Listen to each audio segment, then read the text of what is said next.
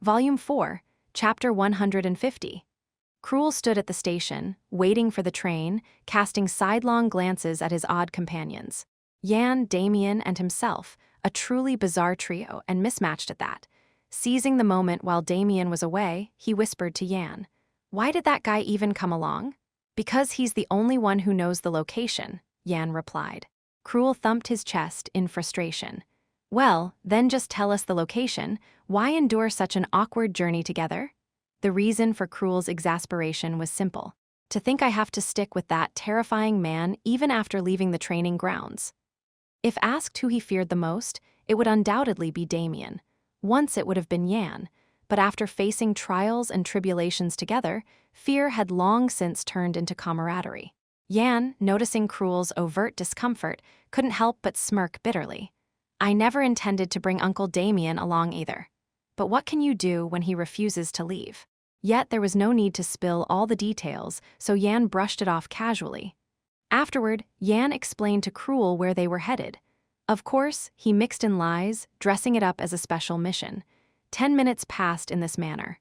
And then Damien, who had stepped away for a moment, returned. "Did you wait long?"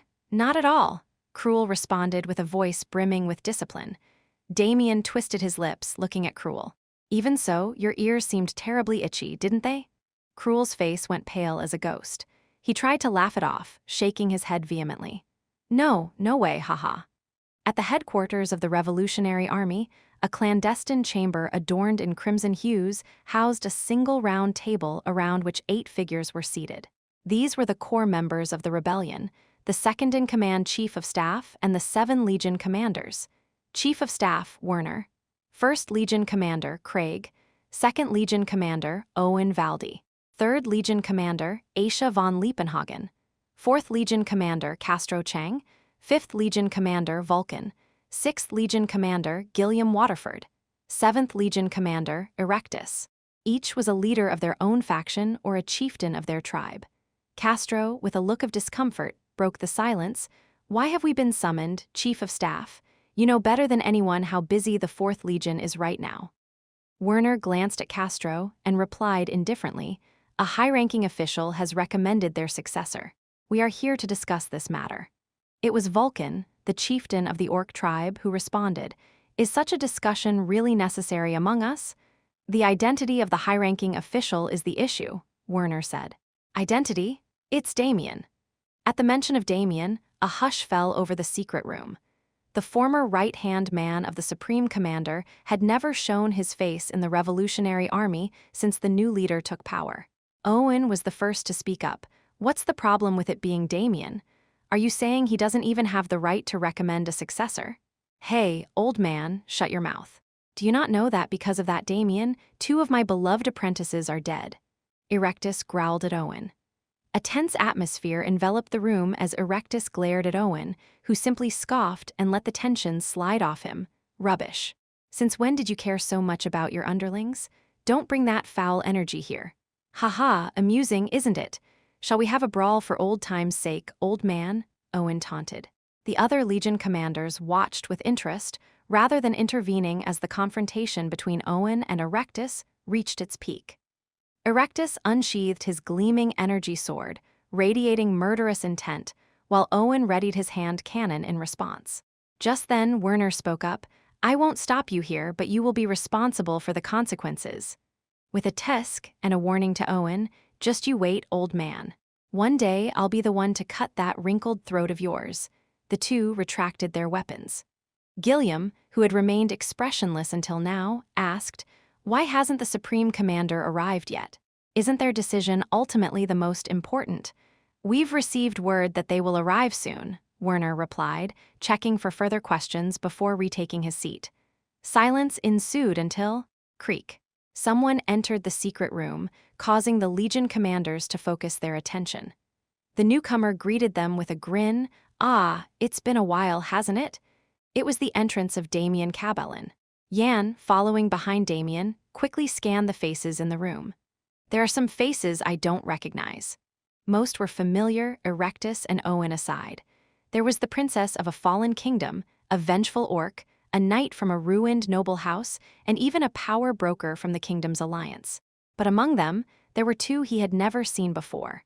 According to what Damien had explained on the way, so everyone but the Chief of Staff and the First Legion commander is known. These two were formidable figures whom Yan had failed to track in his previous life. As Yan squinted to get a better look, a shout erupted from within the room, "That bastard!" Yan turned towards the source of the outcry to find Erectus pointing at him, eyes wide with fury. Yan frowned slightly. Oh no. Could it be that Erectus knew he was the one who had harmed his apprentices? And Yan's worst fears were confirmed as Erectus stood up, bellowing, "That guy is the murderer of my apprentices. How dare you bring him in? I'm absolutely opposed." As moments slipped by, Yan and Damien entered the secret chamber. 2 chairs were prepared, but as Werner, introduced as the Chief of Staff, commanded them to stand, only Damien took a seat. Yan stood resolutely behind Damien, casting a wary glance towards the source of a murderous aura. There stood Erectus, fists clenched, eyes blazing with a lethal intent towards him. How troublesome! Thanks to Werner's mediation, Erectus's rage was kept at bay, but given a chance, he would surely attempt Yan's life. Shaking his head, Yan tuned into the conversation unfolding around the round table. Werner, chin propped on his hand, was grilling Damien with questions. "Damien, you're aware. The successor you've brought is the most promising figure in the current empire. So, it means even the slightest slip could expose our organization. Surely you're not ignorant of this, and now I'd like to hear your side." Damien chuckled, tilting his head back arrogantly. "Why would it be a problem to install the Empire's most outstanding prospect as my successor? Damien." Werner called his name softly, prompting Damien to continue with a snort. "Who do you think maintains the closest ties with the Empire's key figures?" He lifted the sleeve of Yan, who stood beside him. "This man here. Not satisfied with being a mere duke, he's someone who could meet with the Crown Prince in private at any moment. Don't you grasp what that means? You're suggesting a change in the quality of information, but isn't your special task force sufficient for that?" Damien shook his head. "Unfortunately, it's going to be difficult for a while. No, not just for a while, but for years. Nobles who aren't fond of me are eager to take me down." Werner nodded slightly, then scrutinized Yan from head to toe before turning back to Damien. "I understand what you're saying, but you do know what's most important, right? Of course. Since I recommended the successor, I'll bear the responsibility if anything happens. Good to know you're aware."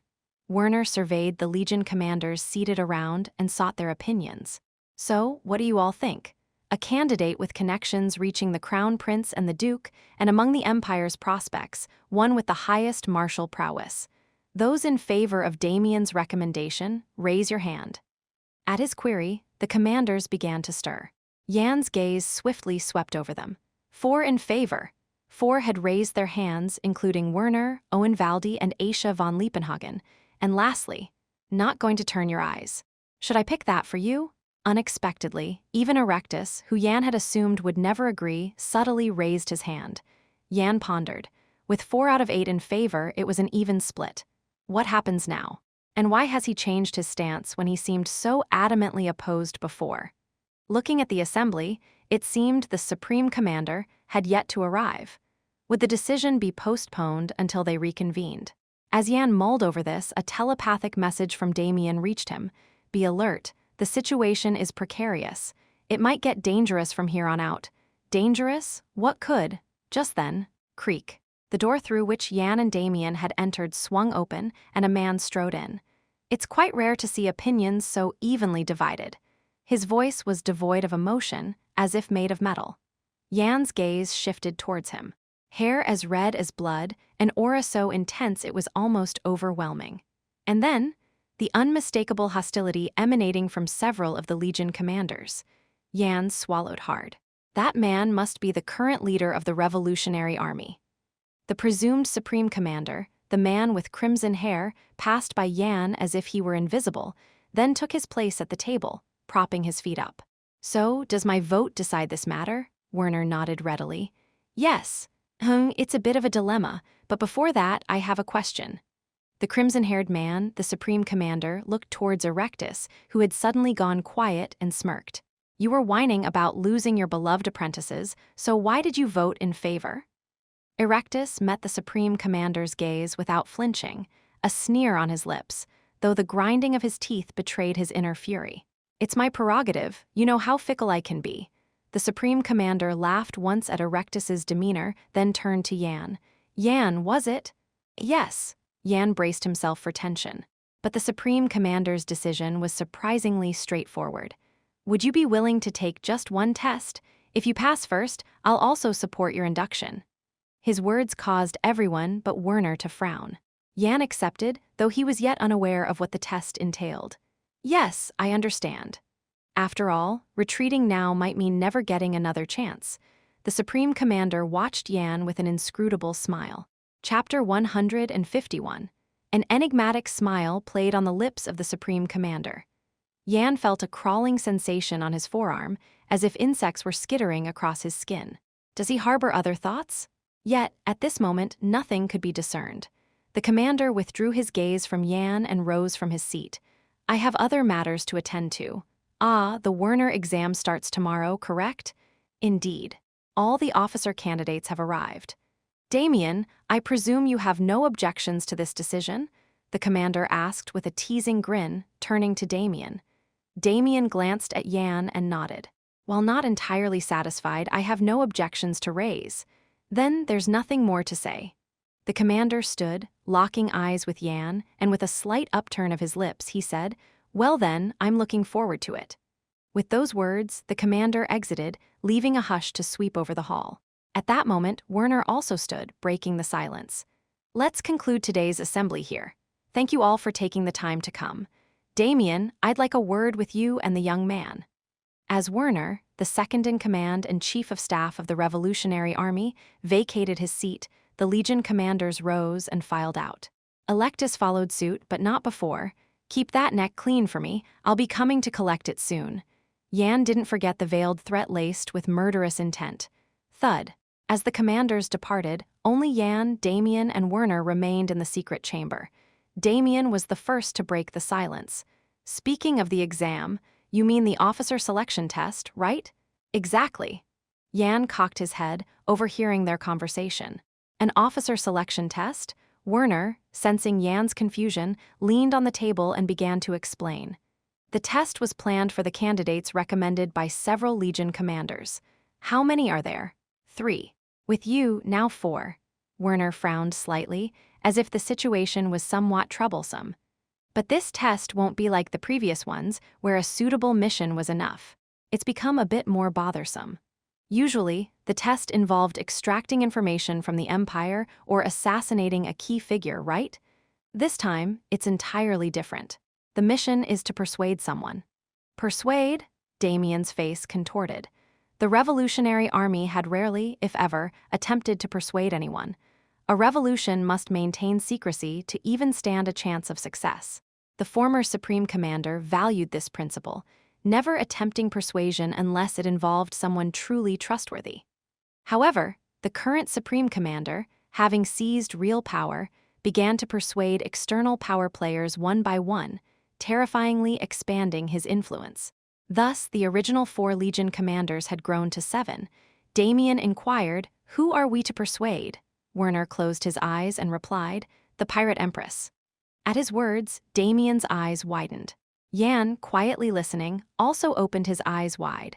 It was inevitable. The sheer intimidation of that name was formidable. The Pirate Empress? She was the most wanted criminal ruling the seas, the first among the Empire's 5 great enemies. A mere 40 years old, she rallied the ragtag pirates beneath her, a feat akin to herding cats. Her martial prowess rivaled that of a duke, and the pirate fleet she commanded spread terror across the entire continent. Sovereign of the seas, that was another name for the Pirate Empress. Damien chuckled dryly. Has the commander lost his mind? How does he plan to persuade the Pirate Empress? It's the commander's directive. He's hinted at something, but I'm not privy to the details. Her fleet alone rivals the size of our revolutionary forces, doesn't it? Do you think I'm unaware of that? Werner shook his head in disbelief. I have no idea how we're supposed to persuade the Pirate Empress. There's nothing more to ask. Damien pressed his temples, clearly troubled. Yan felt the same headache coming on, after all. I've never heard of the Pirate Empress colluding with the revolutionaries before my regression. That meant, Yan's eyes darkened. It's either my actions have altered the course, or this test is destined to fail. Which one was correct remains to be seen. But neither outcome was less than the worst. Yet, brooding over it wouldn't solve anything. Instead, Yan turned to Damien and asked, "Why did that Electus change his decision earlier?" Werner responded, "Electus despises following the commander's will to an extreme. Or perhaps he thought your presence would turn the tides." The tides? The revolutionary leadership is divided into 3 factions: the radicals led by the commander, the moderates, and the centrists. Werner explained, "My father, the former supreme commander, sought a revolution with minimal sacrifice and ideology. But the current commander advocates for a coup d'etat through force, a direct confrontation with the empire. Those are the radicals.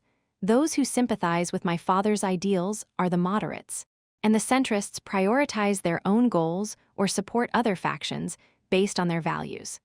The problem is that the number of radicals who support the chief equals the combined total of moderates and centrists. Commanders Craig of the 1st Legion, Castro of the 4th, Vulcan of the 5th, and Gilliam Waterford of the 6th. These 4 are radicals.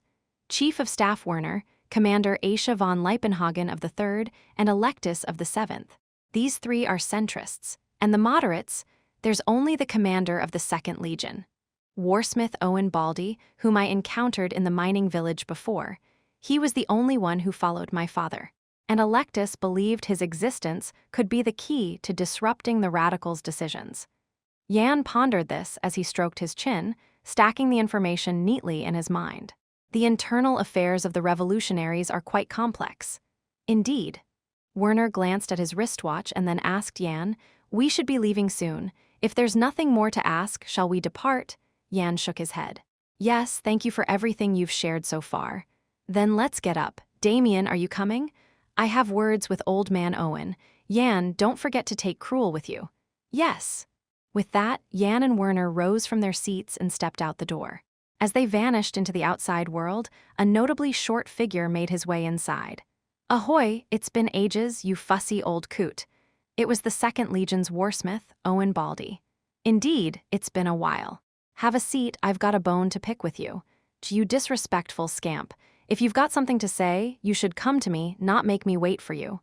"Enough with the nattering. Shall we get to the heart of the matter?" "The heart of the matter?" Owen tilted his head, puzzled. Damien watched him for a moment before letting out a sly chuckle. "Such a feisty old-timer. Who would have thought you'd pull the wool over the Supreme Leader's eyes and sneak the former commander's son into the special unit?" Owen's brow furrowed deeply.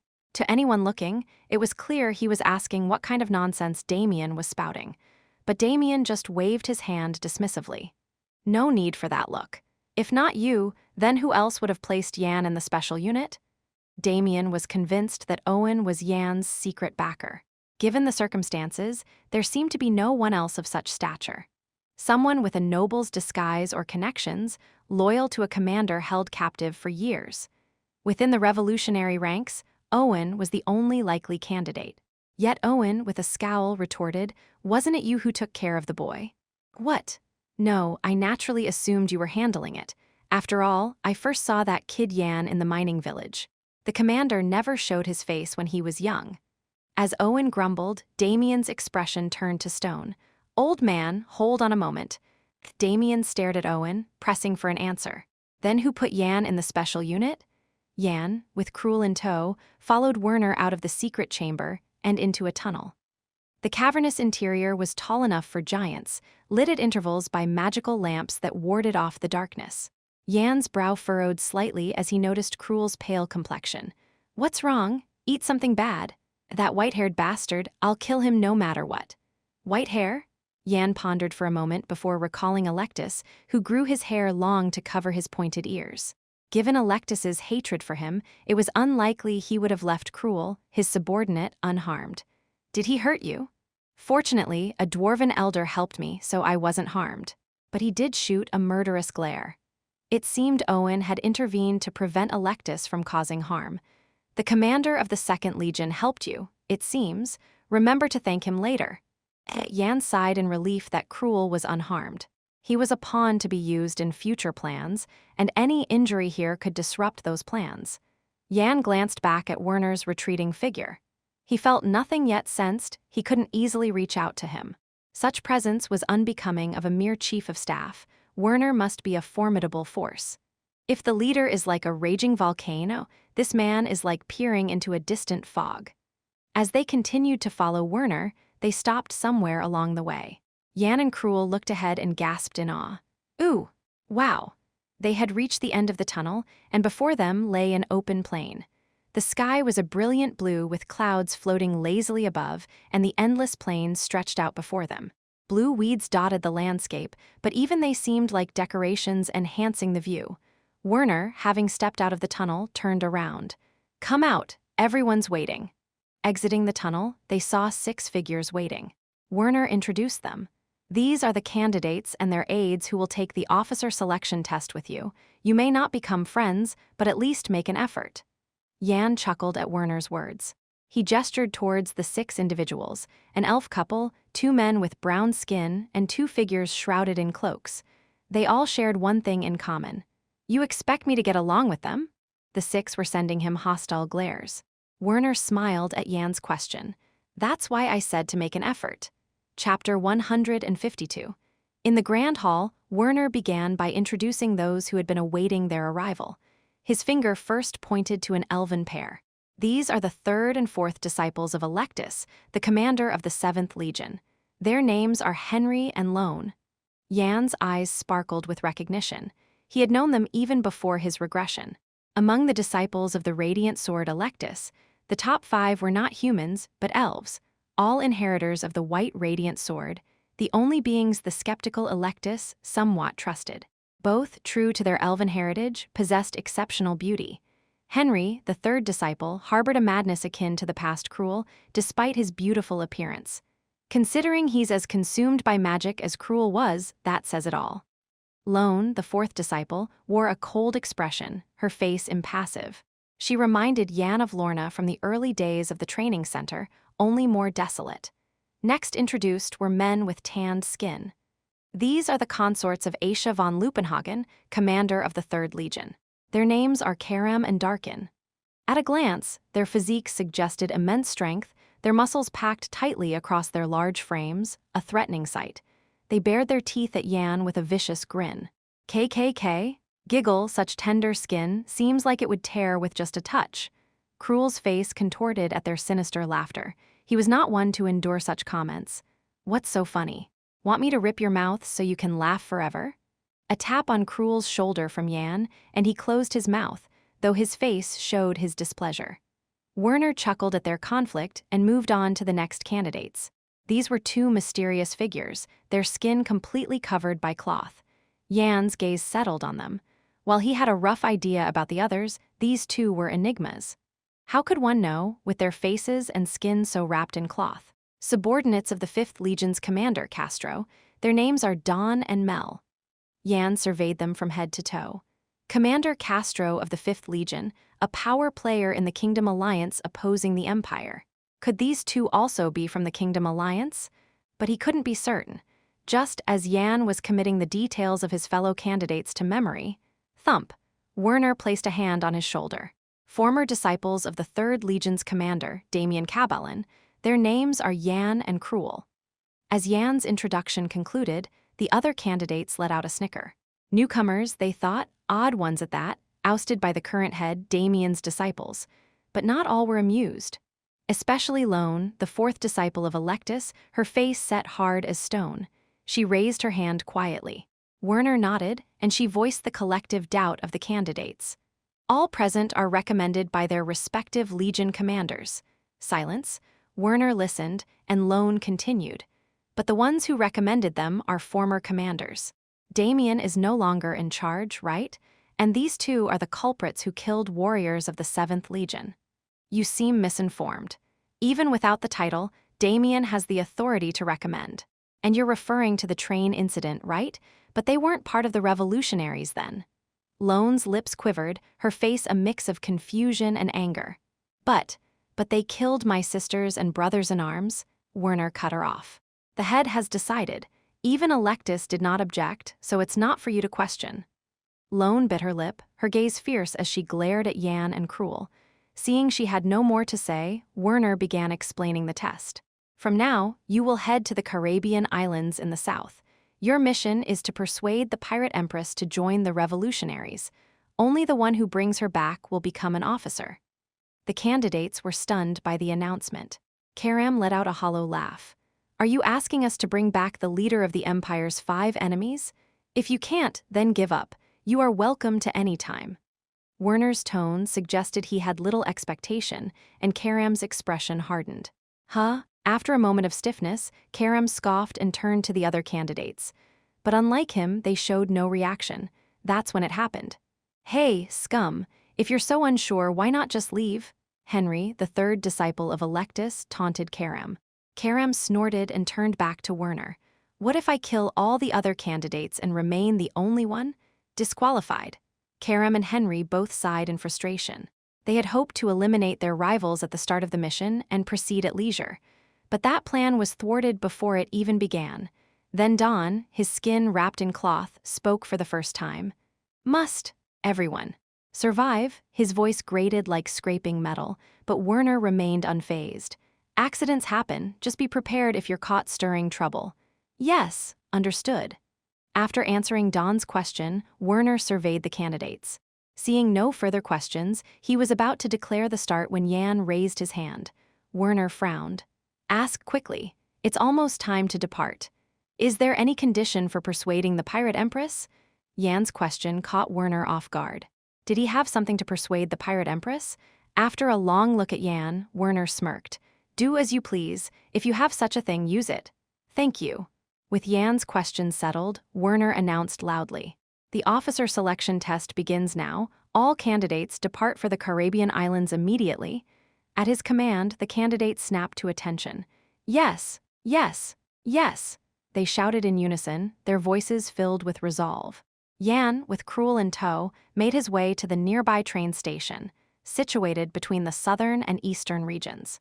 To reach the southern Caribbean islands, they needed to move swiftly. Cruel, following silently behind Jan, began to grumble, seemingly displeased with something. I bet, aside from that Henry or whatever his name is, I could take care of the rest. Jan chuckled at Cruel's demeanor. It seemed he was still miffed about being held back from confronting the consorts of the 3rd Legion's commander earlier. You know it well. They're all within your ability to handle. Is that so? Cruel's lips curled into a smug grin, easily buoyed by a bit of flattery. Among the candidates, Cruel's brute strength certainly ranked him near the top. However, still, be wary of that Henry and the pair wrapped in cloth. Ah, those odd ones, they didn't seem like much. Jan shook his head. Commander Castro is not to be underestimated. In my past life, he inflicted great damage on the Empire with the most extraordinary methods, unpredictable even to someone as experienced as myself. His subordinates are surely not to be taken lightly. They must be hiding something, best not to provoke them until we figure out what it is. HMPH. Well, if you say so. Cruel nodded, then his brow furrowed as if struck by a sudden thought. But why did you hold back when those dark-skinned brutes provoked us? Have you forgotten how you used to beat me like a dog when I did that? Jan let out a dry laugh. Was Cruel still holding onto that old memory? Back then, you were the first to draw your sword, and they didn't. So if they draw their swords, you'll show them their place? Jan looked at Cruel with a mix of pity and exasperation. Didn't you hear the chief of staff? Be prepared if you stir up trouble. If we don't get caught, it's all good, right? And it's not like you just stand there and take it. Jan shrugged. That's true. Looks like we'll have some interesting sights soon. With their trivial banter, they entered the train station. At that moment, Jan paused and looked up. Then, turning his gaze, he quietly observed the elven pair following from a distance. A chill settled in Jan's eyes as he watched them. Cruel, having moved ahead, called out to Jan. Hey, aren't you coming? Yeah, I'm coming. Jan withdrew his gaze from the elves and boarded the train. At that moment, Henry and Lone halted, sensing their master's presence in the void. Simultaneously, a sound only elves could hear echoed from afar. Screech. Lone's eyes widened in shock. A Thunderbird? Why is Master's beloved bird here? The Thunderbird, a spirit tamed by their master Electus, possessed the ability to traverse vast distances in an instant. Thus, Electus often used the Thunderbird to send commands to his disciples. But why would such a thunderbird come to them during the officer selection exam? Henry frowned. This could be troublesome if the chief of staff finds out. Don't you know master's orders take precedence over the chief of staff's? Lone retorted. At that moment, the thunderbird circling in the sky dove towards them. Screech! Henry and Lone knelt on one knee, bowing their heads as they had been instructed to treat the thunderbird as they would their master. Ah, aha. Soon after, the clear cry of the thunderbird began to resonate with their master's voice, a unique ability of the spirit to convey messages. My dear disciples, there is something you must do. Henry's eyes narrowed at Electus's message. A command during the officer selection exam? It meant he didn't care whether they became officers or not. Electus's message continued. By now, a new candidate should have arrived. I believe you know what kind of person he is. Lone trembled, reminded of her beloved sister Hela. I had no choice but to agree with the head's decision to allow that person to participate in the exam, but I cannot simply leave it be. At the right moment, sever his neck to console the spirits of my disciples and your fellow priests. Henry's face hardened at the message. It was as good as telling him to give up his chance at promotion. But the following message widened his eyes. Even if you are disqualified from the officer selection exam, I, your master, will impart to you the latter techniques of the white radiant swordsmanship, so do not worry. The white radiant swordsmanship was a pinnacle secret technique created by Electus himself, allowing for more efficient use of the white sword energy. Only the first disciple had learned it in its entirety. The rest, including Henry, had to be content with just learning it. Henry's lips curled into a smile. Yes, I will heed Master's command. Mastering it would allow him to reach the realm of the superhuman, making becoming an officer a trivial matter. A cruel intent flickered in Henry's eyes. It just so happens I didn't like that brat either. Chapter 153. As soon as Cruel boarded the train, he fell into a deep sleep, snoring without a care in the world. Yan, seated next to him, recalled what he had seen just before entering the train station. Like thunder out of a clear sky, sparks flew through the air. If I'm not mistaken, that was Electus's brainbird. From his past life's experiences, he knew about the brainbird. Unlike communication orbs, brainbirds carried no mana, making them undetectable to the uninformed. But thanks to Electus's request for support in a mana-blocked zone in his previous life, Yan was aware of them. The brainbird, a messenger used by Electus only in urgent matters, and its appearance here means a swift command for Henry and Lone. Yan's gaze turned icy. Were they ordered to kill me? The likelihood was high. Electus had been sending murderous intent his way. He wouldn't forgive the killing of a disciple. And considering the last look of malice from Henry, it was almost certain. But something felt off. According to Werner, it seemed he was expected to bring change to the current state of affairs. Could it be a discussion between the moderates and the radicals? And thus, he became expendable. Yan's expression hardened.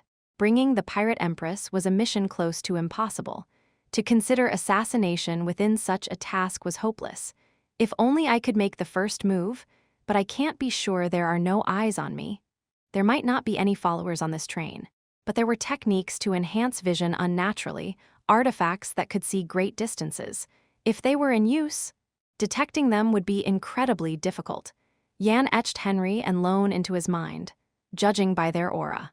Lone was just at the threshold of level 5, and Henry was at the very edge of level 5, meaning neither had stepped into the realm of the superhuman. In that case, no matter what happens, I can handle it without anyone knowing. Yan closed his eyes and began to plan ahead. Ouch, my back feels like it's breaking. You, who sprawled in sleep without a care, dare to complain? Yan and Cruel disembarked the train onto a small fiefdom nestled along the southern coast. Cruel clicked his tongue upon seeing the deserted surroundings of the train station, even less crowded than the station by the training grounds. Who would come to such a place? No one to disembark means no one to board. Is that so? But why is it so unbearably hot here? Cruel grumbled as he wiped the sweat trickling down his forehead. Yan chuckled and gestured towards the sparse crowd around the station. While the Armenians wore thick fur in their territory, the locals here donned light fabric. The sun blazed down, and a muggy breeze blew intermittently. It's the location, after all. This place was situated in the hottest part of the warm southern region. As Yan tossed his fur coat into a nearby trash can, Cruel questioned him. Why discard it? Shall we advertise that we're foreigners? True, we were taught as much at the training center. Instructors had repeatedly advised them to discard their clothes and buy new ones when on infiltration missions. Cruel followed Yan's lead, shedding his thick fur coat into the trash, then looked at him. Heading to the location mentioned by the chief of staff, Werner had tasked them with gathering at a dock nearby. Yan nodded. The revolutionaries have arranged a ship to the Caribbean islands, no need to bother with other means. Cruel shrugged nonchalantly, signaling Yan to proceed as he wished. Thus, they promptly left the train station and acquired a map. Combining Werner's coordinates with the map revealed a location at least an hour's walk away. Cruel grimaced openly. I despise this heat. Then use mana to ward off the heat. You can manage that much. It's not difficult, but maintaining it for long is the issue. Yan smirked and handed Cruel a synthetic elixir from his pocket. What's this? Take one. It might not be of much help at your level, but it should ease mana recovery. Didn't feel much when I tried it before. You didn't expend mana then? Really? Cruel swallowed the elixir with a skeptical look. He then circulated mana through his dantian and out through his skin. The blotchy redness from the southern heat faded back to flesh color. Wow! Cruel's eyes widened in amazement. Just as Yan said, it was effective for mana recovery. Previously, his mana would have drained rapidly, but now it was conserved significantly. If we're ready, let's go. And so, Yan and Cruel began their walk towards the designated dock. Thud, thud. 30 minutes into their journey, Yan raised his hand with a frosty expression. Cruel, following behind, lifted his head. What's up? Uninvited guests, Yan stated flatly. Cruel hastily expanded his senses, but detected nothing unusual nearby. I don't feel anything, Cruel frowned. That's when it happened. Whoosh! Yan, who had been vigilantly scanning the area, suddenly pushed Cruel aside. Hey, what are you? Cruel began to protest, his face contorting in annoyance. Swoosh, swoosh. 2 arrows whizzed past, narrowly missing where Cruel had just been standing. Cruel's face hardened as he saw the arrows' landing spot blacken with poison. Despite the sudden attack, they didn't panic but readied themselves for battle. The arrows came from the northwest. At least 1,000 paces out since I couldn't sense them, Cruel quickly assessed. Yan shook his head slightly, correcting him. Shot from precisely 2,000 paces away. Wow, you can sense that. Yan pulled out 2 black daggers and said, We're not just going to stand here and take it, are we? Cruel grinned, drawing his blood-red sword from his waist. Of course not. He infused the sword with mana and turned towards the direction of the incoming arrows. Cruel's legs swelled for a moment. First one to catch them gets a wish granted. With incredible speed, he dashed toward the northwest. Yan chuckled at the sight. A wish, huh? A mischievous smile played on his lips. Simultaneously, a mirage-like black energy gathered around Yan's legs. Not bad at all. Dark dragon technique. Ascending dragon, he stomped the ground fiercely and shot off toward the northwest. At that moment, Lone, peering through a telescopic sight attached to his bow, urgently spoke up. Henry, they're coming. Beside him, Henry, who was also aiming his bow, scoffed. They dodged the last one, but charging at us like that is akin to begging for death, isn't it? He drew 3 arrows and knocked them to his bowstring. As he pulled back, channeling mana, the arrowheads began to glow with a pure white light. Henry kept the bowstring taut, observing Yan and Cruel through the scope. They were approaching at an incredible speed, seemingly desperate. A smirk appeared on Henry's lips. Fools. Do they think anything will change by rushing in like headless chickens? His fingers released the bowstring. Twang, swoosh. The arrows he loosed split the air, speeding towards Yan and Cruel. This time, the arrows were imbued with white sword energy, doubling their speed and power. Even with Yan and Cruel's cunning, dodging seemed impossible. In an instant, the arrow aimed straight for Yan's midsection. Henry, confident of a hit, lowered his bow. That's when it happened. Damn it all! Unlike Henry, Lone, who had kept his aim, shouted out. Why? They deflected the arrows. What? Henry's eyes widened as he raised his bow to survey their movements. True to Lone's words, the arrows, even those charged with white sword energy, were now rolling powerlessly on the ground. Grinding his teeth, Henry knocked more arrows to his bowstring. This time, 5 instead of 3. Damn nuisance! Cursing, he summoned his mana again. The light that had previously touched only the arrowheads now spread along the entire length of the arrows.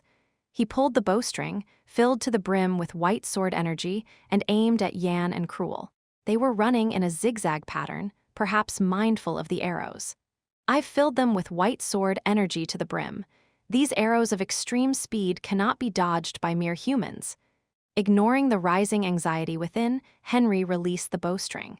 And this time, he used the telescopic sight on his bow to watch them. Boom, boom, perhaps due to the white sword energy, the arrows exploded through the air towards them. Henry's lips curled slightly. These were arrows shot with true intent, not sparing even the pinnacle of swift death known as white sword energy. If they managed to deflect these, Henry shook his head. Impossible. Even his master had asserted that no ordinary man could block or evade such arrows. Whoosh! Once again, the arrows surged towards Yan and Cruel. At that moment, Yan raised his black dagger. And at the unfolding scene, Henry's mouth dropped open. This can't be. The arrows, even those laden with white sword energy, split in two upon contact with the black dagger. Normally, even if blocked, the force should have caused internal turmoil. Yet somehow, Yan sliced through the arrows as if they were mere paper. Not stopping there, he even deflected the arrows aimed at Cruel. The movement was executed in the blink of an eye. Lone shouted from the side. "Henry, what now? Shoot again? Or do we retreat?" "Retreat? We'll just kill these bastards right now." Henry threw his bow to the ground in frustration. He drew a slender rapier from his waist, and Lone, with a stern face, did the same. And soon after, Yan and Cruel reached them.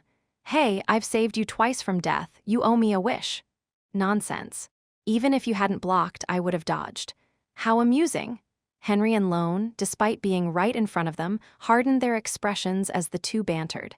Especially Henry, whose pride seemed deeply wounded.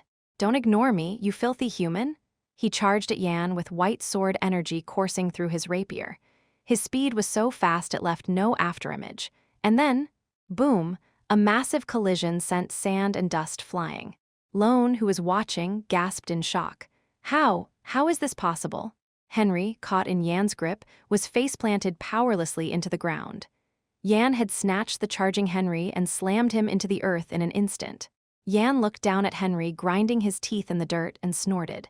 "Who's the filthy one now?" Chapter 154. In the shadowed forest, Henry struggled fiercely, trying to break free from Yan's iron grip on his hair. But no matter his efforts, Yan's hand clung like a vice, unyielding. "Cursed be the human filth," Henry spat venomously. "Human filth," Yan chuckled darkly, his grip tightening, eliciting a scream from Henry. "Aag!" The pressure was immense, as if his skull might shatter. Lone, who had been watching dumbfounded, snapped to attention, but it was too late. With a swift motion, a threat was whispered, "Move a muscle, and your neck will part ways with your body." The saw-toothed blade at her throat left her powerless. Lone bit her lip in frustration. When did they outflank me? Even with her focus on Henry, she never expected to be caught so off guard. It was a testament to Cruel's superior strength. "Might as well end it here," Cruel muttered, clearly displeased with merely threatening rather than acting. He recalled the message he received while charging into the fray. "Don't kill them, just subdue. We have uses for these fools." Yan wouldn't take kindly to Cruel's recklessness. Shivering at the thought, Cruel wondered, is he a sadist? Lone's face hardened as Cruel, the blade at her neck, suddenly trembled. The thought of suicide flashed through her mind. Better a dignified death than a disgraceful defeat here. That's when it happened. Crack! A bone-chilling crunch echoed from Henry's jaw, courtesy of Yan's brutal adjustment. "Ugh, since when do we bite our tongues?" Yan mocked, releasing Henry's dislocated jaw. "It's too cold to consider suicide over a mere greeting," Yan quipped, leaving Henry and Lone wide-eyed. "What did you say? Do you really think we'd believe that?" An assassination attempt passed off as a greeting? Such a notion defied all logic. The elves' faces were a mix of shock and disbelief. Yan shrugged nonchalantly. "What? Should I have crushed your limbs instead?" Henry and Lone's expressions hardened. "Why? Why are you letting us go?"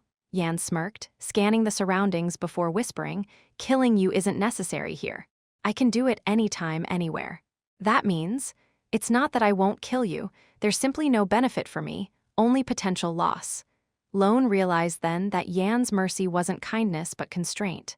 Their eyes met briefly, sharing the same realization. Henry, regaining composure, addressed Yan, "We apologize for targeting you." "Apology accepted," Yan replied, causing Henry's cheek to twitch. "Forgiveness?"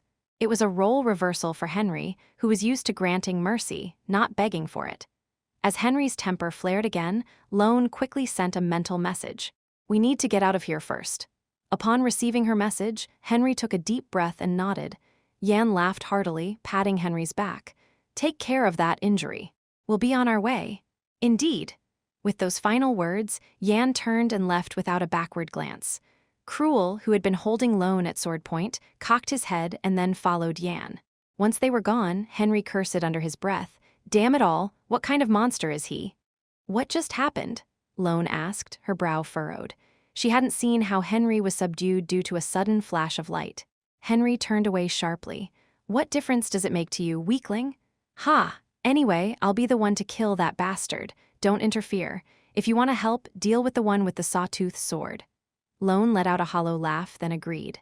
Henry's pride wouldn't allow him to let go of a grudge. She knew better than to intervene. Henry's temper could easily turn on her. "Do as you wish." "That damned brat? He may have won this time, but he'll regret this moment." Lone shook her head at Henry's grinding teeth and followed him as he staggered forward. And so, the hunter's instinct to return to the hunt remains ever strong, as the forest whispers tales of survival and dominance. In the sight of Yan and Cruel, a dock came into view. Now, only a few hundred meters remained. Cruel, who had been silent for a long time following Yan, finally couldn't hold back and asked, "Have you forgotten what you said before boarding the train?" "Huh. You said if they draw their sword, you'd half kill them, but you let them go too easily." Cruel frowned and continued. "No matter the plan, you should have at least cut off an arm. You know that, those types don't give up easily. You think I left it at that without knowing?" "What?" Cruel's argument was valid. Yan too would have cut off an arm, not just an arm but the head if he had no business with them. But, if I did that, they might completely lose their will to fight. "Their will?" Cruel tilted his head in confusion. Yan laughed and cleared up the question. "What I need are guys who are brimming with hostility towards me. What exactly is your plan? Have you ever heard of the term borrowing a knife to kill? Using another's sword to commit murder?" "Yeah, that. For that, they need to be very lively. I can't understand a word you're saying." As Cruel's face contorted, Yan laughed out loud. "You'll see the answer soon enough, just watch. And don't worry, I've taken some safety measures." "Safety measures?" "When I patted his back earlier, I implanted mana to set a restraint. Fortunately, they didn't seem to notice." At Yan's words, Cruel's face dropped open in astonishment. "Wow, did you do all that in that instant?" "Yeah. If you're going to this extent, you must know what you're doing. I'll just wait for my reward later. Right?" "Right. All right, let me know if you need anything." It was Yan's clever plan. What could he possibly have to touch? He just had to help with a bit of swordplay and later enjoy his reward. With that thought, Cruel shook his head and walked forward. By the time they reached the dock, 4 people had already arrived. Cruel blinked. How did they get here so fast? Yan and he had rushed here by train as soon as they received their mission. There was a brief scuffle with some odd characters, but it was over in no time. Yet those who started later than them had already arrived. Come to think of it, those guys were already waiting when we arrived. Cruel turned his head to look at Yan. He seemed to already know about the situation, his face not showing any surprise. "Is there another way to get here faster than us?" "You mean using a gate?" Cruel looked at the candidates with surprised eyes. Yan explained that this revolutionary army was an organization conspiring to overthrow the empire. At first, he thought it was just a small-scale rebellion formed by social misfits, like the other forces that had been subjugated by the Special Task Force until now. But seeing the leaders of the Revolutionary Army, he felt something different. The Legion commanders I saw back then were all monstrous. The presence of the 7th Legion commander alone was enough to send shivers down his spine and make it hard to breathe. It was the first time he felt this way since reaching level 5. Even then, he knew they weren't ordinary. Never thought they'd get their hands on a top-tier artifact like a gate directly managed by the Empire. Cruel swallowed hard and sent a telepathic message to Yan. This something the Special Task Force commander or the Royal Knights should handle, but there was no reply from Yan, probably because he didn't feel the need to answer. Cruel looked around at the candidates sitting on logs or rocks. He wasn't sure about the Legion commanders, but these guys were definitely beatable no matter what. As Cruel was deep in thought, turning his head furiously, Yan looked at the blue sea beyond the dock with sunken eyes. It was a very beautiful sea now. But the moment the sunset fades and night falls, the sea turns into a terrifying, lawless zone. Unlike the North Sea, which is overrun with giant monsters and set as a forbidden zone, this Black Sea is infested with fierce pirates. The only ones who can stand against them are the navy of the southern ducal family, the Sun Duke.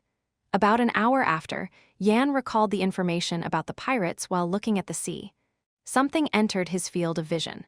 A huge ship with a menacing black flag adorned with a skull. Boom!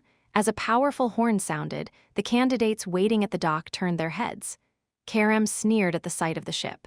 Pirates have no concept of time, and it seems that's true.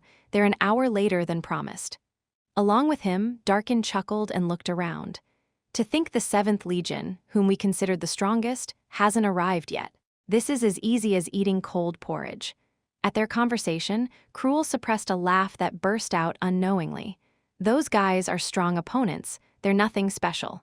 Cruel turned his head towards the motionless freaks sitting in a corner. Their presence was weak, but they were the successors of General Castro, whom Yan had warned to be wary of. Yan wouldn't talk nonsense, so I just need to watch those guys. Not long after the candidates began their reconnaissance. Boom! A giant pirate ship docked at the pier. The dock seemed small, making the ship's grandeur feel even greater. Wow, is this the Pirate Queen's ship? Just then, a man jumped from the pirate ship. Bang! The man landed on the dock with a tough thud, his face full of scars. He looked around at the candidates and grinned. His exposed yellow teeth made his hideous appearance even more grotesque. He asked with a rough laugh, "Keheh, are you the messengers from the Revolutionary Army or the Revolution Squad?"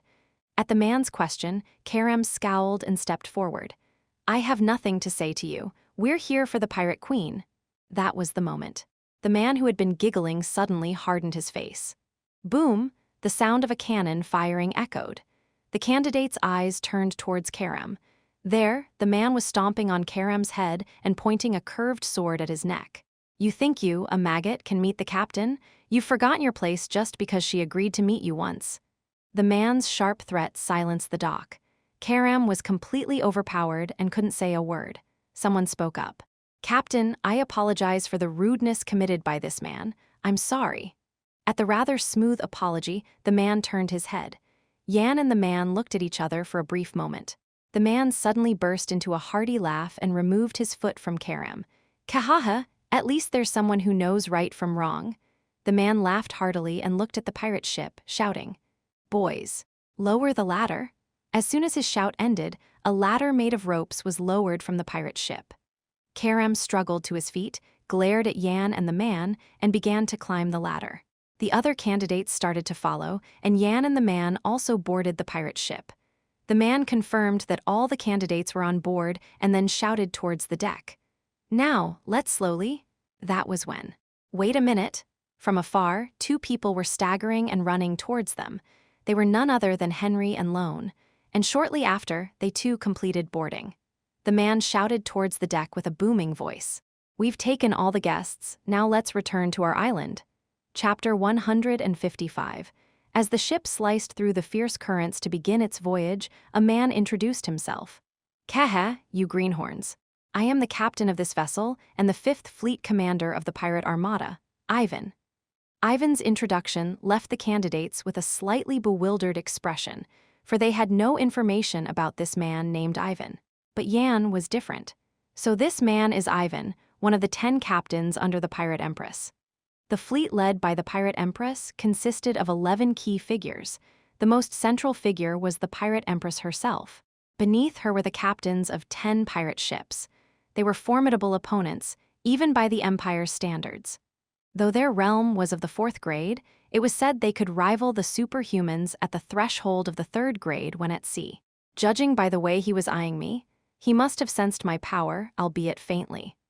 Perhaps Ivan had released Kerem not merely as a jest, but because of me. Despite his brutish appearance, the man possessed a cunning mind. Now, how about you lot introduce yourselves, eh? If you spout nonsense like that, fellow, I'll toss you overboard as fish feed. After finishing his introduction, Ivan's eyes gleamed mischievously as he scanned the candidates, who shivered under his gaze. The first to step forward were the successors of Castro's rank, Don and Mel. Their voices were as unpleasant as ever. Ivan scowled and waved his hand dismissively at their introduction. Enough from you two. Your voices grate like nails on a chalkboard. Despite the insult, Don and Mel bowed their heads and returned to their places. Ivan's gaze then shifted to the elves. And you? Lone rose from her seat and bowed politely. We are Lone and Henry, disciples of the light sword, Erectus. We look forward to serving you. The lady is quite to my liking, but this Henry fellow's attitude is irksome. Henry glared at Ivan, clearly not fond of his tone. Seeing this, Ivan bared his yellowed teeth in a cackling laugh. Hey, that's quite the challenging glare. Shall we have a little tussle? At his words, Lone quickly interjected between them, bowing deeply. My apologies. He's unwell at the moment and can't see clearly. We would be grateful if you could show a little understanding, Captain. Lone recalled the title Yan had used earlier, trying to appease Ivan's mood.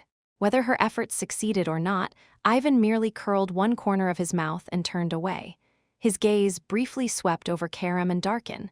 Those two don't seem to be much of anything. Finally, Yan and Ivan's eyes met. Is it finally your turn? Yan couldn't help but chuckle at Ivan's fox-like ploy. This flimsy self-introduction was clearly aimed at him. It must seem odd to Ivan that I'm tied up with these candidates. So, he watched the other candidates introduce themselves, trying to make his own assessment. A smirk played on his lips. After all, there was nothing to lose. Yan spoke with a smile. I am Yan, a disciple of Special Task Force leader Damien Cabellin, and this is Cruel, who has been with me since the Dragon Soldier Project. Interest flickered in Ivan's eyes. A disciple of the task force leader? Ah, I recall a rising star making waves inland lately, bearing the same name as yours. As Yan nodded, Ivan burst into laughter. Ha ha ha. To think I'd have the Empire's supernova aboard my ship. Supernova? Yan tilted his head in confusion, prompting Ivan to ask, wide-eyed, you don't know the nickname given to you? Nickname. Me, Yan had never been known by any nickname before or after his regression. Just a position or someone's disciple. That was all. But supernova as a nickname? Ivan laughed heartily at Yan. Well, well. Even a sailor like me knows the tale, and yet the man himself is unaware. He began to explain Yan's nickname. A supernova, a star born with immense energy and light. It was a fitting moniker for Yan, the most brilliant and powerful of the Empire's prospects. Yan, feeling goosebumps at the cringeworthy nickname, rubbed his arms. Haha, let's do well together, supernova. Could you perhaps call me by my name instead of the nickname? Ha ha ha, to be shy of such a grand nickname, you're still a man lacking in self-love. Yan forced a smile, turning away from Ivan's enthusiastic gaze. He knew the conversation would become tiresome if it continued. Yan sat on the railing, recalling the time before his regression. The Pirate Empress had been a formidable force, known as the ruler of the Black Sea, but she had lost her life around this time. The reason was simple. She had fallen into a trap set by the Sun Duke. According to the information received by the task force at that time, the Pirate Empress had walked into the trap of the Sun Duke alone. She was alone, but her opponent was the naval power boasted by the Sun Duke. The outcome was predictable, yet Yan couldn't help but be impressed by the Empress's display of might. Alone, she had taken down dozens of warships, thousands of soldiers, and 5 superhumans before falling in battle. With the death of the Pirate Empress, the pirate fleet she led turned into a rabble. They too were decimated by the Navy. It was an anticlimactic end for the Pirate Empress, known as the Empire's strongest foe. If the Pirate Empress had led her fleet instead of going alone, she would have easily crushed the trap. What Yan pondered now was, the Empress's might was undeniable, but why did she walk into the Sun Duke's trap alone?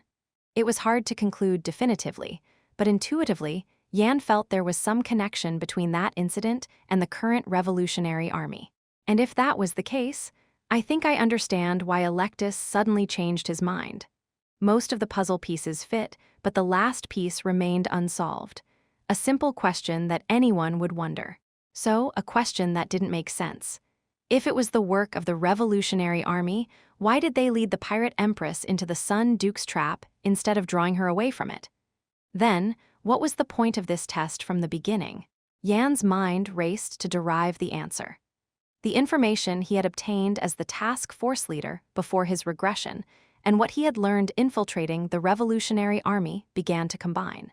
And just as the most likely hypothesis emerged, boom, suddenly, a loud noise accompanied the deck tilting sideways. Caught off guard, Yan and the candidates turned their heads towards Ivan. "Ivan, what was that sound just now?" But Ivan, seemingly unimpressed by the novelty, laughed as he looked in the direction of the attack. "Ha ha ha, the diligent Navy has arrived just in time." Ivan quickly left the deck, climbing up the mast. Then, pulling something akin to a telescope from around his chest, he extended it to his eye. With a long grin, he shouted, "It's the Sun Duke's Navy. Everyone, stop lazing around and get ready." At Ivan's roar, pirates who had been unseen since boarding began to appear one by one. Each one was a formidable fighter, carrying not just swords but also claws and axes. The last pirate to emerge from the engine room looked up at the mast and shouted, "Captain, what shall we do with them?" "What do you mean, what? If you want to live, you'd better swing your sword like there's no tomorrow. Isn't that right, guests of the Revolutionary Army?" The candidates' faces fell at Ivan's shout. But sitting idly by and being saved was not something their pride would allow. Clang, clang, the candidates all drew their weapons, ready to fight back. Henry and Lone unsheathed their rapiers. Karam and Darkin donned gauntlets made of gold. And Don and Mel gripped ordinary swords. Karam licked his lips as he looked at the other candidates. It'd be nice if one or two of them died here. The one who was trampled to death just a while ago is talking big. Cruel teased, and Karam glared at him menacingly. But Cruel, unfazed, drew his beloved sword, Bloodseeker. Then, his eyes widened as he looked around. Yan, who had been with them until just a moment ago, was nowhere to be seen. Where did Yan suddenly go? Before he could finish his sentence. Boom, another loud noise shook the deck violently. Candidates unaccustomed to seasickness clung to the railing, trying to regain their composure. After another round of cannon fire, Ivan shouted as if he couldn't be outdone. "Bring out our cannons. These bastards aren't just playing around, they're firing cannons." At his command, pirates dragged 10 huge black cannons towards the deck. And behind them, relatively young pirates loaded the cannons with black cannonballs. Click! As soon as the loading sound came from the cannon, Ivan raised the corner of his mouth and swung his cutlass. "Ha ha ha, fire. Let's show these foolish Navy dogs the taste of a pirate's cannon." As soon as he finished speaking, a loud boom erupted from the cannons, and the sound of explosions came from afar. After exchanging several rounds of fire, the Navy's warship came into view. It was a warship of similar size to the pirate ship they were on. On it, a knight who clearly looked like a superhuman gazed over with a serene expression. Ivan, unwilling to be outdone, bared his teeth fiercely and roared, "Hey, helmsman, the pleasantries are over, now ram those bastards. Let's have a deck party." "Yes." With the helmsman's spirited response, the pirate ship swiftly approached the warship. Boom, the decks collided and the water surged high. Ivan swung his cutlass forward and shouted, "Kill them all, let's take a warship for ourselves this time." "Yes." At the captain's command, the crew threw nets and made a crude bridge to the warship. Then they ran across it, swords drawn. Amazingly, not a single person lost their balance and fell into the sea. The pirates who boarded the warship immediately swung their swords at the Navy. The candidates watched the sudden fight unfold in a daze. Even Cruel, who had grown weary of fighting on land, had no idea how to fight in this situation. And leaving them behind, Ivan sang madly from atop the mast. "When the flag with the black skull appears, hold your breath, the pitch-black demons are coming." On the pirate ship, the candidates gazed blankly at the battlefield.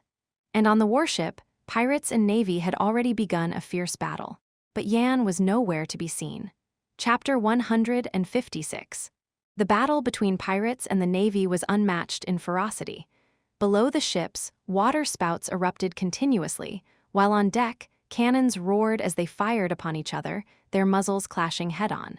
On the ever-shaking deck, Pirates and Navy men tangled in a melee so intense that friend and foe became indistinguishable, swords flashing in the chaos. The candidates stood dazed amidst the tumultuous fray, their spirits seemingly drained. HMPH, Cruel sneered at the bewildered candidates and abruptly rose to his feet. "Ah, you're quite the useful one," Ivan exclaimed, his eyes sparkling as he sang a bizarre tune. "Useful? Of course, I am," Cruel retorted, drawing his sword and preparing to leap onto the Navy's warship when a sudden thought struck him. But aren't all these Navy men under Lord Sun's command? Hesitation crept into Cruel, who was moments away from joining the fray. Even if Yan promised a tremendous elixir, was this the right course of action? If he carelessly joined and was seen by the Navy, who might then report him? Just then, a familiar telepathic message reached his ears. "Don't worry and just do it. Who knows your face anyway? And do you not know whose request we're fulfilling right now?" The hesitation in Cruel's eyes vanished. Indeed, as Yan's telepathy suggested, they were infiltrators on a special task force's mission. Surely, the task force would handle any fallout from their actions here. With his mind made up, Cruel kicked off the ground and sprinted across the ropes. The candidates bit their lips at the sight of Cruel's resolve, then rose to join the battle. The numbers of pirates and Navy were roughly equal, but when it came to individual might, the pirates held an overwhelming advantage. Each one was a powerhouse, ranking between levels 7 and 6, leaving the ordinary Navy soldiers no chance. "Muahaha, die! For all the chasing you did, why so feeble now?" The pirates advanced with savage laughter, methodically dispatching the Navy men. The Navy, outmatched in skill, gritted their teeth and fought valiantly. And then, boom. "You worthless scum!" A giant of a man burst through the engine room wall, emerging onto the deck. He was the captain of this warship. Dressed in a white uniform with a black cap, the captain glared menacingly at the pirates.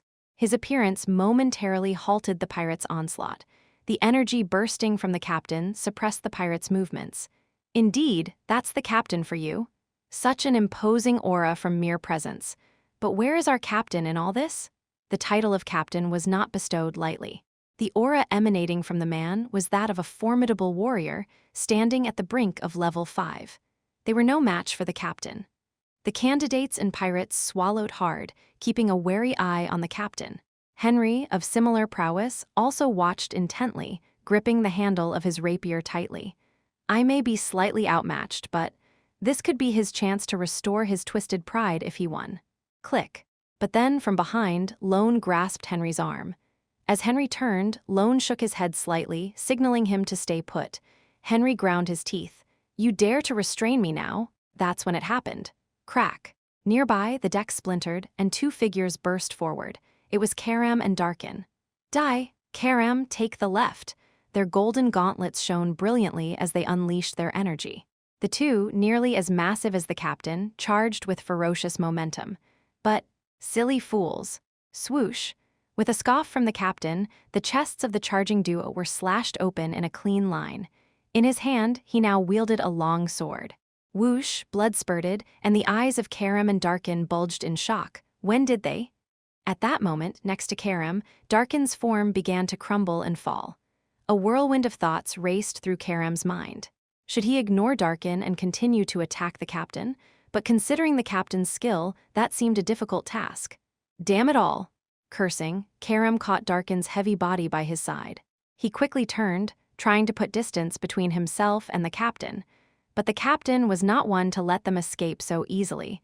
With a look of disdain, he swung his sword horizontally. Swoosh! A streak of blue sword energy burst forth from the captain's blade, aiming straight for their backs.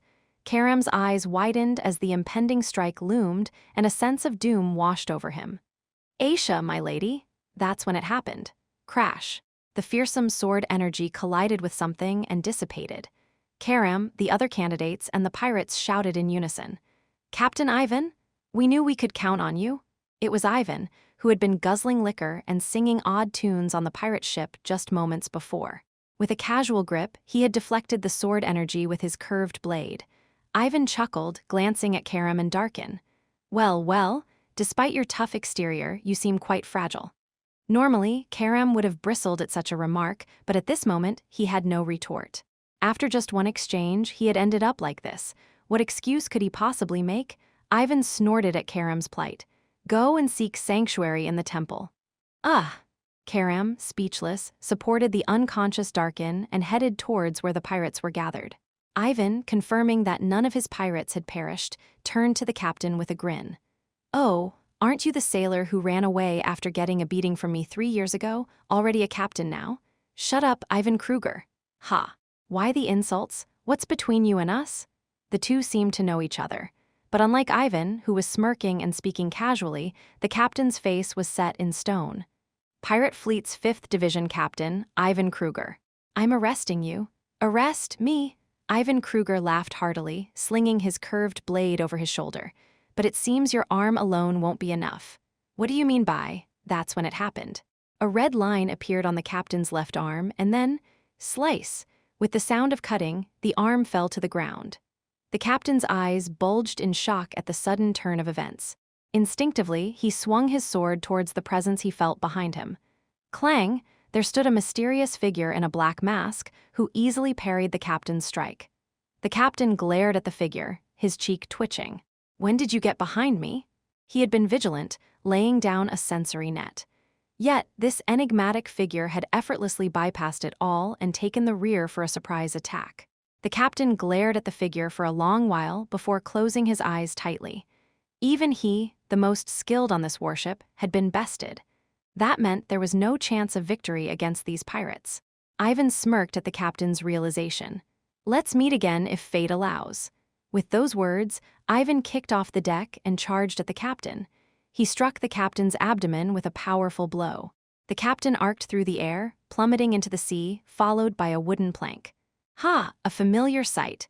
Ivan laughed heartily, shouting to his crew. Boys, toss the rest of the Navy men into the sea, quick. Following the captain's orders, the pirates grinned and threw all the unconscious or cowering Navy men into the water. They even threw in some planks and barrels, whether out of mercy or mockery.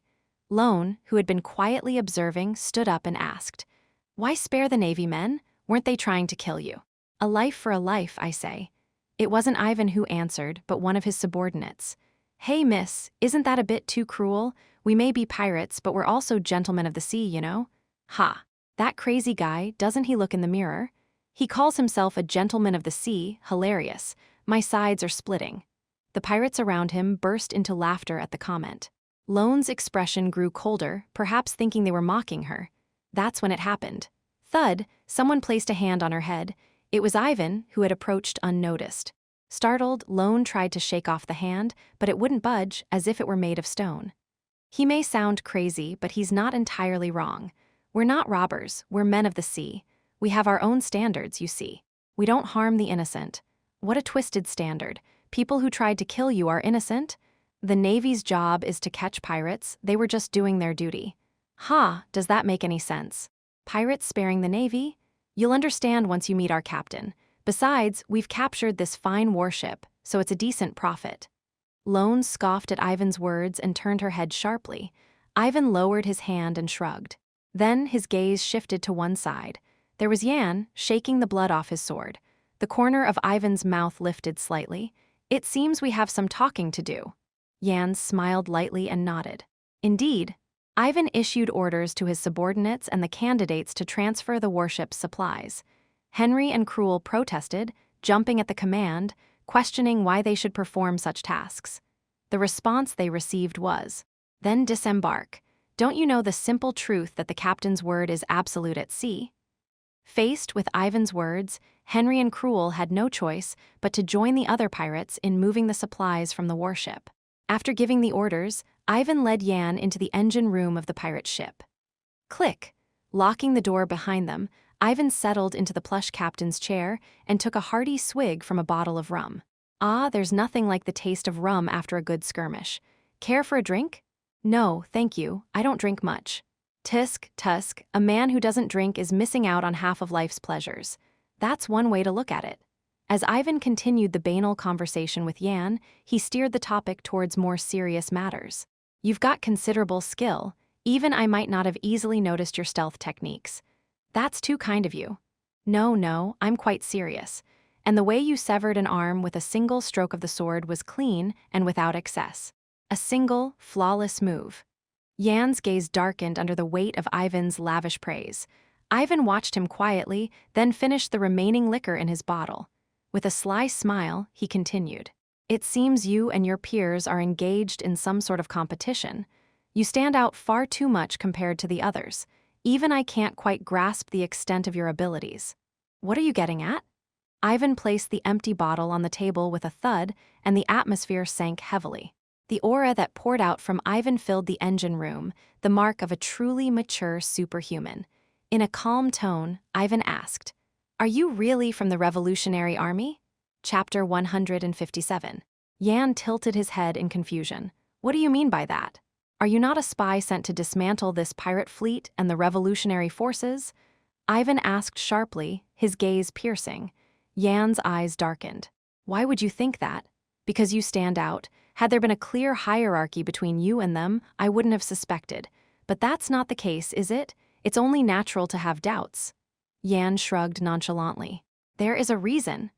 I was sent here because of the political strife within the revolutionary forces. I think you owe me an explanation. Yan recounted the events, omitting, of course, any mention of loyalty to the revolutionary forces. After hearing the rough explanation, Ivan nodded heavily. Political faction issues. Indeed, such problems are inevitable in large organizations. So, the pirate fleet has these issues too? Us. We don't have such things. Really? Yan's eyes widened in surprise. As Ivan said, political factions are an inevitable problem as an organization grows. Even the Kabalan Empire, with its strong imperial authority, has its fair share of noble and institutional factional strife.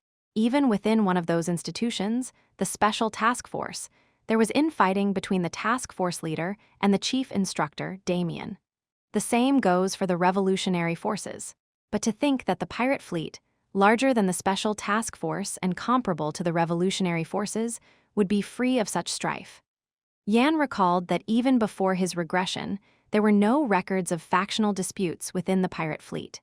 Noticing Yan's puzzlement, Ivan chuckled mischievously and made a vague comment. Our pirate fleet is utterly devoted to our sister. No, I mean our captain. There was only one person Ivan would refer to as captain, the pirate empress. Yan nodded heavily, as if he understood. With the power of the pirate empress, she could indeed suppress any opposition with force. Ivan, sensing Yan's inner thoughts, grinned slyly. You may think you understand, but you'll see what I mean soon enough. Then, with a sudden seriousness, Ivan asked, So, for now, can I trust you? Yes, there will be no harm to the pirate fleet from me. Is that so? Yes, at least from me. ... from you? Ivan frowned at Yan's ambiguous words. Yan shrugged again. I can't speak for the thoughts of the other candidates. Oh, is that what you meant? Ivan laughed heartily. However, Yan was certain that among the candidates, there would be someone who would act out of line. Beneath the pirate empress were 10 captains, and Ivan himself was a superhuman. The other captains were likely to be superhumans as well, and the number of their pirate ships and crew was not to be underestimated. Their power was comparable to that of any noble house in the empire. Moreover, their main stage was the sea, a challenging terrain for ordinary knights. Could the pirate empress fall into a trap set by the Sun Duke and die? Impossible. There must be a conspiracy lurking. Cruel's face twisted into a scowl as he spotted Yan approaching from a distance.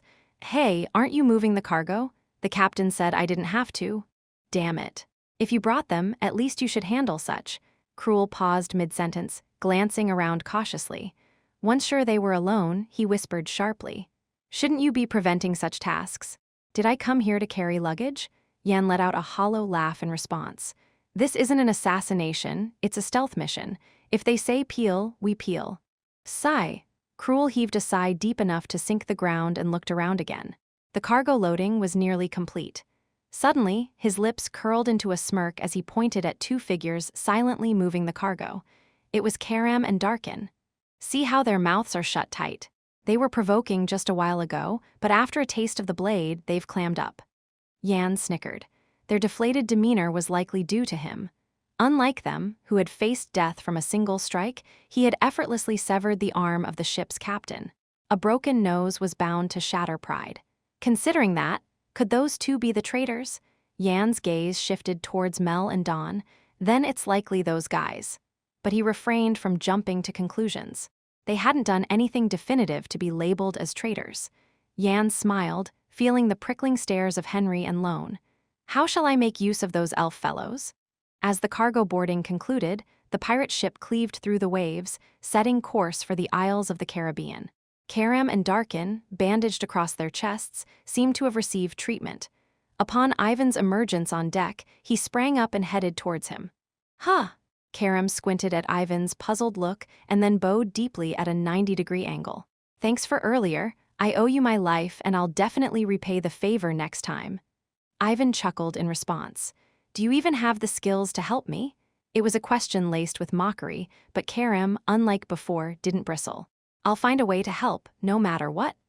Ivan's eyes showed genuine admiration. It didn't seem like empty words, judging by Karam's gaze and tone. In our kingdom, it's customary to repay kindness twofold and vengeance 100-fold. Since I owe you my life, it's only right to risk it in your aid. Ivan burst into a hearty laugh. Well, I like that culture. If there's a chance to help, I'll ask for it. He accepted Karam's conviction without mockery, and shortly after, Captain, we've arrived at the Caribbean Isles. The pirate ship had reached its destination. The Caribbean Isle, a bastion for a formidable pirate fleet, thrives despite its barren soil unfit for crops or farming. Such an abundance of shops, and there's a tavern over there.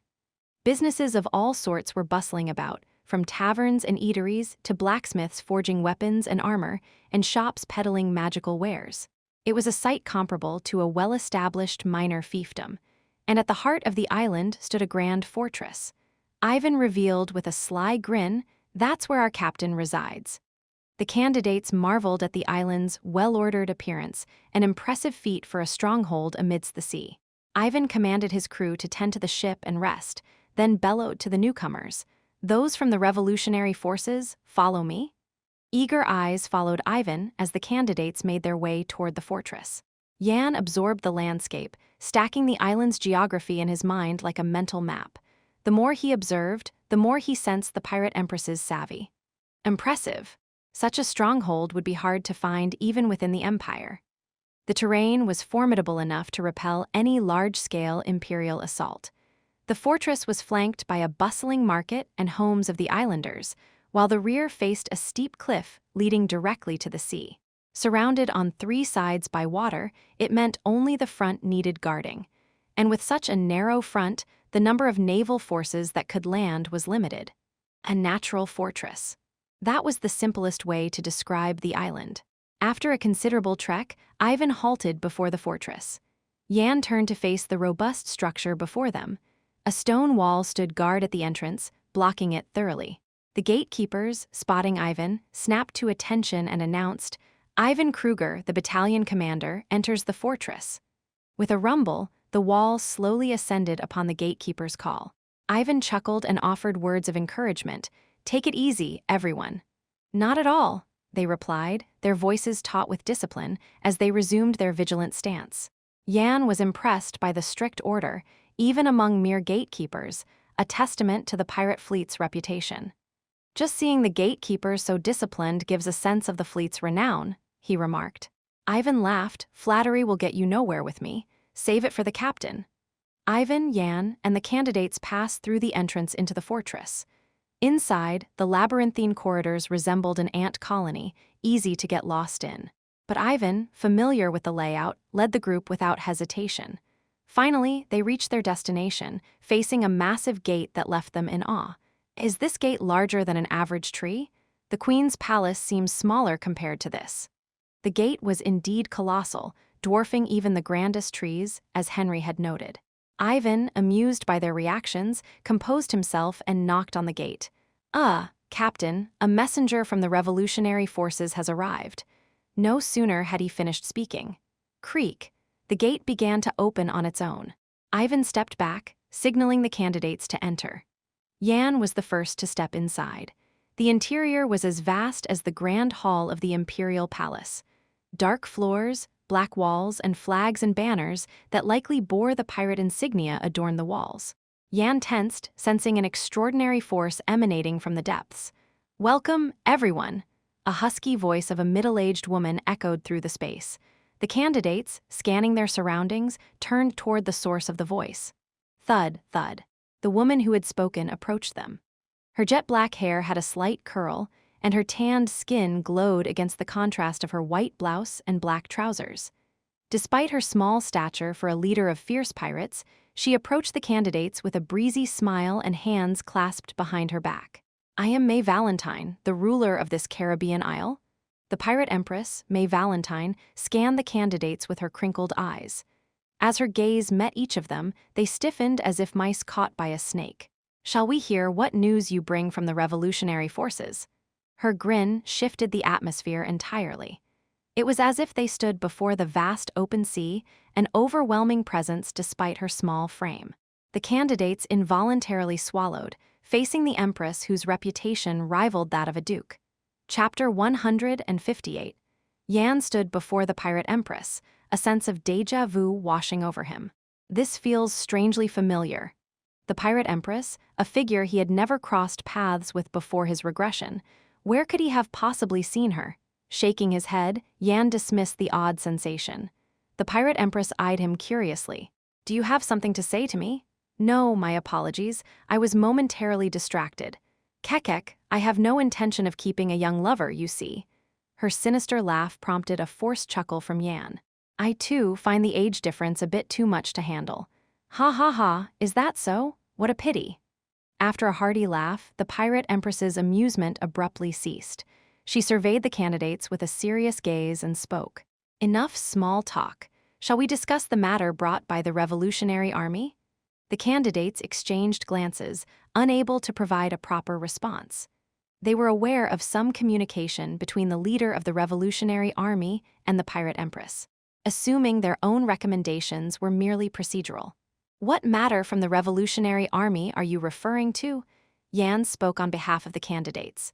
The pirate empress frowned. Didn't you hear it from the Revolutionary Army? We came solely to recruit you, Your Eminence. We've heard nothing else. What? Anger tinged the pirate empress's face, which had been jovial moments before. If you could enlighten us on the matter. Enough. She cut him off, and an overwhelming aura began to emanate from her. Thrum, the ground trembled as if an earthquake had struck. It seems your leader does not understand the meaning of a promise. The candidates, exposed to her formidable presence, turned pale. They hastily gathered mana, but it was insufficient against the pressure. Thud. Those of lesser skill fell to their knees, unmistakably subdued. Soon after, all the candidates witnessed an anomaly. Water rose from the floor, filling the room. The phenomenon didn't stop there. The water swirled into a vicious whirlpool, transforming into fierce waves that crashed towards them. Karam and Lone couldn't help but scream. Clang, Henry and Cruel, at least, managed to draw their weapons as they faced the oncoming deluge. But they dared not act, paralyzed by the torrent's force, their backs drenched in cold sweat, eyes wide with terror. Among them, only Yan maintained his composure. He realized the waves, which seemed ready to devour him, were merely an illusion, thanks to his superhuman realm. Shiver, yet even so, his legs trembled under the immense mana and aura. Is this the power of the pirate empress? Mammon, observing quietly from his pocket, sent a brainwave message. Ho, that woman is impressive. Such vast power. She's certainly not inferior to that Beowulf chap we saw before. Yan recalled the Duke of Beowulf revealing his strength in the north. The pressure and power he felt now were no less intense. Swallowing hard, Yan pondered. If he could persuade the pirate empress, with her formidable strength, to join his side. Just then, the pirate empress ground her teeth and spun around. The oppressive forces that seemed ready to ravage the candidates vanished as if washed away. The gathered individuals gasped for air and slumped, drained of strength. Without looking at the candidates, the pirate empress coldly declared, "Begone. I'll spare your lives, but if you cross my sight again, even that will be forfeit." As her words ended, the firmly shut doors burst open. Boom, Ivan, who had been waiting outside, widened his eyes at the scene. Sister, are you done already? Ivan, chase these fools out of the castle." Ivan tilted his head, then sighed deeply upon seeing the pirate empress's stern face. Tusk, so it has come to this. He seemed to know the intricacies between the pirate empress and the Revolutionary Army's leader, shaking his head in disapproval. He led the dazed candidates out of the office. "Did you really come here without hearing anything?" Ivan asked in a low voice. Yan and the candidates nodded. Ivan let out a chuckle of disbelief. "It seems your leader isn't interested in joining hands, but rather in mocking us." "What do you mean?" Lone asked, furrowing his brow, but Ivan did not respond. And so, Yan and the candidates were unceremoniously expelled from the castle. Ivan muttered as he saw Yan, who looked relatively composed among the bewildered candidates. "I thought there was something unusual about you, but to withstand the Empress's aura to this extent." With that, he turned and re-entered the castle. Karam's frustration and the plot unfolds with a scowl etched deep. Karam kicked a hapless rock aside. "Bang, how are we supposed to know what conversation took place between you and the chief?" He stormed off, his strides taking him towards the market, frustration billowing with each step. It dawned on him that lingering here served no purpose. Karam wasn't alone in his irritation. Darkin shared the sentiment. "Damn it, if they sent us, the least they could do is tell us what was discussed." "Exactly." Amidst their grumbling, Don and Mel headed towards the market. Lone called out to them, "Where are you two off to?" "We're going back, to the strategist, to verify this information." Karam snorted at their response. "Ha, you're going to trek that distance again?" But Don and Mel were resolute. "If we just sit here, will some other method magically appear?" He couldn't argue with that. Karam rose, his annoyance giving way to action. Darkin turned to Henry and Lone. "What about you guys? We'll find our own way." With that, Henry and Lone set off towards the village first. Karam considered asking Yan and Cruel as well, but then thought better of it. The others might be competitors, but they had completed missions together. Yan and Cruel, however, were different. They were outsiders. No need to collaborate with stones that have just rolled in. With his mind made up, Karam headed towards the village, followed by Darkin, Mel, and Don. Once everyone had left, Cruel's face contorted with suspicion. "It seems like they're deliberately leaving us out, doesn't it? From their perspective, we're nothing but outsiders. Would you have done any differently?" "HMPH, I wouldn't have acted like such a child." Yan started to respond, but then shook his head. "Regardless, we need to keep a close eye on them from now on. Something interesting is bound to happen." Observation, interesting events. Among those 6, there's someone with a sinister plan. A sinister plan? It could be one person, or maybe 2. But they're plotting a trap for the Pirate Empress's life. Cruel's eyes widened in shock. The aura of the Pirate Empress they had just encountered was formidable, comparable to that of a duke. If Yan, who had faced Duke Beowulf himself, was certain, then it must be true. How could anyone dare target such a woman? Yan shrugged. "I don't know that." Cruel's face twisted in frustration. Not knowing the most crucial part, his eyes narrowed as he scrutinized Yan. Is he withholding information on purpose? The slight curl of Yan's lips suggested he wasn't as clueless as he appeared. And so, the two began to stealthily trail the candidates. The candidates, each with their own agenda, dispersed upon reaching the village. Yan observed their actions with a keen eye. There's no doubt, one of the candidates is plotting against the Pirate Empress. Thanks to his memories from a past life, he was certain of this. The Pirate Empress was destined to meet her demise around this time. Her death was recorded as an accident, a trap set by Admiral Ling of the Southern Duchy. But something doesn't add up. Admiral Ling, despite decades of corruption, maintained his title until death, all thanks to the Pirate Empress's bounty. If she was outwitted by such a man, her capabilities would be in question. If she lacked ability, she wouldn't have built such a formidable force. And another thing, whether by coincidence or fate, the Revolutionary Army's officer selection exam was tied to the Pirate Empress. Connecting the dots, the Revolutionary Army orchestrates her death, and Admiral Ling reaps the benefits. The method remained a mystery, but solving that wasn't difficult. Find the one who received the chief's secret orders, and it's over. Yan refocused, monitoring the candidates' movements. Mel and Don, as they had mentioned earlier, failed to find a route back to the Empire. It was to be expected. This wasn't just any island or coastal area. This was the Caribbean island, the pirate stronghold. Pirates weren't like honest shipowners who'd sail for a few coins. Realizing this, Mel and Don had no choice but to change their objective. Do you know if the pirate empress often comes down to the village? They began inquiring among the Caribbean merchants about the pirate empress's visits to the village and her reasons. If they were strong enough, they'd storm the castle and demand answers from the pirate empress herself. But the castle was filled with formidable individuals, not just the pirate empress. Their plan was to approach her under the guise of coincidence when she came down to the village. Cruel sneered from a distance at their efforts. Thought you were leaving, yet here you are, no different from the rest, despite your grand words. Well, it's not a bad decision. If we can't leave, we might as well look for another way. Yan finished speaking and turned his gaze to the other candidates. Karam and Darkin headed to a tavern frequented by pirates. The place was bustling with pirates, both those who had just returned from voyages and those at rest.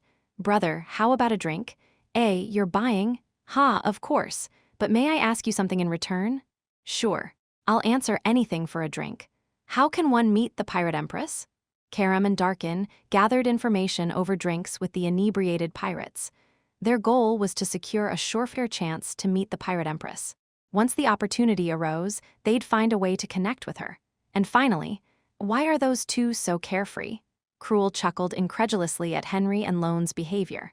They seemed unconcerned about the pirate empress, dozing atop the largest tree on the Caribbean island.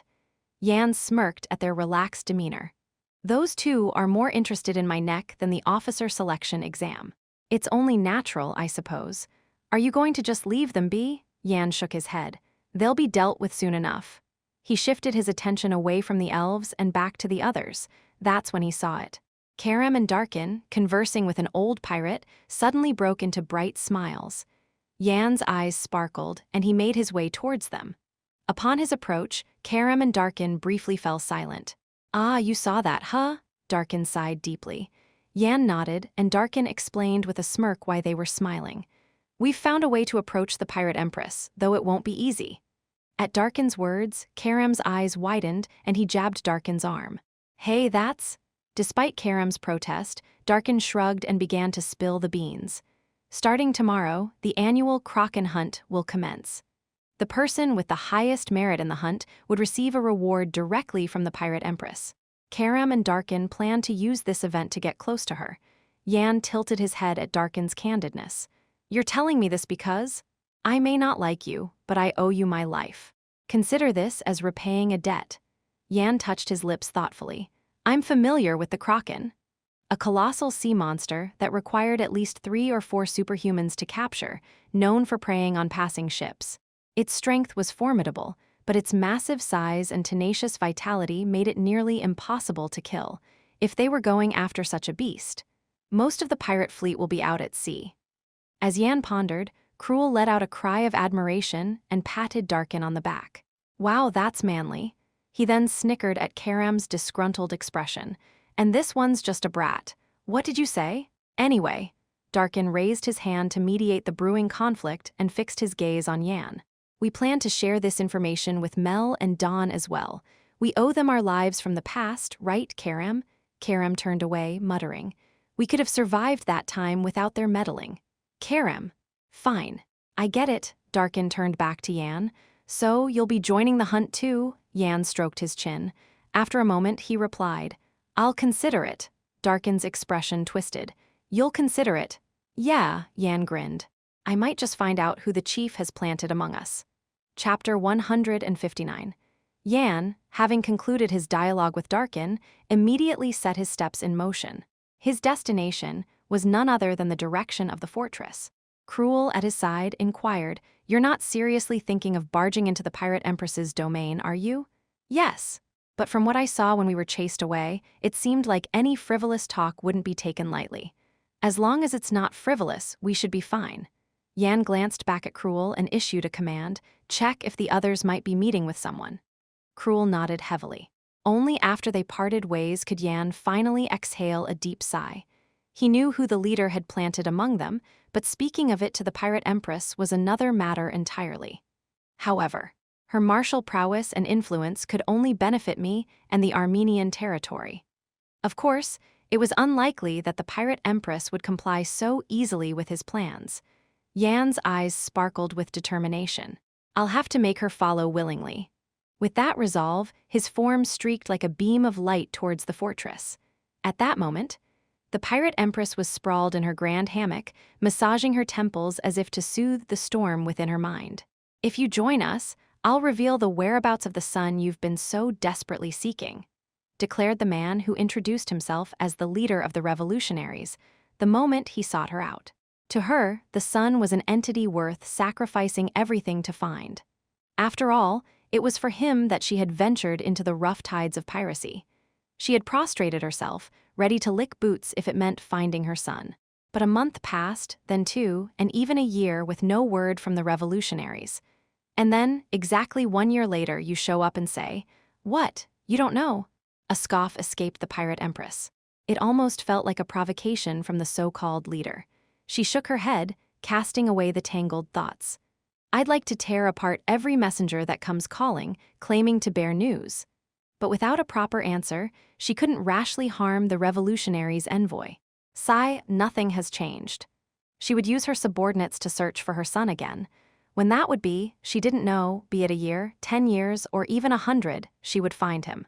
As the pirate empress made this vow and closed her eyes to rest. Snap! Something disturbed her keen senses. A fierce smile played on the lips of the pirate empress.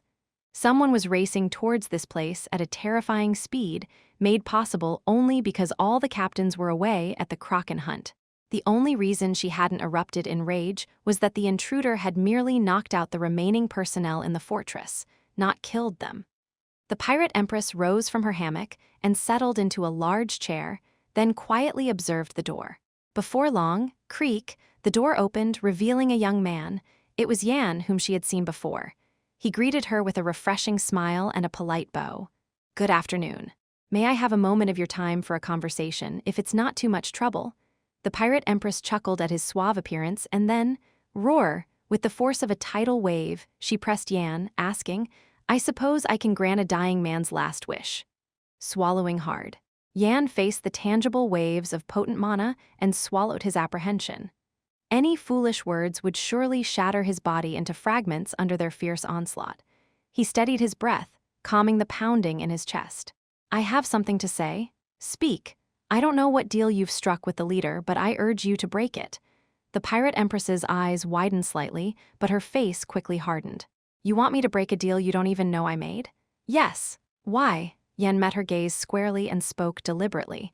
"Whatever deal you made with the leader, he has no intention of keeping it." "What? Didn't he summon you somewhere? How did you know?" A smirk curled at Yan's lips. Just as he had thought. To capture a monster like the pirate empress, one must lure her into a thoroughly prepared trap, and the first step was to call her to that place. "Don't go. It will be your end." "Why?" "The revolutionaries are laying a trap." At this, the pirate empress let out a derisive laugh. "Me? Why? If they're trying to catch me, as you say, there must be some benefit for the revolutionaries. But if I die, the Empire's attention currently on me will shift to them. What benefit is there in that? If, just if, you were to perish, who would lead the pirate fleet?" The pirate empress snorted. Yan had realized what she was implying. "There's no one to lead.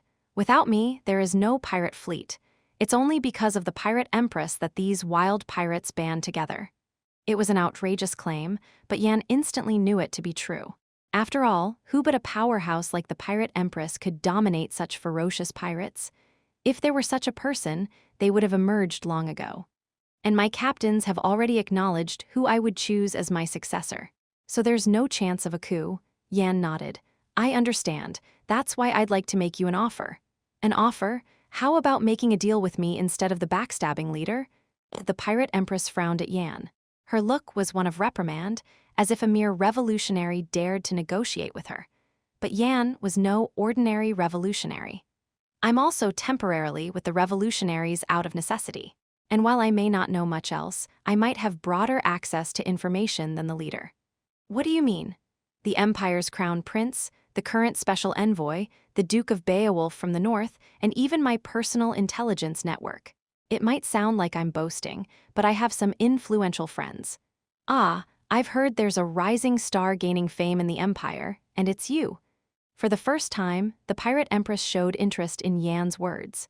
But it was fleeting, and she murmured with a hint of disdain, It's tempting, but I've already received an answer from the leader. Yan stared intently at the pirate empress. So you're saying you'll go, even if it's a trap? Perhaps. And the other pirates? The condition is that I go alone. Yan chuckled inwardly. What could be so important that she'd walk into such a suspicious trap? But then he thought, if it's that important, finding it for her could put the pirate empress in my debt. His mind was made up. If it turns out to be a trap, will you consider dealing with me? I might. Pleased with her response, Yan smiled and quickly left the fortress, heading towards the village. There was urgent business to attend to. The following day, the pirate empress awoke and immediately rose to gaze out the window. It was a bustling scene, as the pirate fleet prepared for the annual Kraken hunt. Sailors fortified ships with steel-loaded cannons and shot, while captains gathered to fervently discuss the hunting strategy. The pirate empress smiled contentedly at the sight of her subordinates' diligent work. Everyone's working hard. An hour passed, and the hundreds of ships anchored at the Caribbean island set sail to capture the Kraken.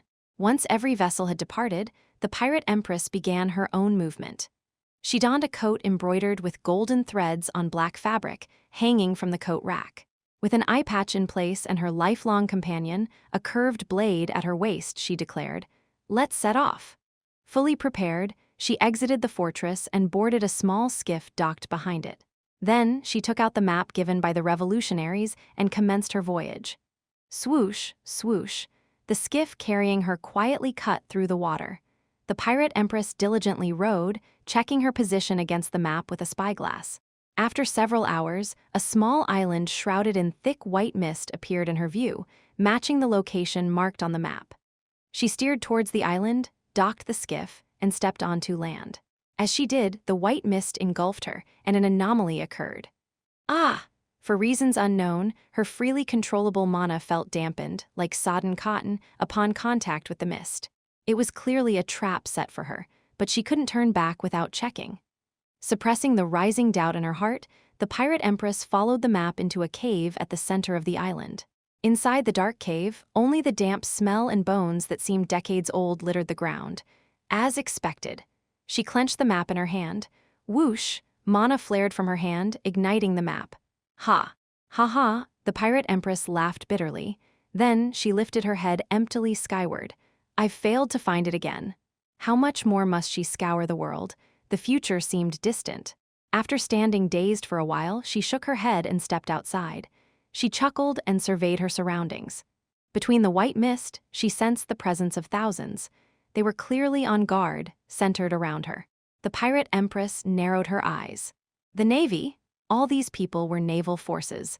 Had the revolutionaries sold her out? She calmly accepted the murderous intent directed at her and focused on a particular spot. She felt a familiar aura emanating from there. She couldn't help but burst into laughter at the sight revealed through the mist. There stood a man who had sailed the seas with her for decades. Draken, the second in command of the pirate fleet. Captain Draken of the 1st Division. He had been with her since her first days at sea. He barely managed to utter a single sentence, his lips tightly sealed.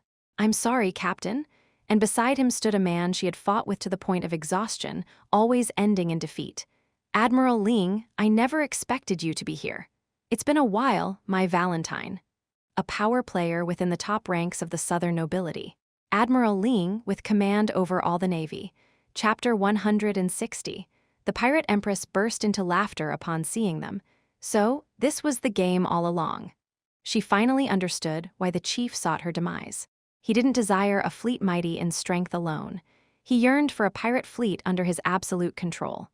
The chief's strategy was simple yet certain.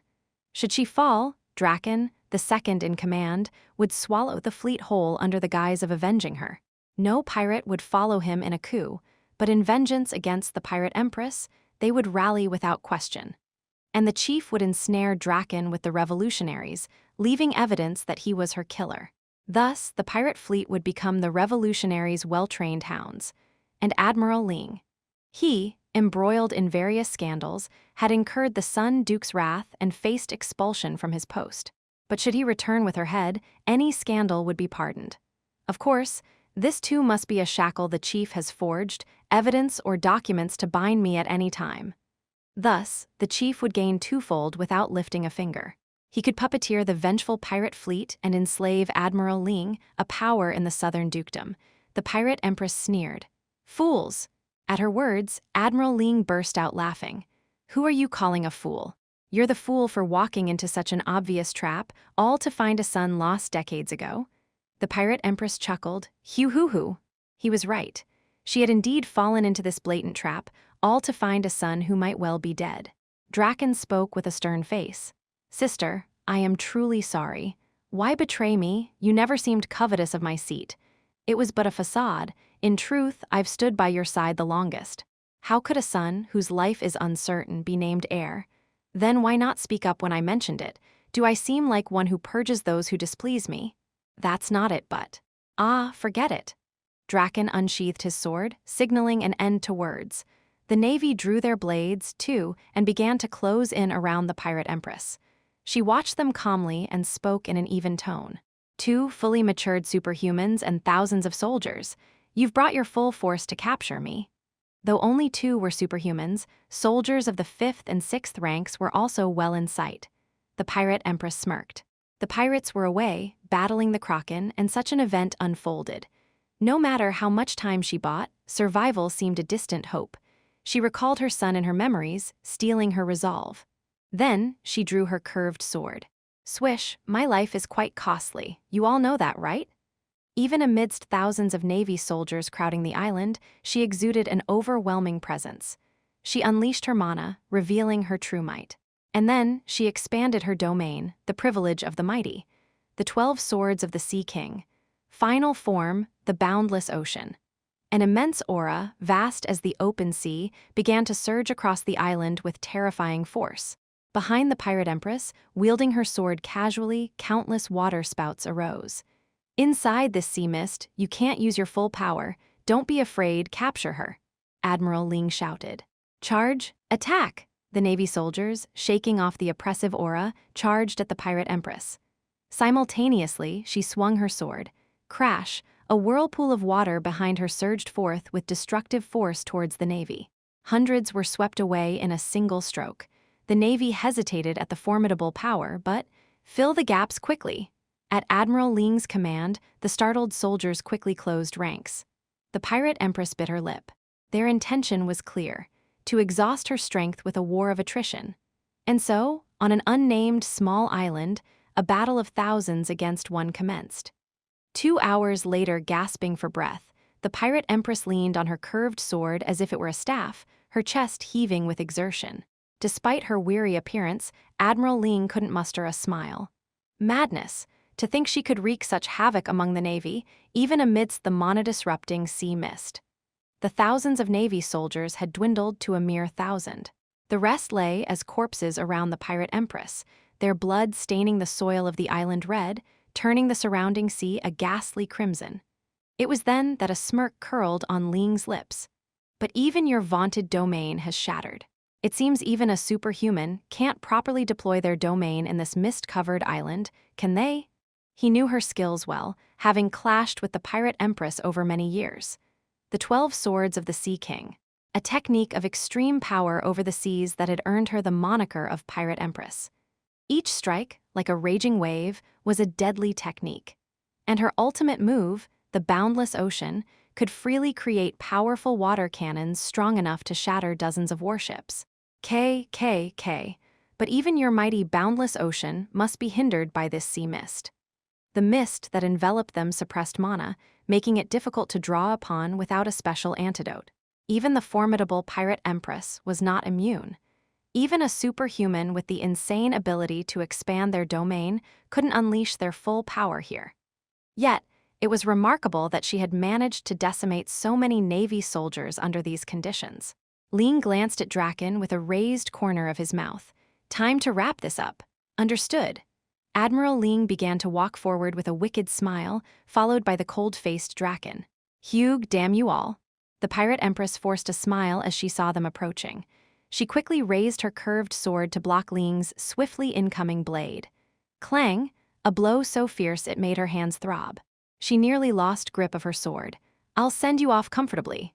Draken then lunged forward at a terrifying speed, swinging his sword, charged with energy, towards the pirate empress's abdomen. Splash! Crimson blood burst forth from her belly. The pirate empress gritted her teeth, suppressing the fiery pain. She had tried to dodge as much as she could, but given her current state, a complete evasion was difficult. Thus began the bloody battle between the exhausted pirate empress and the two superhumans. Clash, clash, clash, clash. Their swords and curved blade clashed, each imbued with a ferocious energy, pressing the pirate empress. She parried and deflected most of the sword strikes with her curved blade as quickly as she could, but she couldn't stop the accumulation of wounds across her body. Clash. While the pirate empress endured the pain that felt like her wrist might break, fending off the onslaught. Swoosh! Ugh! A Navy soldier, who had quietly approached from behind, swung his sword at her unprotected back. Blood spurted from her mouth as her head went dizzy with whiteness. Seeing the power wane from her curved blade, Admiral Ling grinned triumphantly. And then, thud, he kicked the pirate empress in the abdomen. Her body tumbled across the ground. Admiral Ling approached her rolling form with a satisfied laugh. To think the day would come when I'd bring the pirate empress, ruler of the seas, to her knees before me. What an odd feeling, May Valentine. Draken emerged from behind with a cold expression, seemingly irritated by Ling's demeanor. Let's end this. She wouldn't have suffered this fate if it weren't for me. HMPH, even after betrayal, you're still bound by her shadow? Hey, fine. Then remove that sword from my neck. At Ling's words, Draken glared at him and withdrew the curved blade he had pointed at his neck. Admiral Ling drew his sword, aiming it at the pirate empress. I'll let you keep that pretty face intact, sending you off with as little pain as possible. Whoosh! The energy gathering in Admiral Ling's sword reflected in the pirate empress's eyes. Even facing death, her thoughts were elsewhere. Ah, I scoured the world to see you just once more. But in the end, I couldn't. The precious being that drove her to the pirate-infested seas. A child she searched for all her life, yet never found, precious enough to never hurt even when held close. My son, I'm sorry I couldn't find you. The pirate empress closed her eyes, and a single tear rolled down her cheek, just as the energy was about to sever her neck. Something crashed with incredible speed between Admiral Ling and the pirate empress. Boom! A loud explosion sent dirt and stones flying. Startled by the sudden turn of events, Ling and Draken squinted through the dust cloud. And then, whoosh, whoosh, suddenly numerous energy strikes burst through the dust, heading straight for Lang and Draken.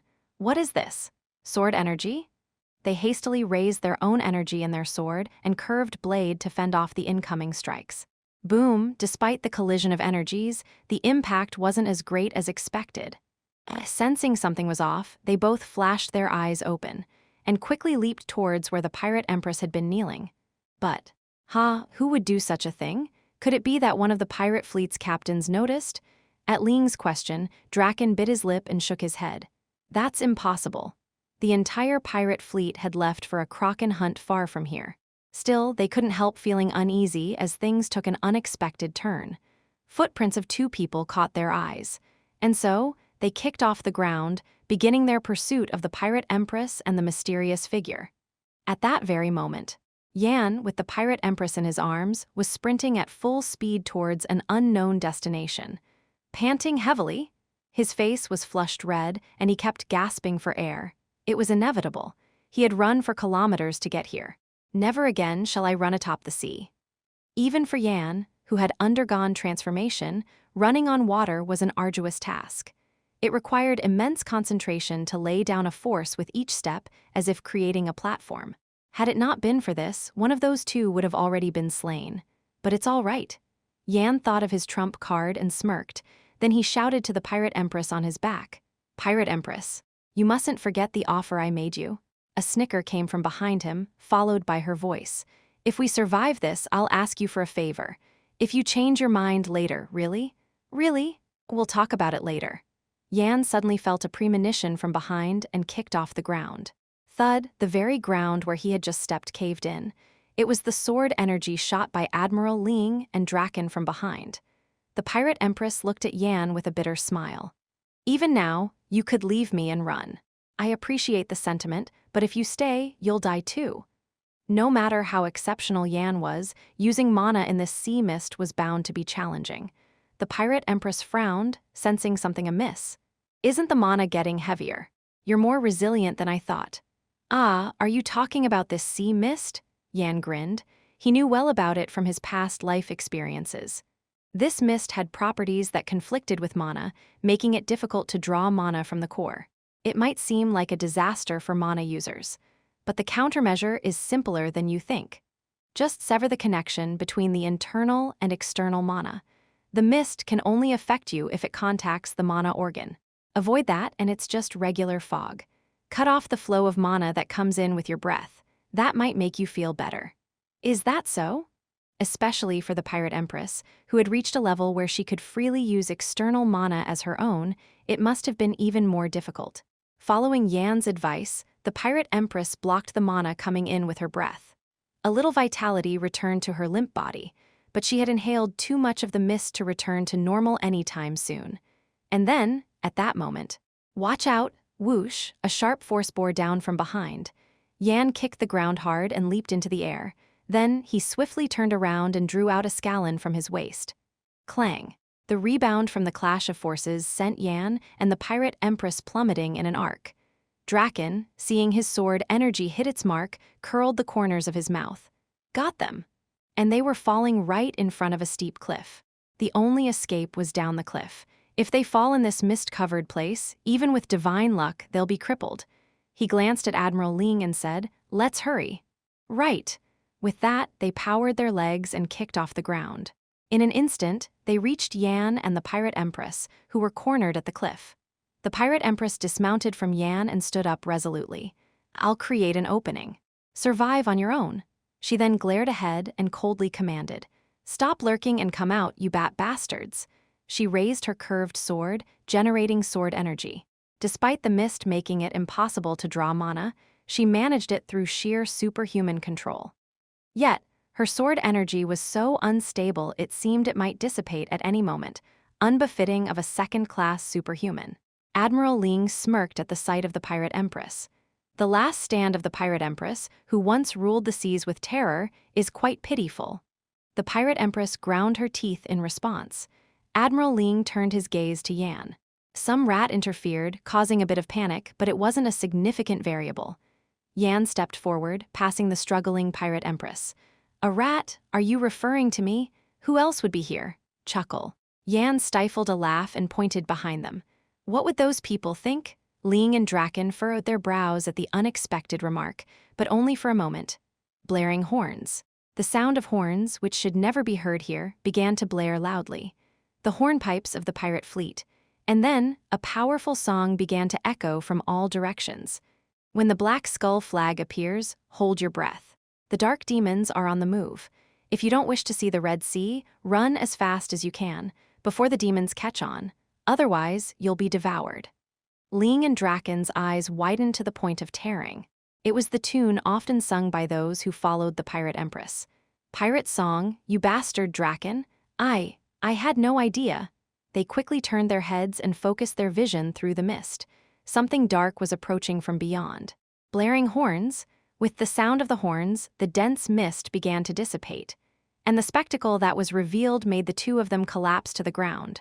One or two ships might have given them hope, but look ahead. Hundreds of pirate ships were floating around the small island where they stood, surrounding it. How could they hold on to hope after seeing that? Draken muttered. They were supposed to be hunting the Kraken, how did they? Now's not the time to worry about that. We need to get out of here. Admiral Ling ground his teeth and turned, trying to wrap himself in mana. He thought there might be a chance if he jumped into the sea before the numerous pirate ships anchored and settled, swimming to the continent. But Draken let out a hollow laugh and shook his head. All wrong. How do you plan to escape the pirates' grasp on the sea? It's all over. We're finished. At the forefront of the ships that had already docked at the island, the owner of that ship, the captain of the Fifth Fleet, Ivan, shouted at them. "Put down that damn sword now, you miserable bastards. Who do you think you're pointing your swords at?" Yan looked at the pirate empress, who was staring blankly at the scene, and smiled. "The allies have arrived, Captain." Chapter 161, 3 hours ago. Yan and Cruel boarded the Fifth Fleet's pirate ship, preparing to set sail in pursuit of the Kraken. Ivan frowned upon their boarding, but didn't make any significant objections. He was well aware of their shallow ploy to earn merits and seek an audience with the pirate empress. Yan's skills were quite exceptional, so if used wisely, they could ensure the crew's safety to some extent. Stop lazing around and move the cargo quickly. At Ivan's frosty command, Yan and Cruel helped with the work without complaint. Soon after, the voyage began. The sight of hundreds of ships slicing through the vast ocean, heading towards the Kraken's habitat, was a spectacle unlikely to be seen again in a lifetime. Cruel sat on the deck, quietly observing the scene.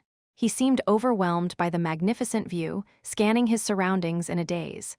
HMPH? Ivan scoffed at Cruel and entered the captain's quarters. Inside, he found an unwelcome guest, and his expression hardened. Yan had sneaked into the captain's quarters, unbeknownst to the other sailors. He didn't seem to be pilfering maps or stealing anything.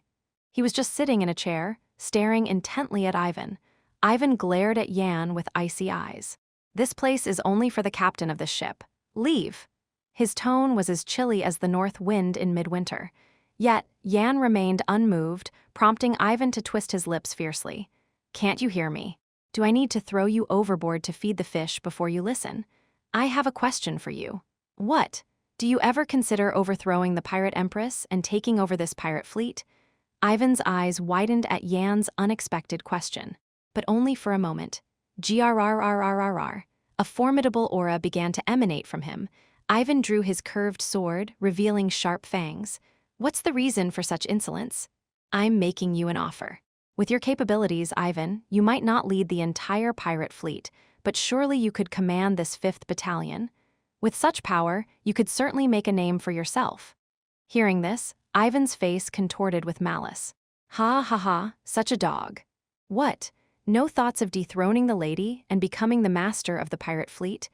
Anyone with a bit of sense would understand the implication behind that question. It was a ludicrous suggestion to conspire against the lady together. Boom! Ivan kicked off the ground and charged at Yan, who remained seated. Despite having the chance to dodge, Yan kept his eyes fixed on Ivan. And so Ivan, with the ferocity of a storm, grabbed Yan by the collar. "What's wrong with you? Overthrow the lady? Make a name for yourself?" Ivan's pupils were filled with rage. "I've disliked you since the lady considered joining forces with you. There seemed to be no benefit in allying with such gloomy individuals." Yan listened quietly to his roar. Ivan raised his fist, charged with energy.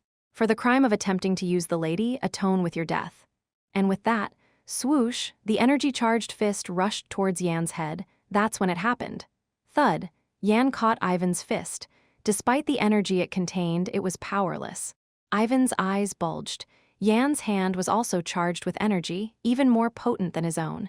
Yan released Ivan's fist with a smirk. "You pass." "What are you talking about? The pirate empress is in danger." "What?" The leader of the revolutionaries never intended to ally with the lady. Ivan blinked at Yan's rapid-fire words. He let go of Yan's collar. "So, the lady is in danger because of the revolutionary leader?" "Yes." Silence followed Yan's response, but it was short-lived. "You ha-ha-hat?" Ivan burst into loud laughter, almost painfully loud. He looked at Yan with a grin. "Whatever that leader does, there's no danger to the lady. She could even defeat a shipwright on the sea." The pirate empress's skills were even stronger on the sea. If she chose to fight, she could single-handedly crush the navy fleets boasted by the Sun Emperor. But Yan shook his head. "It's not that simple. There's a vile plot at play. My rudeness was to test if you were truly trustworthy." "A vile plot? I haven't encountered the revolutionary leader myself, but I know he's someone to be cautious of." Ivan recalled Damien shuddering at the thought of the leader. Even though he was a cold and calculating man, the expression he wore when describing the leader was one of trouble. Such a person wouldn't concoct a half-baked scheme against the pirate empress. Ivan's laughter faded a bit at Yan's repeated words. "Then we must turn the ship around and find the lady?" "Not yet. Can you gather the other pirate fleet captains? I'll bring evidence to them." Ivan nodded heavily. "I'll call a meeting, but if this turns out to be a false alarm, you'll be held responsible." "I stake my life on it." Of course, he had no intention of doing so. Ivan watched Yan's determined expression and left the captain's quarters without a word. Yan moved swiftly towards the next phase of his plan. He darted between ships, searching for someone. Upon boarding the flagship of the First Fleet, he encountered a familiar face. "Weren't you supposed to not come?" It was Karam, looking at Yan with a mix of surprise and disapproval. "I had my reasons for coming, but what about you? Where's your partner in crime?" "Partner, if you're talking about Darkin, there he is." Yan pointed to a hulking figure approaching on the deck. At that moment, Yan's eyes gleamed with intent. Thud. His foot kicked off the deck, propelling him towards Darkin. Caught off guard by the sudden assault, Darkin hastily summoned his mana. Smack! But Yan reached him in an instant, delivering a swift kick to Darkin's abdomen. The blow disrupted the mana gathered at Darkin's core, scattering it uselessly. Crunch! Yan then pressed his foot down on the sprawled Darkin's chest. That's when it happened. "What the hell are you doing?" Karam couldn't stand by and watch. He charged, throwing a punch at Yan. Whoosh! Yet with a slight tilt of his head, Yan dodged the punch, and in a flash, he aimed his drawn sword, Escalon, at Karam's throat. Karam's eyes widened in shock as he yelled. "Have you forgotten what Commander Werner said?" "No, I remember." "Then why the hell?" Yan smirked and pressed down harder with his foot. Darkin let out a pained groan. As Karam's face turned red with anger, about to shout again, Yan cut him off. "You know why I'm doing this, don't you?" Yan asked coldly, looking down at Darkin. Karam's face twisted in confusion at the inexplicable scene. "What in the world is this?" Before Karam could finish, Yan interrupted. "This guy is a spy." At first, suspicion fell on Mel and Dawn. Their abilities were shrouded in secrecy, and there were too many questionable aspects about them at first glance. But there was a moment when it became clear they were not the chief's spies. "Once we return, I'll verify this information with the chief of staff." "Heh, you're going to travel that great distance again? What other choice do we have? If we just sit here, will another way present itself?" These were their words when they were chased away by the Pirate Empress. If they had been spies, they would have tried to stay and send a message to the Pirate Empress. But at that time, they intended to return to the revolutionary headquarters. That left Karam, Darkin, Henry, and Lone. 4 people. Yet, the disciples of the Lightblade seemed more concerned with their own necks than the mission, showing no signs of trying to trap the Pirate Empress. That left Karam and Darkin, but they too showed no signs of being spies, so at first I thought I had misjudged, but my thoughts soon changed. It was when they explained the information about the Kraken hunt. "You may not be my favorite person, but I owe you my life.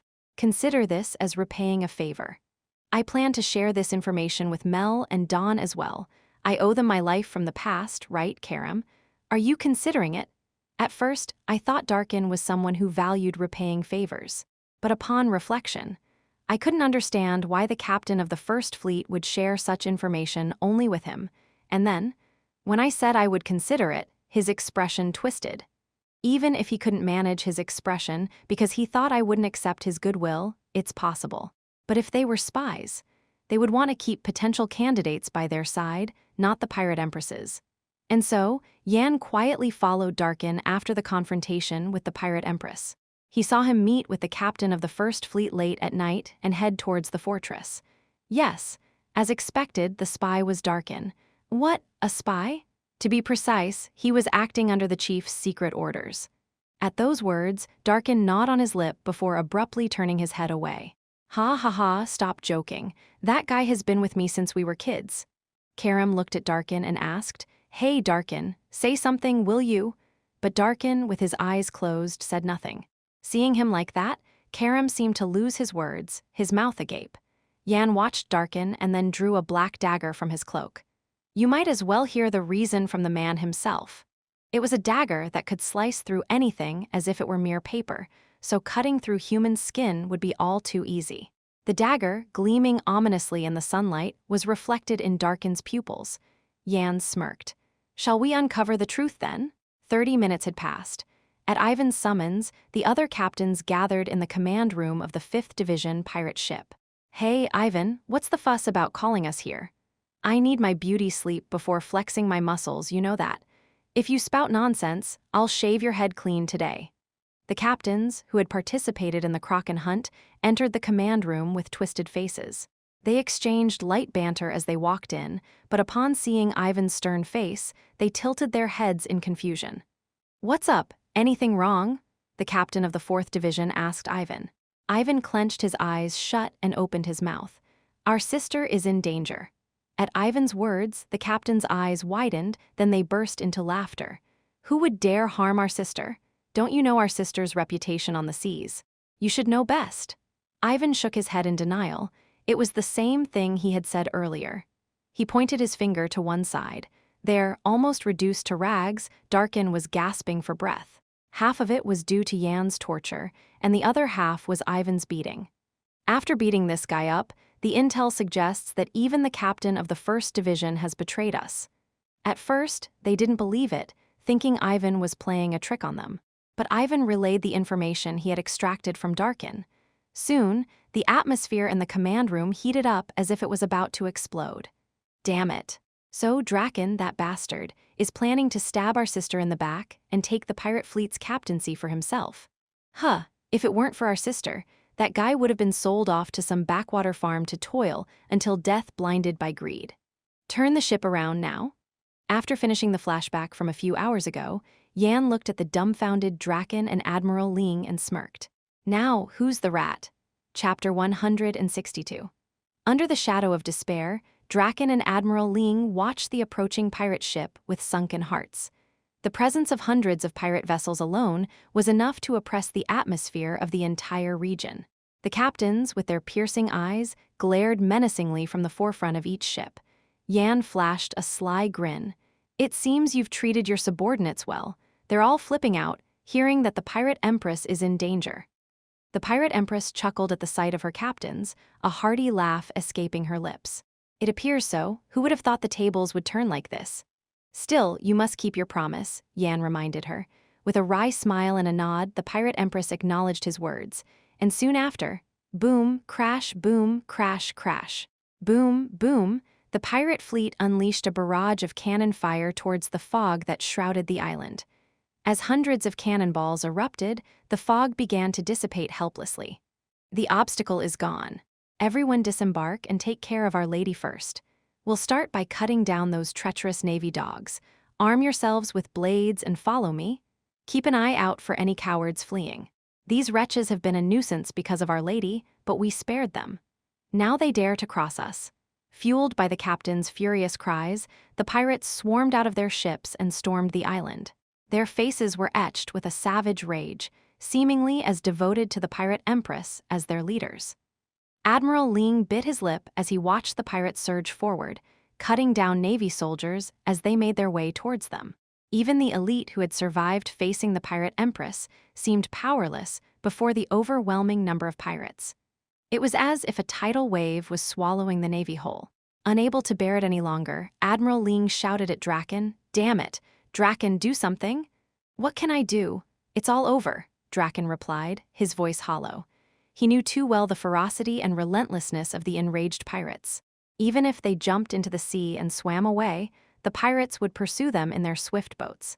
And even if by some stroke of luck they managed to reach land alive, they would chase us down and kill us, even if it meant waging war against the Empire. There was only one answer left. Draken's gaze shifted to the pirate empress, who was struggling to catch her breath. "We take the pirate empress hostage and escape." At that, Admiral Ling let out a dry laugh. "So, when push comes to shove, your true nature reveals itself." Their eyes locked onto the pirate empress with tension. It would inevitably take the enraged pirates more than 10 minutes to reach them. They had to subdue and abduct the pirate empress before then. But if, in the meantime, the pirate empress managed to overcome the fog. "No, let's not entertain any other thoughts." Draken eyed Yan, who stood protectively in front of her. "He may be cunning beyond his years, but he's not an insurmountable foe." Together with Admiral Ling, they planned to ambush Yan, take the pirate empress hostage, and flee. Draken and Admiral Ling exchanged glances, ready to act. Dash! Without hesitation, they charged at Yan with full force. It was a sudden ambush, but Yan, as if he had anticipated it, remained unflustered and swung his sword, Escalon. Swoosh, a sharp sword strike from Escalon poured out towards the two men. "Ha! Such a petty sword strike." Admiral Ling scoffed, swinging his sword at the incoming attack. He thought little of it, remembering how weak Yan's previous sword energy had been. But then, clang, as sword met sword strike, Admiral Ling's body staggered from the impact. The sword's hidden might the sword strike contained a force so unexpected, so fierce, that Admiral Ling had to halt abruptly, clutching his tingling wrist. Was he concealing his strength all this time? He bellowed, his voice laced with fury. But Yan had no time to mock. Draken was already upon him, his eyes flashing as he brought his curved blade down in a vicious arc. A strike from above hard to evade. With swift judgment, Yan raised a scallon to meet the attack. Clang. The clash of the curved blade against a scallon resonated with a thunderous roar. Yan's face contorted, the mana drained from him in a single exchange. Indeed, this was the prowess of the pirate fleet's second-in-command. Is it too much to handle a third tier with swordsmanship alone? Crunch. Yan extracted an artificial elixir from between his teeth and chewed it down. As the liquid traveled down his throat, his heart began to pound. Thump. The void left by the drained mana was filled in an instant. Yan kicked off the ground, retreating swiftly. Crash! The curved blade struck the ground where Yan had stood, turning the earth upside down. Draken clicked his tongue at the retreating figure. A quick one, aren't you? Yet, this exchange had clearly revealed the gap between them. Draken's advantage was undeniable. He pulled the curved blade from the ground, gathering mana once more, focusing his energy with greater intensity. He was about to launch himself at Yan when, swoosh, swoosh, swoosh, from the right, spears of ice shot towards him with terrifying force. Magic! Draken narrowed his eyes, deflecting the ice spears with swift swings of his blade. A warning bell rang in his head, something was targeting the back of his skull. Draken gritted his teeth and spun around. Where are they coming from? He lashed out at the incoming ice spears with his curved blade. Shatter, shatter. The ice spears crumbled under the force of his sword energy. No more magic came after that, but Draken didn't let his guard down, scanning the surroundings with heightened alertness.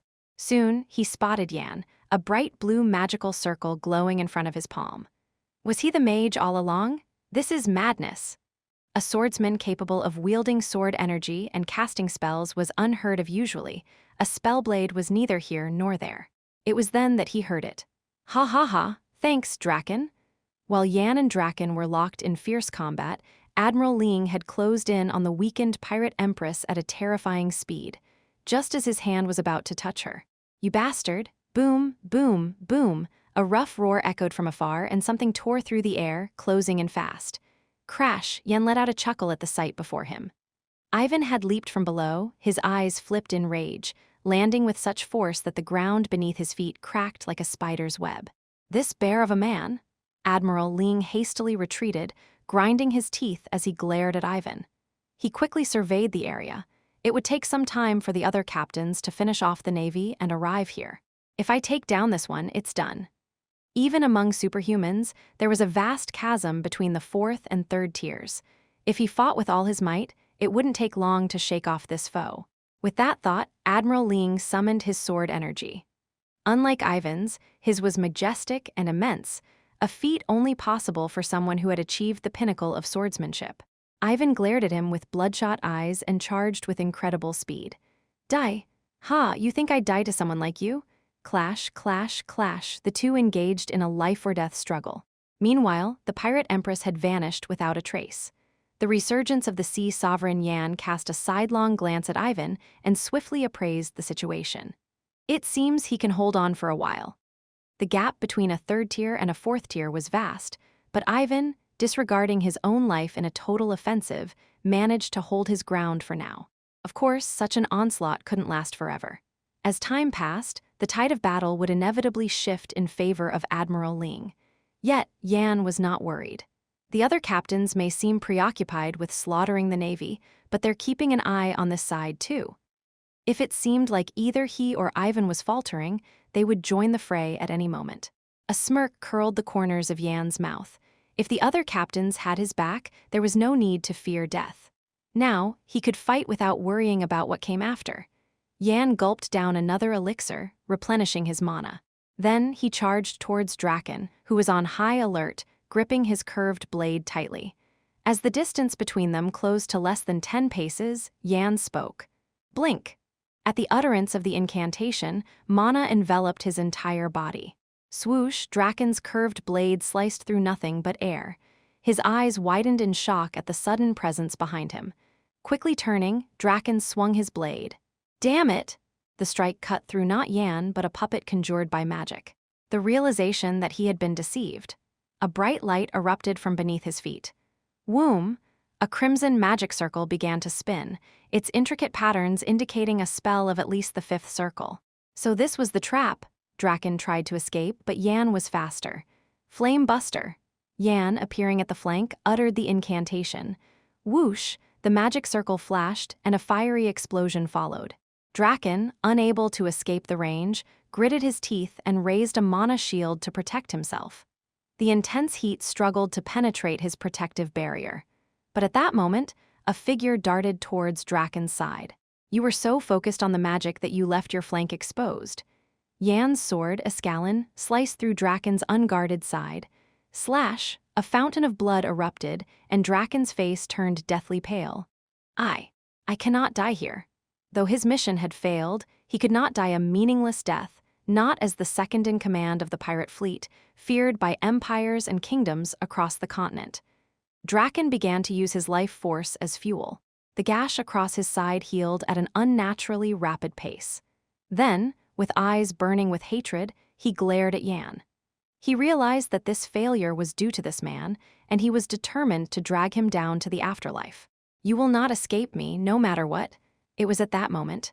Thud, someone struck Draken's abdomen with incredible speed. His pupils dilated in shock. Gah! Gak! Draken spat out a mouthful of crimson blood and was sent flying backward. But his assailant didn't seem to be done, grabbing Draken's ankle mid-flight and slamming him into the ground. Crash! The ground split apart and Draken's spine and ribs shattered. Struggling, Draken opened his eyes to see his opponent. His face hardened. Captain? It was none other than the pirate empress herself. Having reclaimed all her mana eroded by the sea fog, she looked down at Draken with eyes cold as the abyss. You'd best not hope for a peaceful death, Draken. At her declaration, Draken's face turned ashen. The pirate empress was a figure who kept her word, even if the heavens were to split apart. Admiral Ling, locked in fierce combat with Ivan, trembled at the sight. It's all over. The sea sovereign had returned. Chapter 163. The air grew heavy with the wrath of Sovereign, as if the very atmosphere bore the weight of her fury. The once howling winds ceased as if in a lie, and the blazing sun was obscured by sudden storm clouds. Below, the pirates who had been committing slaughter stood frozen, and the Navy men sat down, all eyes fixed on one point. Drip, drip drop. A cold rain began to fall. What started as a few drops soon turned into a downpour, drenching the island. Thud, thud, thud, thud. Amidst the rain, a brutal beating was underway at the center of the island. With every stomp, Draken's body convulsed, unable to withstand the force crashing down upon him. Admiral Ling's eyes trembled at the sight. The life-and-death struggle he had with Ivan had long since ceased. The moment that monstrous woman overcame the sea fog, any semblance of advantage had already vanished. Ivan and Yan could not dare to intervene in the spectacle unfolding before them. How could they? Even the mountains and trees held their breath, watching the pirate empress's rage unfold. Thump, thump, Draken, unable to bear the pain, barely managed to plead for mercy. Captain, my mistake. Please, spare my life. But even Draken's begging did not sway the pirate empress, who emotionlessly continued to pulverize his bones and muscles.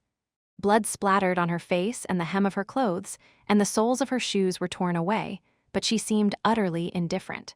Thud, thud, Yan stepped back and whispered to Ivan, "Is it really okay to just stand by?" Ivan let out a low hum. "If you try to stop her now, you'll get beaten just enough not to die. Better to leave her be until she cools off." He shivered, perhaps recalling a similar experience from the past. "What does it matter? He's dying for his deeds anyway. You're not thinking of stopping her, are you?" Yan shook his head. "There's no value in crossing the pirate empress." Yan decided to leave them be and simply watched the scene unfold. The pirate empress, true to her word, meticulously avoided areas that could quickly end Draken's life. Yet she seemed to know precisely where to inflict the most pain. Despite targeting non-lethal spots, Draken's screams were chilling. Finally, the pirate empress turned Draken into a pulp and drew her curved blade from her waist. "Saw, save me," Draken crawled, clutching at the hem of her garment, but slice, the pirate empress mercilessly slit his throat. Draken's severed head rolled to the feet of Admiral Ling. Ah, og! Only then did Admiral Ling come to his senses, collapsing to the ground, trying to push himself away with his legs, a pitiful sight for a noble of the southern duchy. Squelch, squelch. The pirate empress walked through the mud-soaked ground towards him. She twisted her lips into a smirk, locking eyes with Admiral Ling. "You've been too pampered, haven't you? To think you'd dare to commit such a cute act with my subordinate.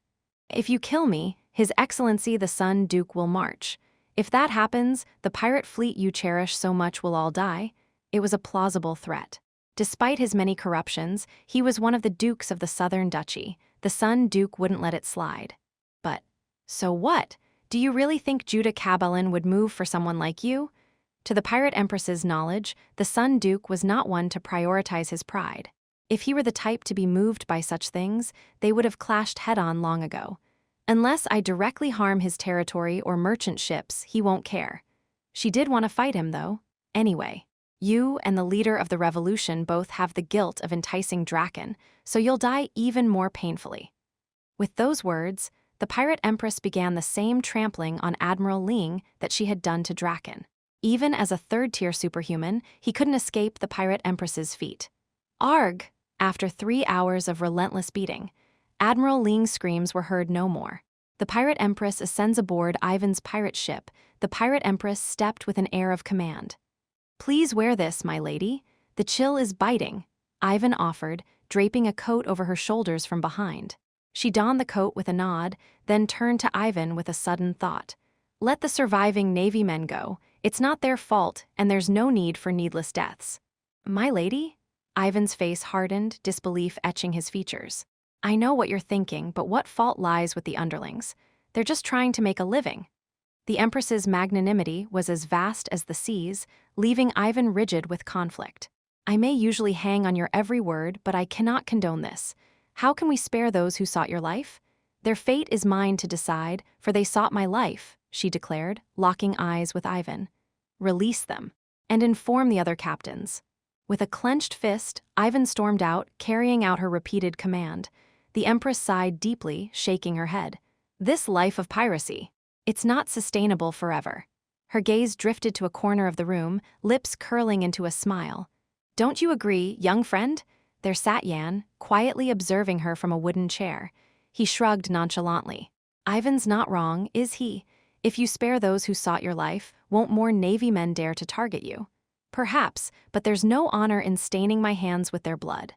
"Wouldn't that deter the Navy from daring to attack pirate ships?" "Ha! If a true campaign were to unfold, it would only lead to more senseless deaths. I care not for those who have reached enlightenment, but for the others." "That's not very pirate-like of you." "Of course, it's not. I was but a simple countrywoman who hadn't wielded a sword until I was 30. "Really?" Yan's eyes widened in disbelief. He knew the pirate empress to be in her mid-40s. Had she truly ascended to a second-tier warrior in just over a decade? The greatest martial talent on the continent isn't the crown prince, it's the pirate empress. Leaning back in her plush chair, she continued, "And the Sun Duke likely wishes for this as well." The Sun Duke. "Why, the Navy has never truly attempted to subdue us. They will probably turn a blind eye as long as we don't harm civilians. Isn't it because you are too powerful for a simple subjugation?" "Ha! If that were the case, we'd both avoid mutual destruction. Still, with many Navy men dead, things might change. If my men, unbeknownst to their peril, were left unchecked, and now they rampage for revenge, then Judah is a fool. If I've spared the lives of 500 men who sought mine, they should be grateful." Yan couldn't help but smirk at the pirate empress's casual disdain for the Sun Duke, feeling the weight of her authority. Then, as if struck by a sudden thought, he asked, "But why did you come here, if not for the reason you mentioned?" The pirate empress suddenly fell silent, a stark contrast to her previous candor. Yan simply watched her, letting the silence stretch within the captain's quarters. Finally, she seemed ready to speak, exhaling deeply. "They said they had brought my son here. Of course, it was a blatant lie." Your son, Yan frowned slightly. For someone of the pirate empress's stature, even if declared dead, family details should be recorded. Yet, Yan had always believed her to be utterly alone. Could it be that the former Admiral Ling failed to report? Only 3 knew of this: Admiral Ling, Draken, and the leader. And in a past life, this trap had succeeded, so Ling should have reported it. Musing, Yan let out a chuckle. He was too embarrassed to report it, perhaps? It seemed the details of how the pirate empress was lured into the trap were left unreported. After all, for a noble of the South, where chivalry and pride were paramount, using family as leverage would be more shameful. Why are you laughing? The pirate empress frowned at Yan's chuckle, unable to fathom his thoughts, naturally assuming he was mocking her plight. Yan shook his head, offering a plausible excuse. I was merely surprised that someone of your stature has yet to find them. Is that so? The pirate empress pondered, stroking her chin thoughtfully. Clap. Yan clapped his hands, breaking the tension. A sly grin spread across his face. He had thought of a way to entice the pirate empress. Shall we discuss business now? The pirate empress gestured for him to speak. As I've mentioned before, I'm quite close with key figures in the Empire. If your son is within the Empire, I can assure you we can find him. You're that confident? Absolutely. Yan was indeed confident. 2 agencies monitored and roamed the entire Empire.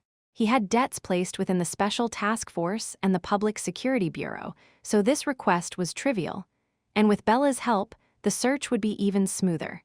I've been wondering how to settle the debt Director Diana owed me. This might be the perfect opportunity. With no known facts about the Pirate Empress's kin, the request would proceed without uproar. The Pirate Empress, impressed by Yan's confidence, nodded in agreement. All right, I'll trust you.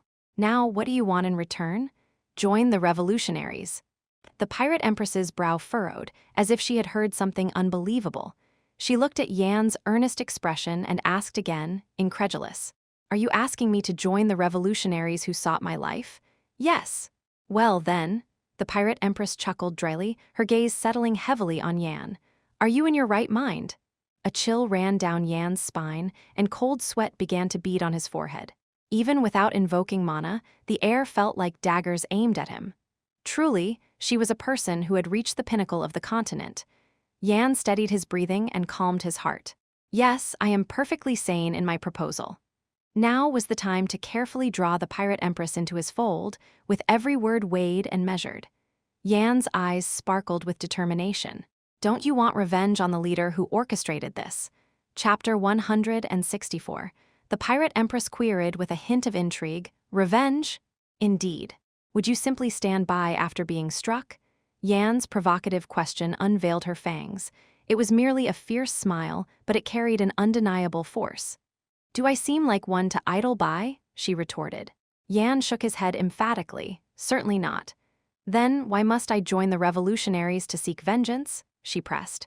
Without being part of the revolutionaries, revenge would be unattainable, he explained. And why is that? Information on the revolutionaries is tightly controlled.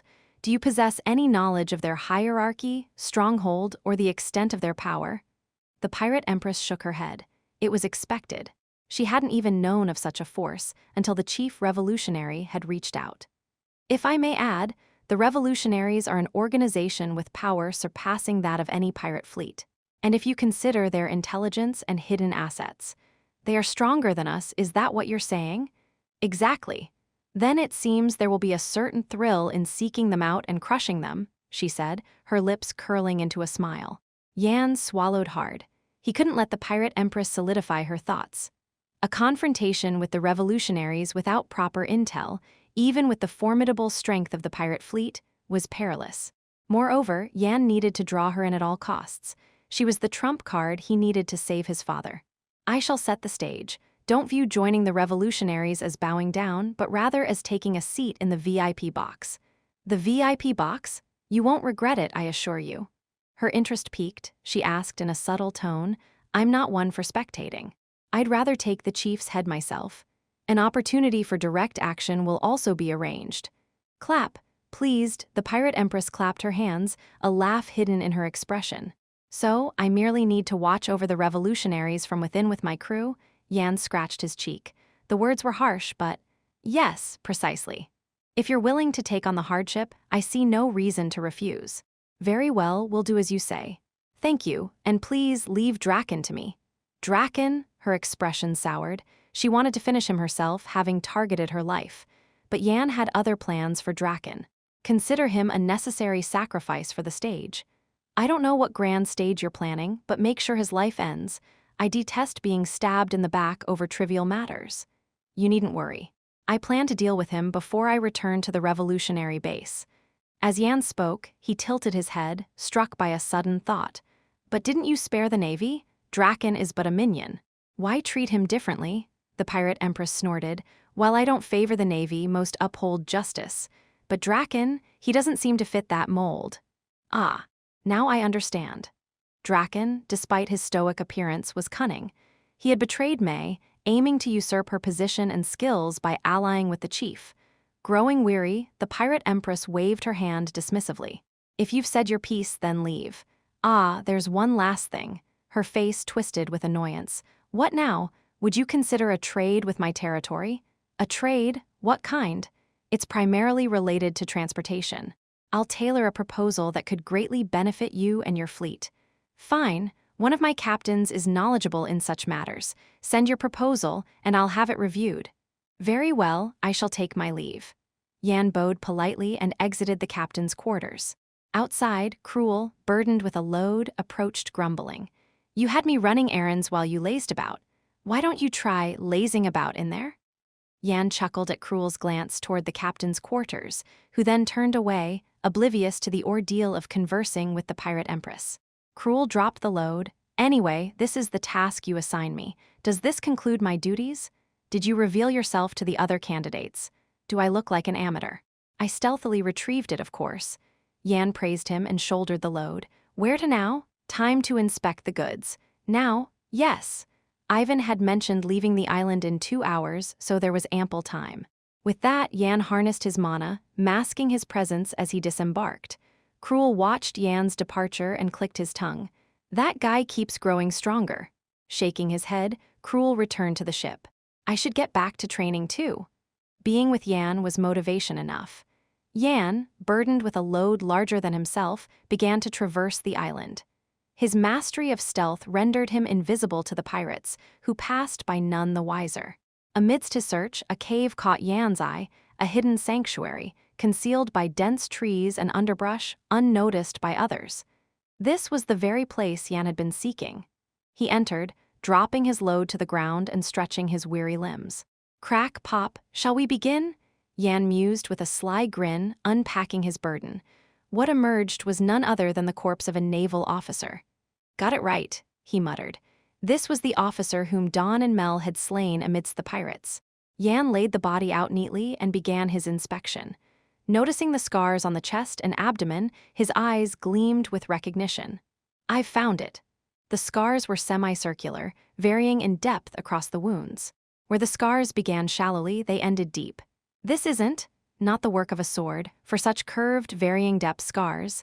A whip, Yan shook his head. A whip would have torn the flesh entirely. Pondering deeply, Yan's eyes widened. The thing that Mel and Dawn had wrapped tightly around their bodies. Bandages? If bandages were imbued with mana and sharpened, they could indeed inflict such wounds. Yan smirked and tore the hem of his trousers. Rip. The fabric tore, transforming into a strip as long as his forearm. He charged it with mana and lashed it at another part of the corpse. At first, his unpracticed hand created scars unlike those left by Mel and Dawn. Swish, slash. After dozens, hundreds of attempts, he achieved a satisfactory result. This will suffice. Noting the setting sun outside the cave, Yan rose to his feet. Whoosh! He incinerated the body with magic and exited the cave to board his ship. The time had come to make use of Henry and Lone. The pirate fleet, having rescued the pirate empress, set sail straight for the Caribbean Isles. Ivan excluded Yan and Cruel from the disembarking tasks, likely a nod to their pivotal role in the rescue.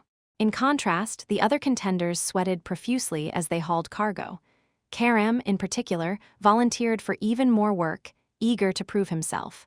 Move it, move it. Do you want to swim all the way to the Empire? No, I don't. The scorching glares he received were partly due to Darkin's misdeeds, who had accompanied him. I'd lose my mind if I didn't keep busy.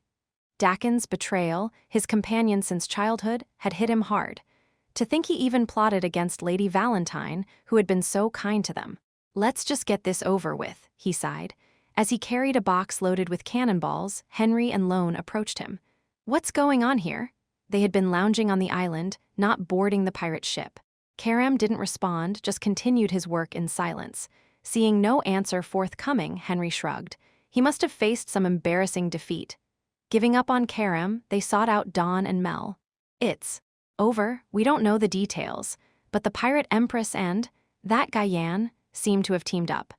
They hadn't been aboard the Fifth Fleet's pirate ship where the captains had convened, so they were clueless about the recent events. All they knew was a sudden detour during a kraken hunt to an island. There, they had assisted in rescuing the pirate Empress from a trap. That was the extent of their knowledge. Henry snorted at their explanation. Is that so? Quite the unfortunate turn of events. More composed than expected. Are you thinking something else? What else would I be thinking? After getting the gist of the situation, Henry quickly called Lone over. Why, seems they've managed to charm the pirate Empress. Lone's eyes widened. Her? How on earth? He had thought it would take months of heroic deeds to sway the pirate Empress, even if they were stuck here. And they changed her mind in just one day? Henry smirked at Lone's astonished expression. Why such a shocked face? He's a dead man walking anyway. Lone's face darkened. If we harm him here and the pirate Empress intervenes, what then? We do it where she's not around. We'll have to hide our involvement anyway, so no issues there. Got it. Have you decided where? We'll take him out at the last stop before the revolutionary base. Be ready. Okay. With their plan set, the two boarded a ship bound for the Empire. Unbeknownst to them, someone had overheard their conversation. The last stop before the revolutionary base, huh? It was Yan, who had planted mana within Henry to eavesdrop. Hearing the elves' quaint plan, he couldn't help but smirk. He had briefly worried they might get cold feet and abandon their attack. Looks like they'll make their move on their own. Fortunately, it seemed his concerns were unfounded. Chapter 165. Ivan waved goodbye to the candidates as they disembarked on the shore. Then, if fate allows, we shall meet again. The other pirates chimed in with their own farewells. Ha ha ha. If we meet again, I'll treat you to the Caribbean's finest rum until you pass out. What bravado from a penniless fool. Anyway, let's all meet again.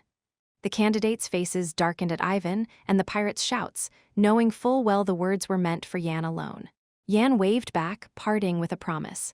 Next time I visit, I'll turn you all into beggars, so stock up the tavern with plenty of booze. Ha ha ha, look at him, he's no ordinary fellow. The pirates roared with laughter as Yan countered their taunts. Henry, annoyed by their antics, spun on his heel and strode away, followed by Lone, Mel, and Dawn, clearly not interested in bidding farewell to the pirates. Yan watched them leave with a sly smile.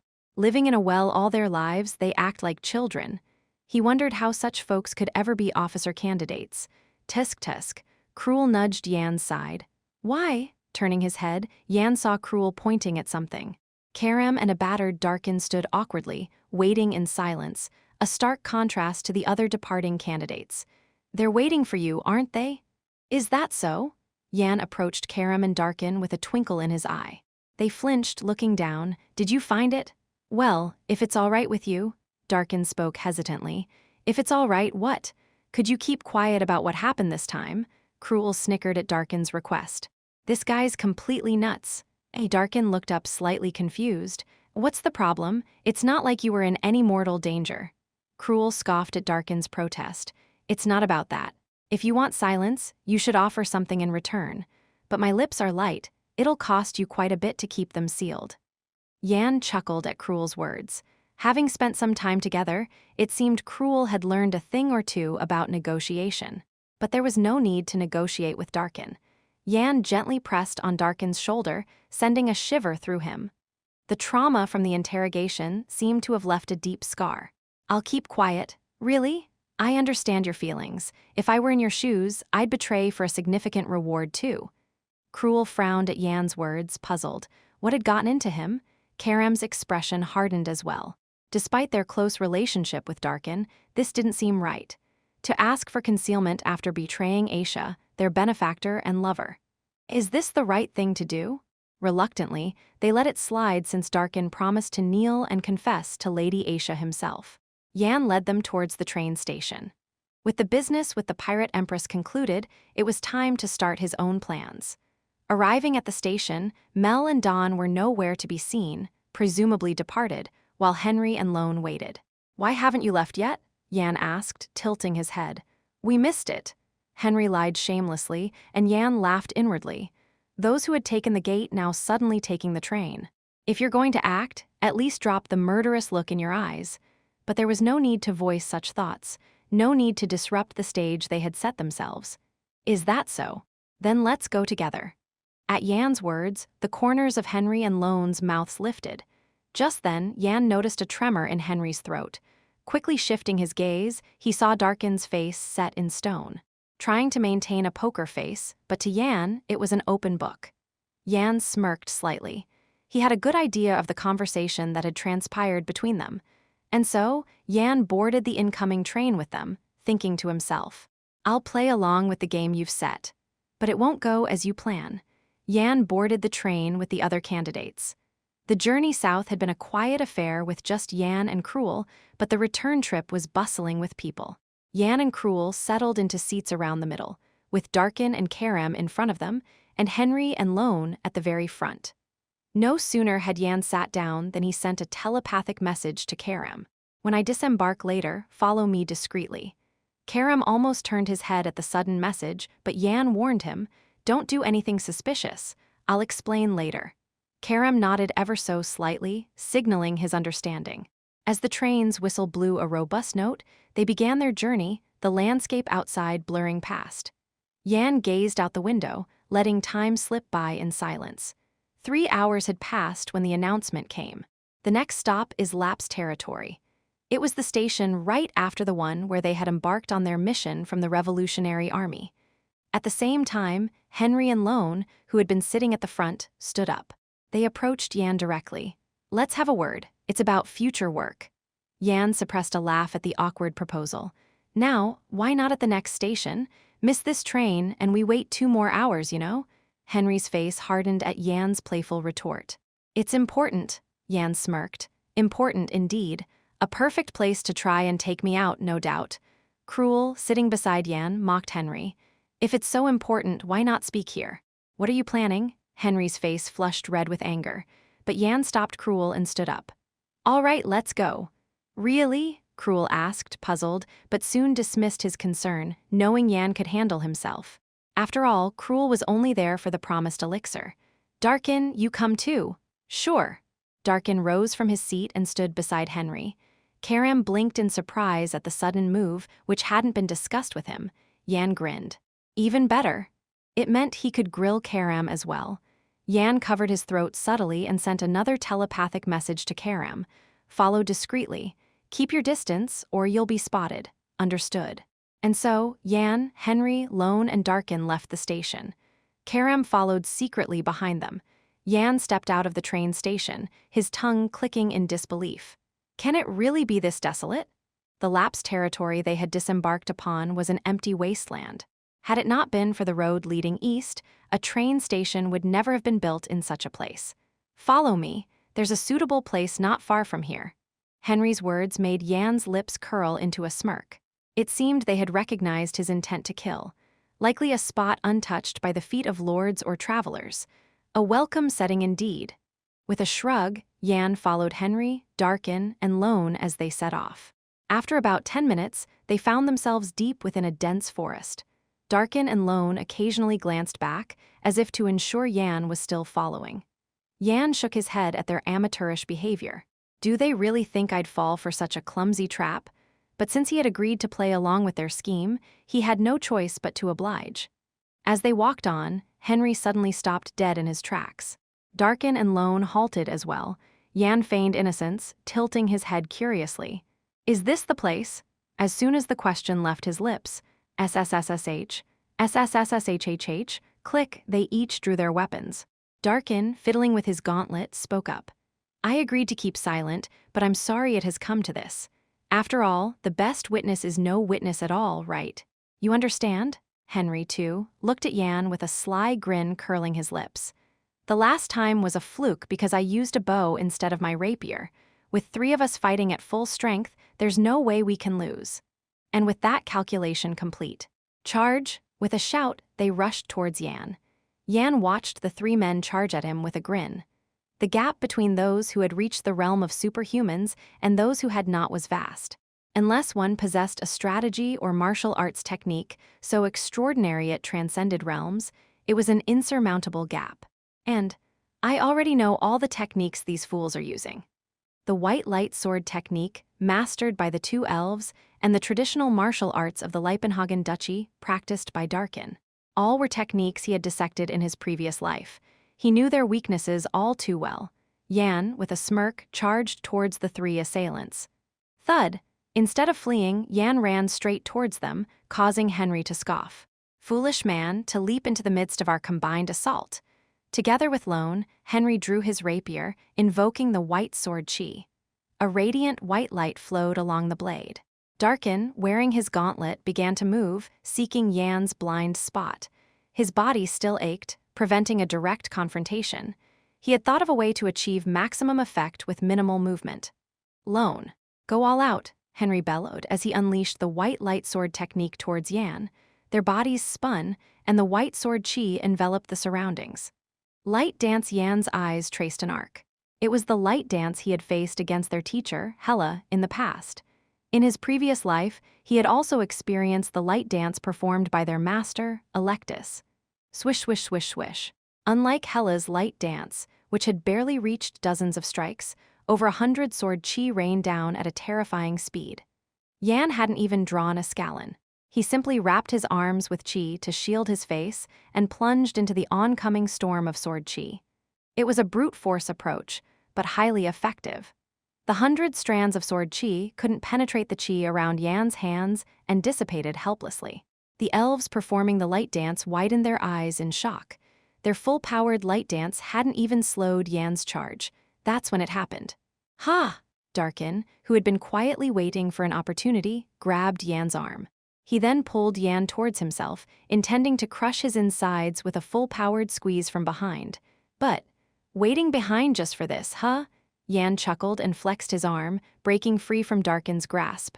Crack! The sound of bones crushing was followed by Darkin's agonized scream. Ayag, do something quick! At his cry, Henry and Lone bit their lips and rushed towards Yan, still caught by Darkin. Swoosh! A sword strike, laden with white sword chi, aimed straight for Yan's neck. That's when it happened. The captured Yan smirked and ducked. As a result, slish! The sword strike had sliced through Darkin's neck instead. Darkin touched his neck with a dumbfounded expression, and soon after, thump, roll. His head fell to the ground. Henry, who had inadvertently struck down his own ally, gritted his teeth and forcibly halted his charge. Damn it all, he knew Yan was strong, but he hadn't expected this level of power. Escape now seemed impossible. The monstrous Yan wouldn't just let him go. If only I could make it back to the Revolutionary Army headquarters where my master is. Then he noticed Lone beside him, waiting for his command. Henry's mouth twisted.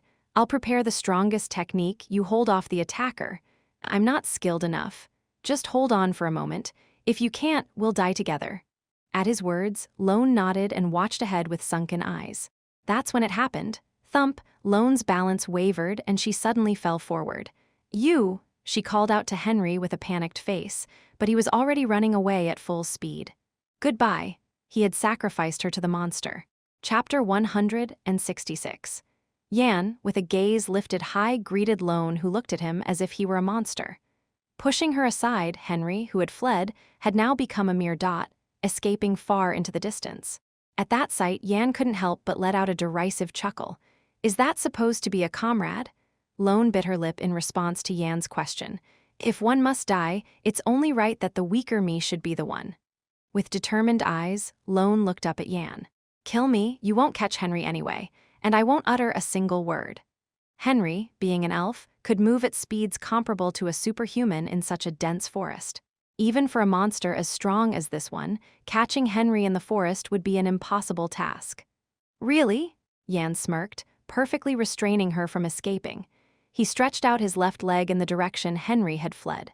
Lone's eyes widened at the sight. The distance between Henry and them must have already exceeded a kilometer. He thinks he can catch that? She looked at Yan with incredulous eyes. Soon, a rough surge of energy emanated from Yan. And then, whoosh, Yan's form turned into a straight beam of light, advancing rapidly in the direction Henry had escaped. Lone, taken aback by the incredible speed, unwittingly gaped in awe. Henry ground his teeth in frustration, feeling the overwhelming presence bearing down on him from behind. Damn it all! He had thrown Lone to the wolves and fled, casting aside even his pride, which he held so dear. The least he could do was avoid being caught by that brute. But no matter which direction he turned or how he cloaked himself in invisibility, the brute, Yan, was hot on his heels, sensing every move. Despite Henry's relentless flight, Yan's pursuit only intensified. "How in the world are you following me?" Henry screamed at the top of his lungs as he darted between the trees. From a distance, Yan heard Henry's near scream and smirked. "Still haven't figured it out?" The mana he had secretly placed on Henry was still doing its job, allowing Yan to chase him effortlessly. After a relentless game of cat and mouse, Yan finally caught up to Henry. "Have you given up?" Henry, realizing he could no longer shake off the pursuit, stood defiantly, glaring back at Yan. "You bastard. I gave you Lone, now do whatever you want with her and leave me be." Henry raged, spewing nonsense in his fury. Yan twisted his mouth at the sight of Henry. "I need you," he said simply. "Need? What are you talking about?" Before Henry could finish his sentence, Yan kicked up mana and launched himself forward. Henry hastily raised his rapier, but before he could aim it at Yan, Yan had already rammed into Henry's abdomen with his shoulder. Boom, Henry was sent flying at an incredible speed, crashing into a giant tree behind him. Cough! Blood spurted from his mouth, his insides in turmoil. But Yan wasn't finished yet. He crouched beside the incapacitated Henry, gripping his head roughly. "Crack, us. Answer well, and I might spare you. Tell me what you know about the former Supreme Commander." Henry glared at Yan, his cheeks twitching. Yan watched him quietly, but that was short-lived. "Tui." Henry spat a thick mixture of blood and phlegm onto Yan's face. Then he burst into hysterical laughter. "You think I'd tell you what you want to know?" "You dog." Yan wiped the blood and spit from his face with an expressionless gaze. He twisted his mouth. "I never thought you know anything in the first place." With that, Yan jerked his hand, holding Henry's hair to the side. Crack. A sound of something breaking came from Henry's neck, and his body slumped lifelessly. Yan looked down coldly at Henry's corpse, then hoisted it over his shoulder and returned to where Lone was. Lone surveyed her surroundings, taking stock of the dire situation. Darkin, who had launched the ambush with her, was now decapitated, his head and body rolling on the ground, while she herself was thoroughly restrained, unable to move. It's all over. Realistically, her chances of survival were non-existent. She could roughly guess why Yan had only restrained her and pursued Henry. Probably, he wants to extract some information through torture. It was at that moment. Rustle. From the bushes nearby, two figures emerged. As Lone squinted towards them, one face became clear. A flush of hope colored her face. Karam? If it was Karam, who was close to Darkin, seeing his corpse would surely enrage him. As the saying goes, the enemy of my enemy is my friend. If she could just ally with him, they might overcome this predicament. As Karam approached, Lone shouted, "Karam, quickly untie me. Your comrade has fallen to that devilish Yan." But Karam showed no reaction to her desperate pleas. Instead, it was Cruel, Yan's ally, who responded. "What's this? Did you talk back to Yan and get yourself in trouble again?" Lone's eyes widened as Cruel revealed himself. She asked Karam, bewildered, Why are you with him?" "Why? I followed secretly because I was bored when everyone left." Cruel said nonchalantly, picking his nose. Karam passed by the two and headed somewhere. His destination was Darkin's decapitated corpse. Foolish boy. Karam quietly observed Darkin's head and body. Lone was puzzled as Karam didn't explode in rage as she expected. "Aren't you angry?" Karam turned to look at Lone, his eyes hollow. "Angry? Of course, it's natural. What do you mean?" "Thud, shut up for a second, your whining is really annoying." Cruel kicked Lone in the ribs, clearly irritated. Lone gasped from the sudden blow. After about 10 minutes, Yan was seen approaching from a distance, carrying something on his shoulder. Cruel waved his hand. Hey, looks like you caught him. Lone's eyes widened at his words. She quickly looked at Yan, who was approaching. As Cruel had said, the golden hair flowing down like seaweed over his shoulder seemed to confirm it was Henry. He actually caught him. Before her shock could subside, Yan set down what he had been carrying. Thump, Lone's face hardened as she saw Henry's condition. His face was deathly pale, and the stillness of his chest indicated he wasn't breathing. The once arrogant Henry was dead. Cruel asked, puzzled. Hey, didn't you say he was useful? Why kill him so easily after letting him go all this time? The use is for his corpse, Yan replied dryly, squatting down. He then tore his shirt. Rip! Yan took the torn piece of cloth and began to whip it across the chest and legs of Henry's corpse. Swish, swish. With each swing, the cloth left marks on Henry's chest. Is this how it's done? Yan tilted his head, examining the scars he had left on Henry's body. Lone's eyes bulged at the sight. That's the unique yet familiar scars. They closely resembled the technique used by the subordinates of the 4th Legion's commander, Mel and Don. After leaving similar scars all over Henry's body, Yan picked up the rapier that had been thrown aside and walked towards Darkin. Karam, who had been guarding the area, looked at Yan as he approached. Can we at least take the body intact? It was a somber and gloomy request, but Yan shook his head, refusing. You saw what he did. I let him off once, and he tried to harm me again. Karam sighed. Indeed, Karam had witnessed everything they had done to Yan while hidden. In such a situation, his request to take care of the body was futile. Yan walked past the still-standing Karam and stood in front of Darkin's torso. He then began to hack at the body with the rapier. Lone nearly fainted at the sight. Madness? A frenzy? The swordsmanship Yan displayed was a frenzy, a technique only a few of Electus's disciples could use. After mutilating Darkin's body for a while, Yan casually tossed the rapier aside and turned around. Now that it's all over, shall we have a chat among the remaining people? Karam and Lone trembled. Karam regained his composure quickly, but Lone, thinking it was her turn to die, shook uncontrollably. Yan approached them with a smile on his lips. Cruel watched them and pulled out a ripe apple from his pocket, taking a bite. Crunch. It strangely reminds me of the old days. 2 hours had passed. The news of the return of all the officer candidates brought together every Legion commander. But soon, the headquarters descended into chaos. It was because of the 2 corpses that Yan, Karam, and Lone brought back from their mission. Darkin, Henry, especially Aisha, the commander of the 3rd Legion, and Electus, the commander of the 7th Legion, unleashed their emotions more violently than the others. Instead of bringing good news, their lovers and disciples had returned as corpses. Aisha's eyes, red with fury, glared at Yan, who had brought Darkin's body. Who are you? Are you responsible for this? Yan clicked his tongue. Indeed, the aura emanating from the Legion commander was electrifying. Following her, Electus also glared at Yan with blazing eyes. Around him, the white sword energy sparked wildly, influenced by his turbulent emotions. Despite the pressure from them, Yan stood his ground and said, Darkin was killed by Henry, and Henry was killed by Mel and Don over there. At this, the pupils of Don and Mel, standing behind the 4th Legion commander, dilated. We know nothing about it. Lies, stop. The vehement reaction from them caused a heavy silence to fall over the room. It meant that either Yan or the subordinates of the 4th Legion commander were lying. Aisha's face darkened, and she walked towards the coffin containing Darkin's body. She scanned Darkin's body with her eyes. Her gaze turned icy as she examined it. Hey, Electus. Aisha turned to Electus with a trembling voice. Why are there traces of your damned frenzy on my lover's body? At her words, Electus's face hardened. He quickly approached Darkin's coffin and inspected the body. After confirming, Electus sighed. It was indeed the trace of a perfect frenzy. Although slightly clumsy, considering Henry's achievements, it was all too natural.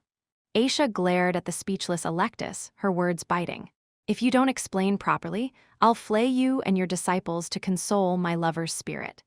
The energy emanating from her was directed at Electus. The anger was so intense that it caused vibrations in the ground. Electus, in turn, raised his energy. You, against me? Woo-wash. The tension between the two surged violently.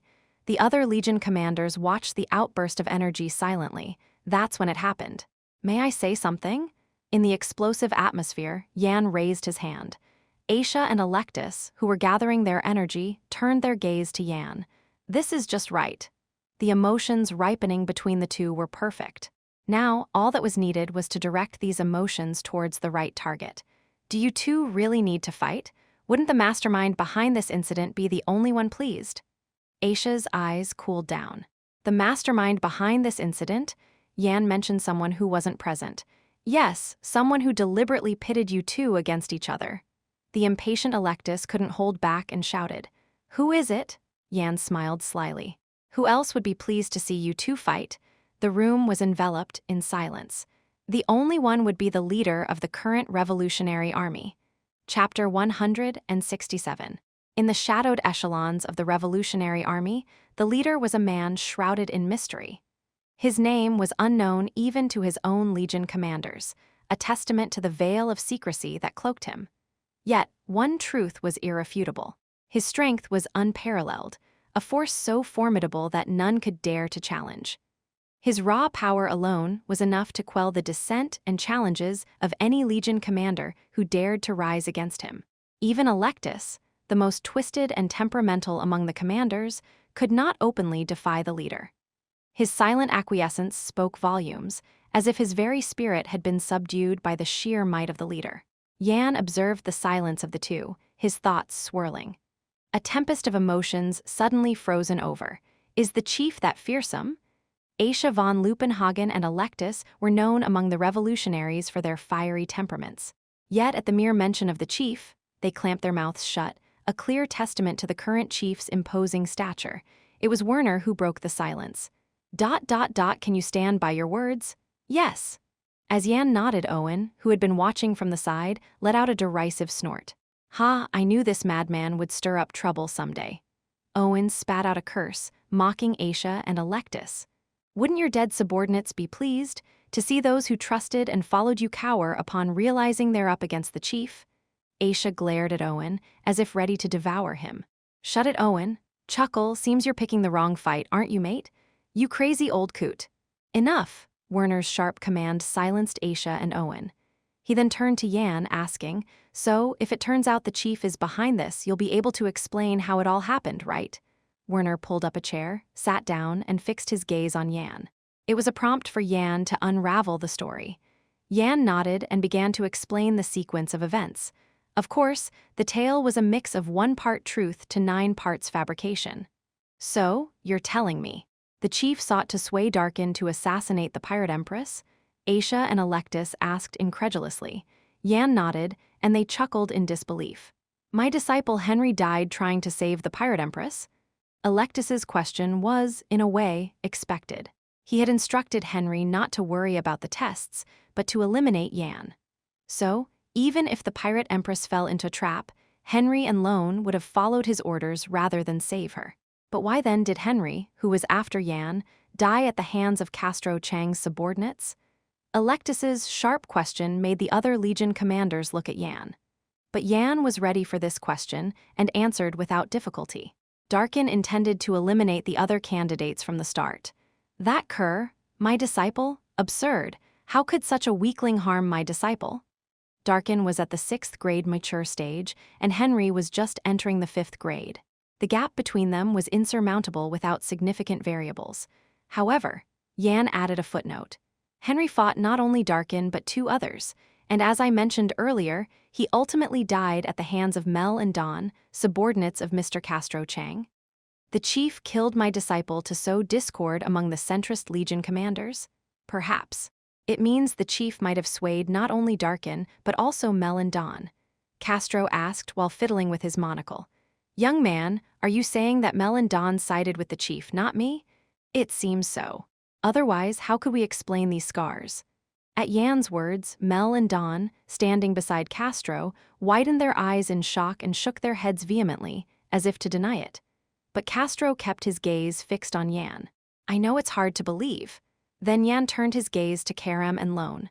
Lone's face turned pale, and he bowed his head, saying, I witnessed Mel and Don killing Henry while he was fighting Darkin. Karam, with a better expression, continued Lone's words. At that time, Yan and Cruel were with me. As even Karam and Lone, who were hostile to Yan, stepped forward, Castro shook his head. It's a headache. Someone is lying, that's for sure. But if we only listen to one side, it seems like a foregone conclusion. At that moment, Castro's monocle flashed, and simultaneously, with a screech, fine cracks appeared on the necks of Mel and Dawn, who were glaring at Lone with bulging eyes. Thud, rolling down, they fell to the ground. Castro had sided with Yan. Yan's eyes sparkled. Crafty old fox, he probably never cared about the truth of the matter. As a member of the Kingdom Alliance, all that mattered was dealing a blow to the Empire, and seeing him discard his subordinates to support Yan. It seems he's judged that this incident will deal a significant blow to the Empire. Even the chief couldn't suppress the discontent and conflict with force in this situation, so there was only one direction he could move. War. There's nothing like creating an external enemy to quell internal dissatisfaction. What Castro wanted was the mutual destruction of the Empire and the Revolutionary Army. Naturally, he would be satisfied with the stage Yan had set. Yan smiled to himself. Do you think I'd let things turn out that way? He had no intention of doing such a favor for others. Castro wiped his sword and tucked it back into his coat. He bowed to Electus without looking at the bodies of his subordinates. I apologize. It seems I've mismanaged my subordinates. Electus lifted one corner of his mouth as he looked at Castro. A sharp aura tore through Castro's neat suit as if to shred it. The likes of you, plotting another cunning scheme. Heth, it's troublesome if you won't accept an old man's apology. The one who intervened was Werner. Let's stop these baseless provocations and get things in order. He said to Yan, if what you said is true, we'll have to hold the chief accountable, but as you know, all evidence has vanished, hasn't it? Yan nodded. Yes, that's right. So, we'll need time to conduct our investigation. Your appointment as an officer will have to wait until after that. Yan grinned broadly. There wouldn't be any evidence left. The chief wouldn't have left any, and Yan himself had covered up the lies, erasing all traces. The only thing left was Lone and Karam, but there's no need to worry. He had taken appropriate measures with them, so unless someone opened their skulls to check their memories, there was no risk of being discovered. Having finished his thoughts, Yan replied, Yes, I understand. He had successfully planted the seeds of rebellion in the Revolutionary Army. Now it was time to wait for the fire to blaze. A week had passed. The chief, who had been away on a journey, returned. Upon hearing the news, Werner immediately summoned the Legion commanders. The agenda was the recruitment of the Pirate Empress, but none were ignorant of the implications. It was a hearing for the chief. Even the usually tardy neutral faction commanders gathered promptly in the meeting room, a sense of urgency about them. All the candidates were summoned. As Yan entered the conference room, he could feel the heavy tension in the air. He quickly scanned the surroundings. At the highest seat, the red-haired chief sat, scanning the crowd with an interested gaze. It seems the other commanders have controlled the information well. The radical faction commanders seemed clueless about the somber mood. In contrast, the centrist commanders all wore grim expressions as they glared at the chief. And Owen. He seemed quite pleased with the situation, a grin reaching his ears. Once everyone necessary had gathered, Werner stood up and addressed the chief. Chief, there's talk that you interfered with the candidates' test. I'd like to hear your side of the story. The chief's lips curled up. He had grasped the situation immediately from Werner's words. He shrugged nonchalantly. Me, interfering with the candidates' test. That's a baseless accusation. Werner continued as if he had expected such a response. 3 of the 8 lieutenants, including a candidate, died this time. At the mention of 3 deaths, the chief's smile tightened ever so slightly. But as if it never happened, his expression returned to normal. Only Yan noticed it. Oh, really? Was the Pirate Empress that much of a handful? Werner sighed deeply at the chief's feigned ignorance. It was blatant, but without evidence of his interference, they couldn't press him further. Is that so? Well, if you say it wasn't you, then it must not be. After all, there's no evidence. Werner's voice was sharp, and the chief chuckled, nodding his head. You make it sound so disappointing. Anyone would think I'm a tyrant. Isn't that right, Aisha? Yan clicked his tongue as he watched the chief. Is he that confident? Such arrogance could only come from someone certain there was no incriminating evidence. but by provoking the centrists. Before Yan could finish his thought, Aisha sprang to her feet. Her face flushed red, each of the chief's words seemingly provoking her. "You think I don't know you tempted Darkin?" Despite her angry outburst, the chief's expression remained unchanged, and he asked with apparent interest, "How do you know that? And if I had tempted your lover, why would I have left him to die?" Yan's eyes widened. "So that's why he's provoking the centrists." He was baiting her to reveal the mastermind behind his plans by leading her into a provoked confession. This is dangerous. He hadn't expected the chief to go so far as to provoke the centrists to find him. His schemes were no ordinary feat. Considering how close the pirate empress came to falling into a trap, excluding himself would make mending the division with the centrists a piece of cake. He couldn't just let this happen. Yan racked his brain feverishly, and before Aisha could shout anything else. "The pirate empress already knew." Yan spoke first. The chief's gaze turned to him.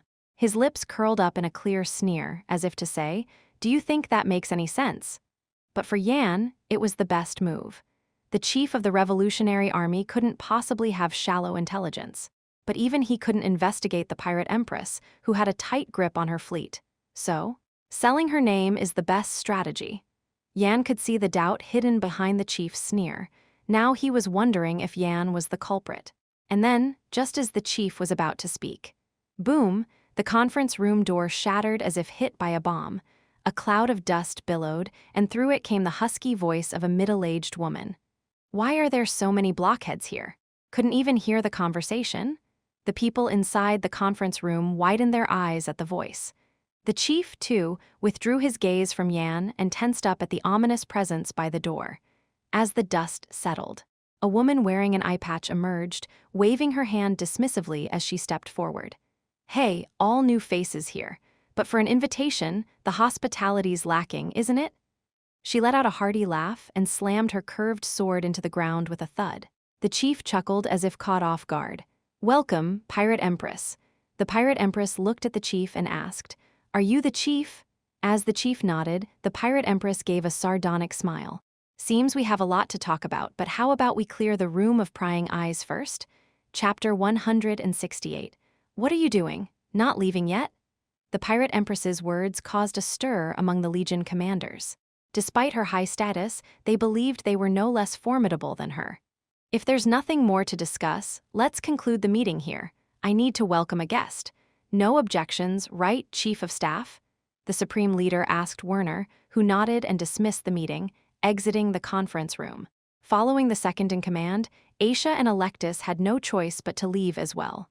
Yan, the last to leave, glanced around the room, sensing a tense atmosphere between the Supreme Leader and the Pirate Empress. Thud. With Yan gone, only the Supreme Leader and the Pirate Empress remained. She pulled up a chair and sat down, facing him. "You've played quite an interesting game, haven't you?" Her aura enveloped the room, a force on a different level from the Legion commanders. Rumble. The conference room shook as if hit by an earthquake, and a commotion arose outside the door. The Supreme Leader smiled wryly at her. "Glad you enjoyed it, but why come all this way? To declare war?" The Pirate Empress had knowingly walked into a trap, yet she ventured to the heart of the Revolutionary Army's base. Her nature was such that she could laugh off minor issues, but once enraged, she was like a tsunami, engulfing everything in her path. The Supreme Leader readied his mana for an attack, watching her closely. She flung an envelope at him. Slap! He caught it, twisting his lips at the immense energy within. Unprepared, it could have wreaked havoc inside him, a true display of a second-class superhuman's adaptability. The Pirate Empress looked slightly surprised as he held the paper without harm. "Caught it. Quite the prankster, aren't you? Less than you, I suppose." "Is that so?" He flicked through the envelope, reading its contents. His expression hardened. "Joining the Revolutionary Army? You suggested it, so I'm taking you up on that offer. Any problem?" The paper was an application for membership. The Supreme Leader looked at her with a sunken gaze, unable to fathom her intentions. Does she plan to destroy us from within? It was hard to discern the Pirate Empress's motives. She was not one for schemes. She had joined the Revolutionary Army solely for a deal with Yan. After a long silence, the Supreme Leader spoke. "Let's cut the chase and speak our minds." His eyes flashed. "What's your intention? joining the revolutionary army even knowing it's a trap. The pirate empress's lips curled up at his candid confession. A petty grudge can be set aside against a colossal enemy like the Empire. Stop joking. Speak your true mind.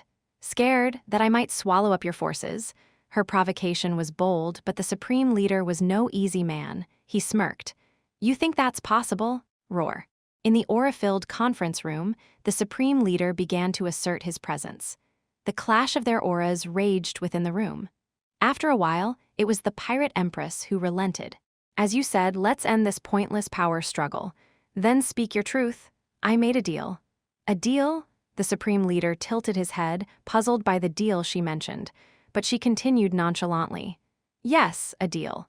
The one you failed to honor. Ha, I wonder who you dealt with. Did they find the son you've been searching for? Aren't you ashamed of being used again? He scoffed, knowing that finding her son would secure her fierce support.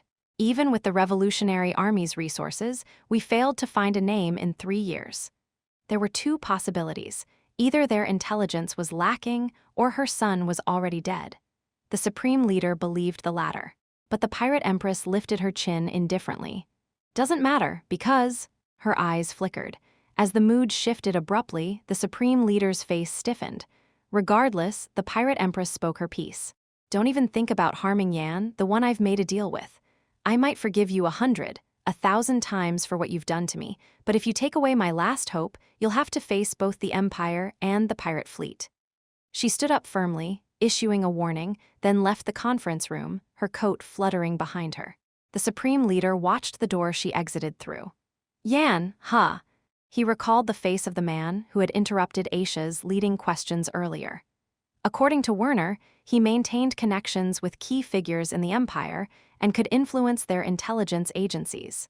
Now that I think about it, he seemed to know something when he stepped forward earlier. The supreme leader chuckled and shook his head. With the pirate empress's protection, Yan had become untouchable. His gaze turned icy.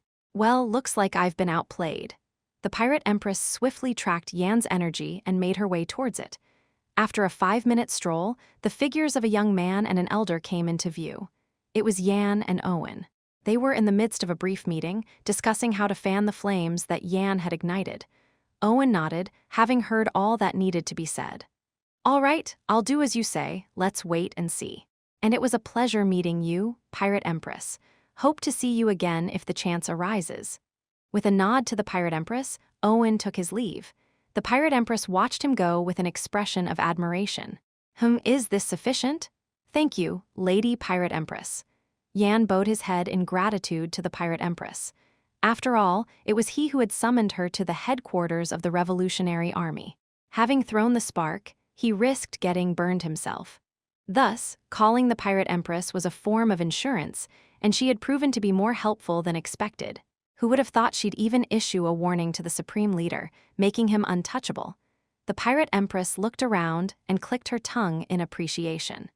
To think such an organization was hidden here, indeed, you were right to hold the Revolutionary Army in higher regard than the pirate fleet before me.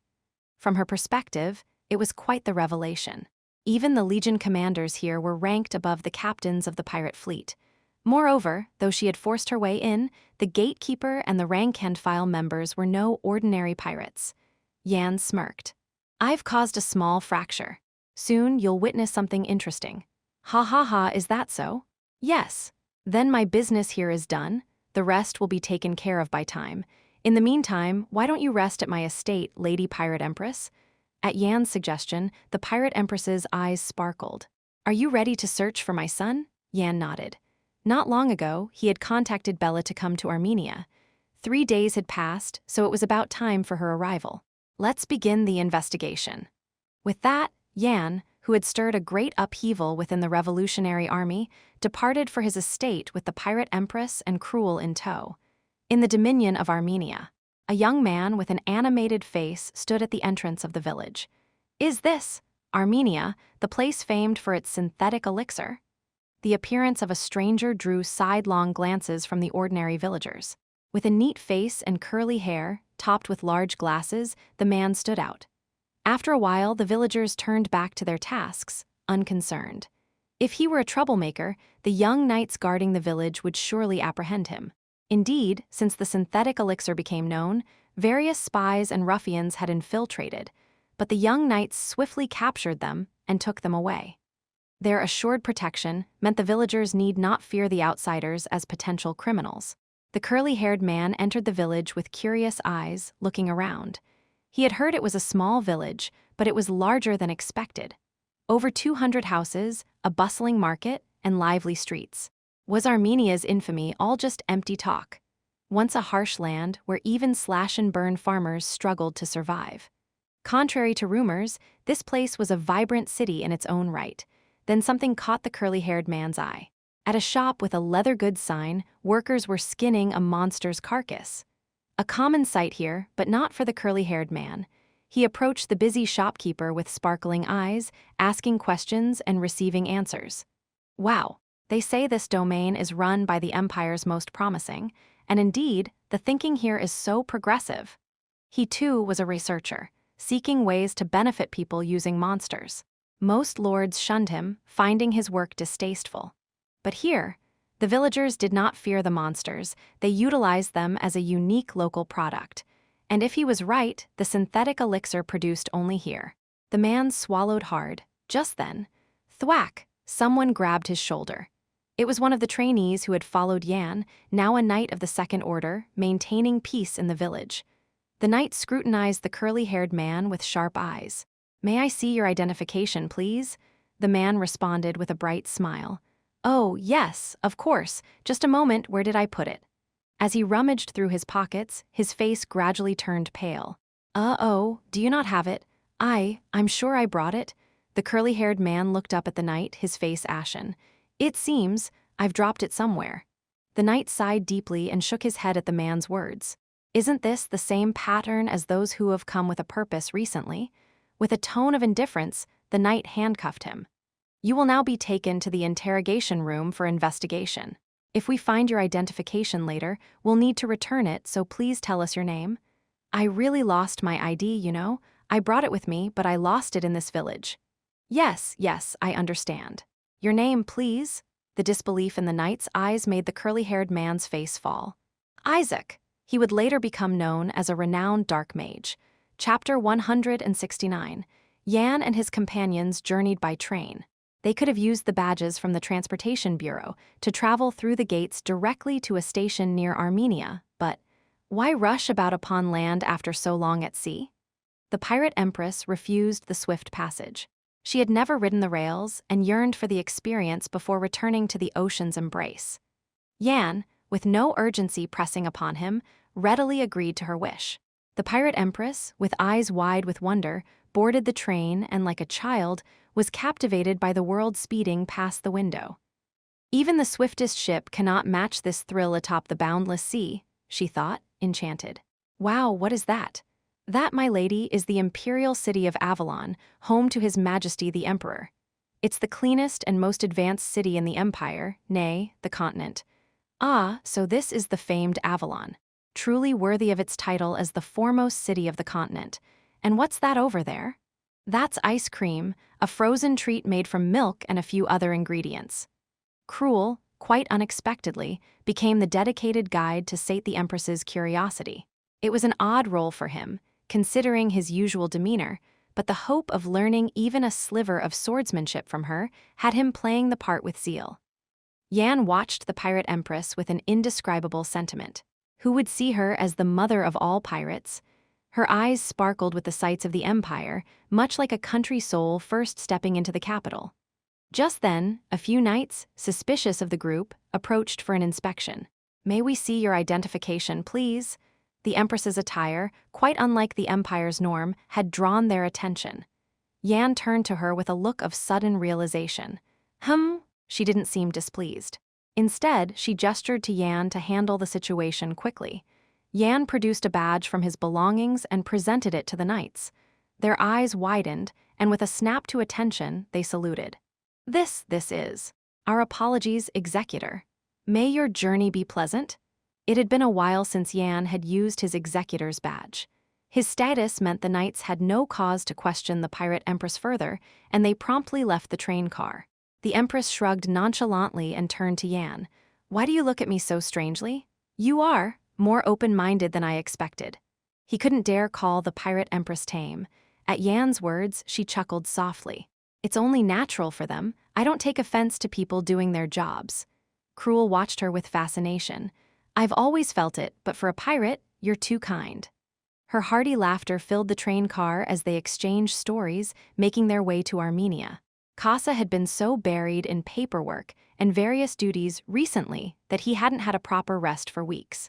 From selling artificial elixirs to managing his domain, to experimenting with making clothes and armor from leftover monster carcasses, the tasks were endless. With work meant for dozens clinging to him alone, sleep was a luxury he couldn't afford.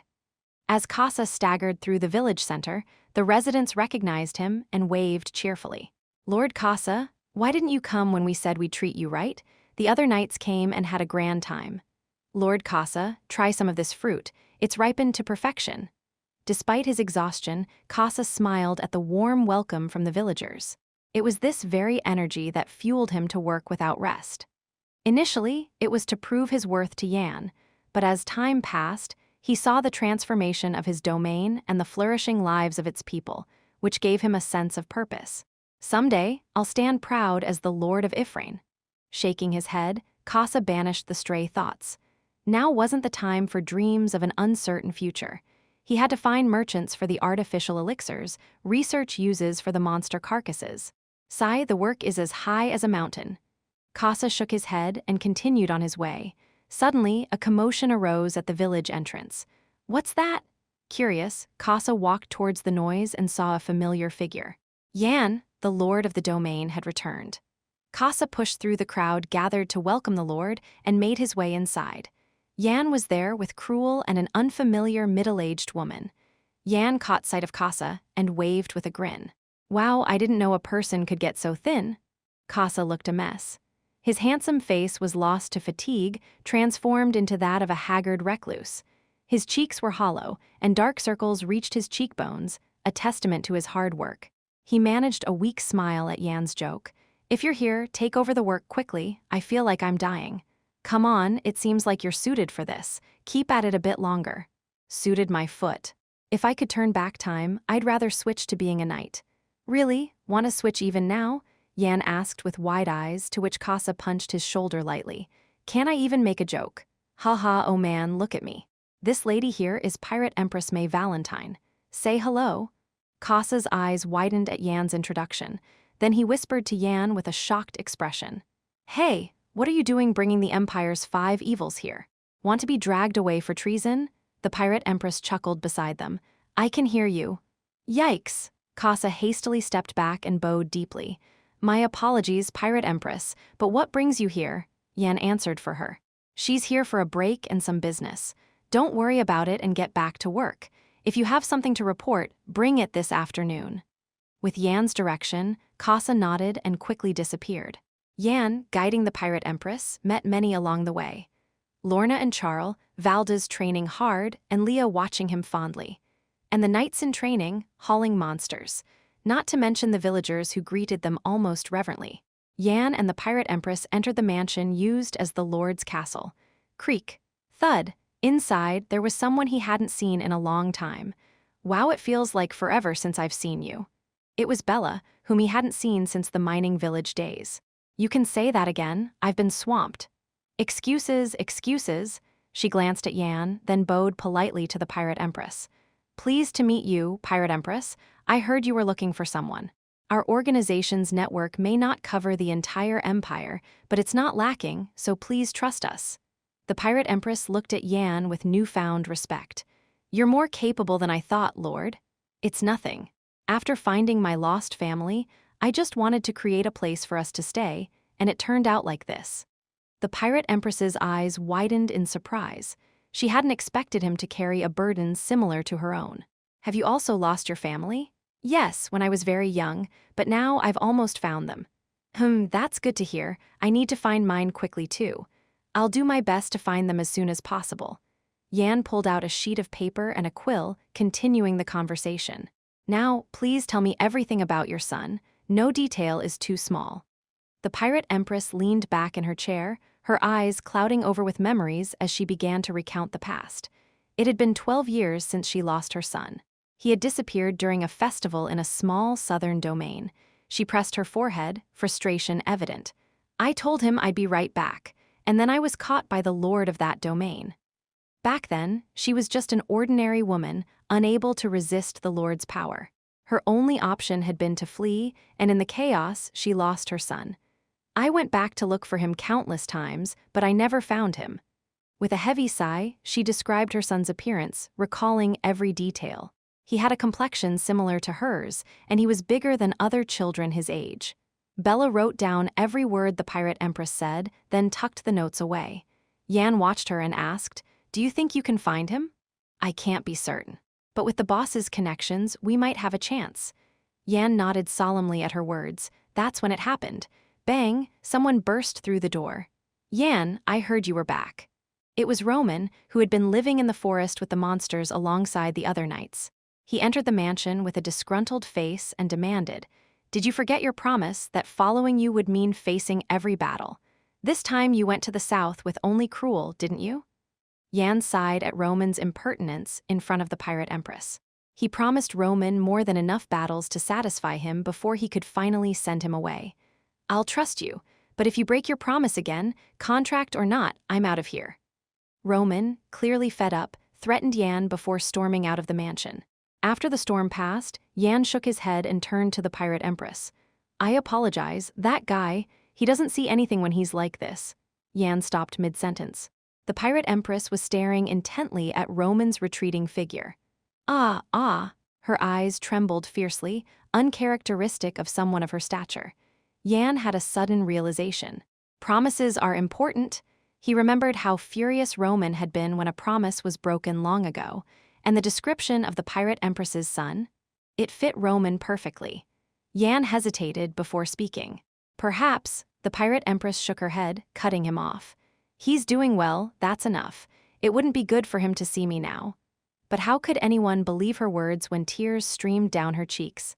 Yan remained silent, watching the pirate empress. Her trembling hands and the way she looked after Roman were heartbreakingly pitiful. "It's not my place to interfere. What happens next is up to the pirate empress." Yan stood up and said, "Please use this house while you're in the domain. Let's go, Bella." "Ah, yes." As Yan and Bella left the mansion, the pirate empress finally let out a ragged breath. She clutched her chest and began to cry. Sob, he's been doing well. That's truly a relief. It was the first tear she shed since she set sail to find her son. Chapter 170. Yan stepped out of the mansion, leaving the pirate empress behind, shaking his head in disbelief. Who would have thought that Roman, his old training buddy, was the sole kin of the pirate empress? Life was indeed unpredictable. With a wry smile, Yan began to tackle the backlog of tasks he had neglected. First on the list was the finalization of the artificial elixir created during his absence. He received various grievances and petitions from the villagers. The trainees, now proud knights, reported their progress, and Yan witnessed their growth with his own eyes. After handling urgent matters for 3 hours, Yan summoned Casa last. Casa appeared somewhat refreshed from a brief rest, though his face still looked worn. "Why is there so much elixir left?"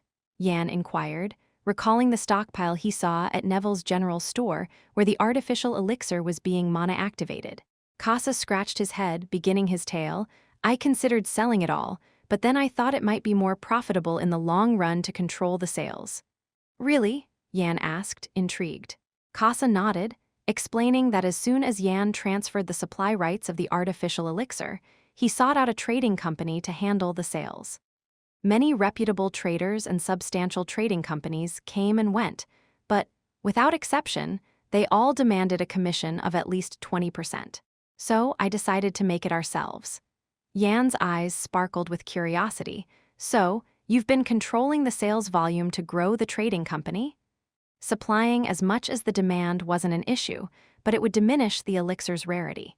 However, by drastically reducing the supply, those desiring the artificial elixir would go to great lengths to purchase it.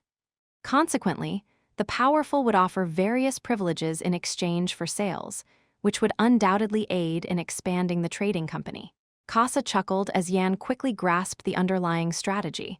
He had racked his brain for days, yet Yan had seen through it so easily. Casa shook his head. There's another reason. Another reason? Yan probed. To create the perception that making artificial elixir isn't easy. Yan tilted his head. To sell it at a higher price? It's not about that. If it seems too easy to make, forces will emerge trying to unravel the recipe. Well, spies have already started to infiltrate from several places. Yan clicked his tongue. He had used the names of Duke Beowulf and the Crown Prince to recruit trainees previously to prevent this. It's less effective than I thought. After all, if one could uncover the recipe, it could explosively grow not just a life but an entire lineage. And just yesterday, another spy came in for investigation. Is that so? Yan let out a chuckle. Then let's have a look at this spy's face. Yan followed Casa to a log cabin on the outskirts, repurposed as a makeshift jail. Come in, Casa gestured as he opened the door. Yan entered and surveyed the interior. Behind the iron bars, a man with curly hair sat with a defeated look. Is that him? Yes, the kids brought him in yesterday. They thought he was suspicious, watching the village so intently. He doesn't even carry an identification badge, seems like he came here with a purpose. But he's been denying it all night, so now I'm not so sure. What do you mean, not sure? Would a spy admit to being one? Fair point. Yan approached the bars and gazed down at the curly-haired man. The face seemed familiar yet strange. Have I seen him before? He wasn't sure which faction had sent him, but a quick interrogation would yield results. Yan moved towards a corner filled with menacing tools, touching each one before speaking. By the way, what's this man's name? What was it again? Casa pondered, then soon remembered. Ah, right. He said his name was Isaac. Yan whipped his head around to look at Casa. Startled by Yan's sudden change of expression, Casa flinched. Is there a problem? No, it's not that. What did you say his name was? He claimed to be Isaac. Ha ha ha, indeed. It clicked. The man was Isaac, whom Yan had encountered several times in the past alongside the Emperor. However, the youthful appearance made him almost unrecognizable. Life is truly unpredictable, Yan chuckled in disbelief. He never would have guessed that he'd be facing Isaac, the future renowned dark mage, in such a manner. Isaac, the sorcerer scholar, his moniker might conjure images of a mad scientist flouting taboos, but in truth, it was a name earned from his many eccentric deeds. His fame wasn't solely due to his quirks, though. Each paper he published was filled with groundbreaking and practical findings. Yan, in this life, had utilized several of Isaac's studies, a testament to their proven utility. When Isaac matured to 40, he became a scholar so esteemed he won the emperor's favor. Yan, too, had leveraged the papers Isaac published in this life, seizing various dangers and opportunities. From the clue that created the dragon's breath to the artificial elixir that would revive his domain. He owed much to Isaac. Yan looked at the disheveled, downcast, curly-haired man, Isaac, with a mix of gratitude and a rising urge to entice him. How could he not be tempted? With this man, his domain could develop at an incredible pace. Yan's lips curled into a smile. Pleased to meet you, Isaac. I am Yan, the lord of this domain. Upon introducing himself, Isaac lifted his head. Oog, my lord, I swear I'm not a strange person. Yan nodded. Why would he be strange? He had researched Isaac's future self extensively. There was no need for suspicion. As Yan nodded with a benevolent face, Isaac's eyes sparkled. Do you believe me? Of course. Someone with such a kind face couldn't be strange. But what brings you here? Well, that's... Isaac scratched his head, chuckled sheepishly, and began. I heard that artificial elixirs are being made here, and I wanted to speak with the person researching them. Ah, I'm a scholar with a keen interest in such matters. To come searching without even verifying the rumors. Indeed, the execution befitting a sorcerer scholar. Yan smiled broadly and said, It seems you were looking for me. This isn't the place for a proper conversation. Let's go somewhere more suitable to talk. Casa, standing by, furrowed his brows slightly. Are you sure about this? He seems like trouble. SHH. For now, I need to have a talk with this man, so you go handle other matters. Yan escorted Isaac to a nearby tea house, a smile seemingly glued to his face. As Yan tilted his head inquisitively, Isaac chuckled and said, I'm finally meeting a lord who understands me. All the lords I've worked for before despised me. Isaac's notorious past, filled with mishaps and subsequent banishments from domains, was a well-known tale. For instance, under a benevolent lord, he attempted to create a weapon using magical beasts, only to blow up a forge and get himself expelled. It was almost natural for the lords to reject him. Well, even with such incidents, he's worth the investment for the future. Isaac's future inventions and theories would undoubtedly bring prosperity to the domain. You said you're a scholar? Yes, I'm still learning. And actually, I prefer to be called an inventor or scientist. Hee. Interesting. So you came here because you're interested in the method of making artificial elixirs. Ah, of course, I wouldn't shamelessly demand the recipe. It's just, the artificial elixir being produced here seems to align with my hypothesis. Yan looked surprised. Isaac's paper on using magic stones was due to be published 5 years from now. Could it be that he's already formulating similar theories at this time? This could be more promising than I thought. As Yan stared intently, Isaac bowed his head deeply. I know it's presumptuous, but may I ask you a few questions? And I will keep this information strictly confidential. Any other lord might have dismissed such an absurd request, but Yan was different. The recipe was important, but gaining Isaac's allegiance was worth far more. Please go ahead. Thank you. Isaac then began to inquire about his curiosities, and Yan answered earnestly. After about an hour of conversation, Isaac stood up, his face flushed with excitement. Just as I thought. My hypothesis was correct. Like humans who don't practice mana still carry a certain amount within them, so do magical beasts. I'm glad I didn't disappoint you. At Yan's words, Isaac sprang up and bowed deeply to him. Thank you, my lord. Most of my questions have been resolved. I will keep this knowledge to myself and not divulge it to anyone. Yan grinned at Isaac's determined declaration. So, would you consider working here? I can provide ample funding. You could start by managing the artificial elixirs, and in your free time, pursue any research you desire. We have an abundance of magical beasts in Armenia. Isaac's eyes widened at the staggering offer. Moreover, he had been wandering from place to place after being expelled from his last domain. A chance to settle down and continue his research. And to manage the very artificial elixirs he was deeply interested in, while also having the freedom to conduct his own studies. Isaac swallowed hard. Then he knelt on the dirty floor and looked up at Yan, exclaiming, If you grant me this, I will serve loyally for life. Yan looked at Isaac and smiled gently. Fate had delivered an opportunity right into his hands. Chapter 171. A month had passed since Yan's return. In that time, neither too long nor too short, Armenia had undergone many changes. With the pirate empress's consent, the pirate fleet could now be used like merchant ships. Isaac, who had begun his research, categorized artificial elixirs by the amount of magic stone they contained and assigned colors to each grade. Purple for low grade, green for mid-grade, blue for high grade, and white for the highest grade. The low grade was what had been produced so far, and the highest grade could be considered on par with natural elixirs. As the maritime distribution network and grading system were established, Casa expanded the trading company using these innovations.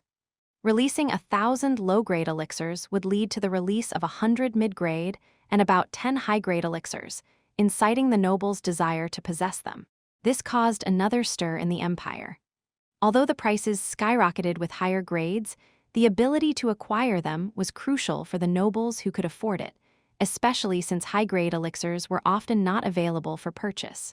Thus, the lords exempted Casa's Armenian trading company from all taxes or granted it exclusive rights. The Armenian Trading Company, seemingly a new establishment, generated unbelievable sales, rivaling the combined revenue of several established mid-sized companies. You're telling me this month's net profit is 90 million gold? Yan exclaimed, unable to hide his astonishment as he reviewed the performance report handed to him by Casa. 90 million gold. Even for the bold-hearted Yan, it was an amount that made his heart race. A single gold could support a 4-person peasant family for a year. 90 million gold could feed the entire empire's peasant population for a year. It was about 30% of the imperial trading company's net profit, the largest in the empire. Although the sales didn't compare, the significant margin meant it was a positive outcome. Casa, too, was visibly excited as he declared, this amount could fund a fairly large earldom's budget for 5 years. Ha ha ha, Yan chuckled, shaking his head in disbelief. Enough with the surprises. Spread all this money across the territory. Casa's eyes widened in shock. Spread it across the territory? Yes. I don't know what you're thinking, but that would mean 1,000,000 gold for each villager. At Casa's absurd suggestion, Yan laughed softly. It's not for the people. We need to grow the territory with that money. Are we going to be satisfied with just this? Ah, how long will we be content with just 90 villagers? We need at least 100 times that number to create a bustling feeling. Yan's words left Casa's eyes wide with realization. The size of the Armenian territory was smaller than an average barony. But if we don't need to farm, just build living facilities. Without the need for farmland, organizing the interior of the territory could increase the population density to rival that of a count's or even an earl's domain. With a clear task ahead, Casa immediately began pondering, stroking his chin. First, we'll develop the territory and increase the convenience facilities to attract more people. But there's a problem. A problem? It's not a natural increase through birth. Inevitably, we'll clash with the neighboring territories. Yan instantly understood what Casa meant. Absorbing the population from neighboring territories would inevitably lead to conflict. Yan tilted his head. Then we'll clash. Huh. If people are leaving their original homes to come here, it means life there is tough. Isn't that the previous territory's loss? Will they accept that? Yan smirked. We'll make them accept it by force if necessary. Do you think our knights are inferior to those from other territories? We'll resolve it through dialogue if possible, but if not, we'll have to press down with power. Casa nodded gravely. Indeed. The nobles around were mostly barons and knights. The strength of their knight orders was at best around level 7. In contrast, the knights of the Armenian territory were all level 6, with the order leaders at level 5. If a clash occurred, Armenia's overwhelming victory was certain. Yan stood up. Nothing more to discuss. I'll take my leave first. Okay, sure. Casa remained seated, still with much to ponder, scribbling away. Yan patted Casa's shoulder and left the mansion. Stepping outside, Yan headed straight for Isaac's workshop, which he had recently set up. Lord! Isaac sprang up from his seat and approached with open arms as he saw Yan. Yan deftly avoided Isaac's embrace and clicked his tongue. Tusk, enough with that. Perhaps because he had provided an environment free of worries for Isaac to immerse himself in research, Isaac always rushed to him like this. Hee, it's just my way of showing gratitude. Yan shook his head. Then he turned his gaze to the skull Mammon, sitting squarely on the table. How about you? Doing all right? Deal with that lunatic yourself. I get chills every day from those bizarre eyes staring at me. Isaac looked hurt by the harsh words. Mammon, how could you say something so cruel? Yan watched the two with a wry smile. They seemed to be getting along better than expected. The reason he had entrusted Mammon to Isaac was clear. Combining Mammon's theories and knowledge with Isaac's research would create tremendous synergy. And unlike others, Isaac, free of prejudice, treated Mammon like an ordinary mage. Although Mammon complained, if he truly disliked it, he would have destroyed Isaac himself. That meant Mammon was also interested in Isaac's research. Yan asked with a gleam in his eye. How far along is the task I assigned? You mean, that thing you secretly instructed, aside from the artificial elixir? Isaac whispered as if discussing a covert mission.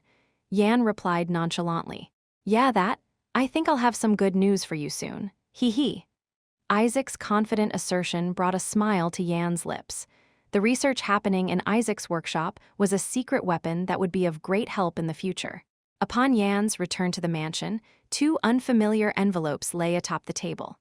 One envelope bore a clean, yet antique design, while the other was lavishly adorned against a purple backdrop. Yan surveyed the letters with a subdued gaze, his expression hardening slightly. They were from individuals he hadn't anticipated. Why would Huanio and Tiangong? He withdrew the letters from their envelopes, his eyes dimming as he read. Different words, yet the message was the same. An invitation to their domains. Under normal circumstances, this would be a splendid opportunity to forge ties with the Sangongjak. Of all dates, it had to be the same. Both dukes had chosen the exact same date for their invitations, 1 week from now. Inevitably, he could only visit one, leaving the other Duke feeling ignored, a high likelihood given both individuals' prideful nature. Yan clenched the invitations, eyes closed in contemplation. Weighing who would be more beneficial between Tiangong and Huanio, he pondered. Tiangong, with his absolute influence in the south, seemed unlikely to offer anything due to his indifferent nature.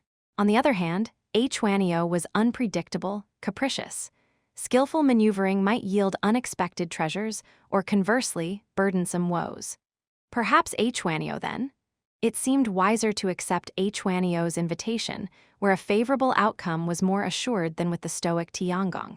Moreover, having recently enticed the pirate empress, inadvertently offending the southern ducal navy, it was best not to court unnecessary danger.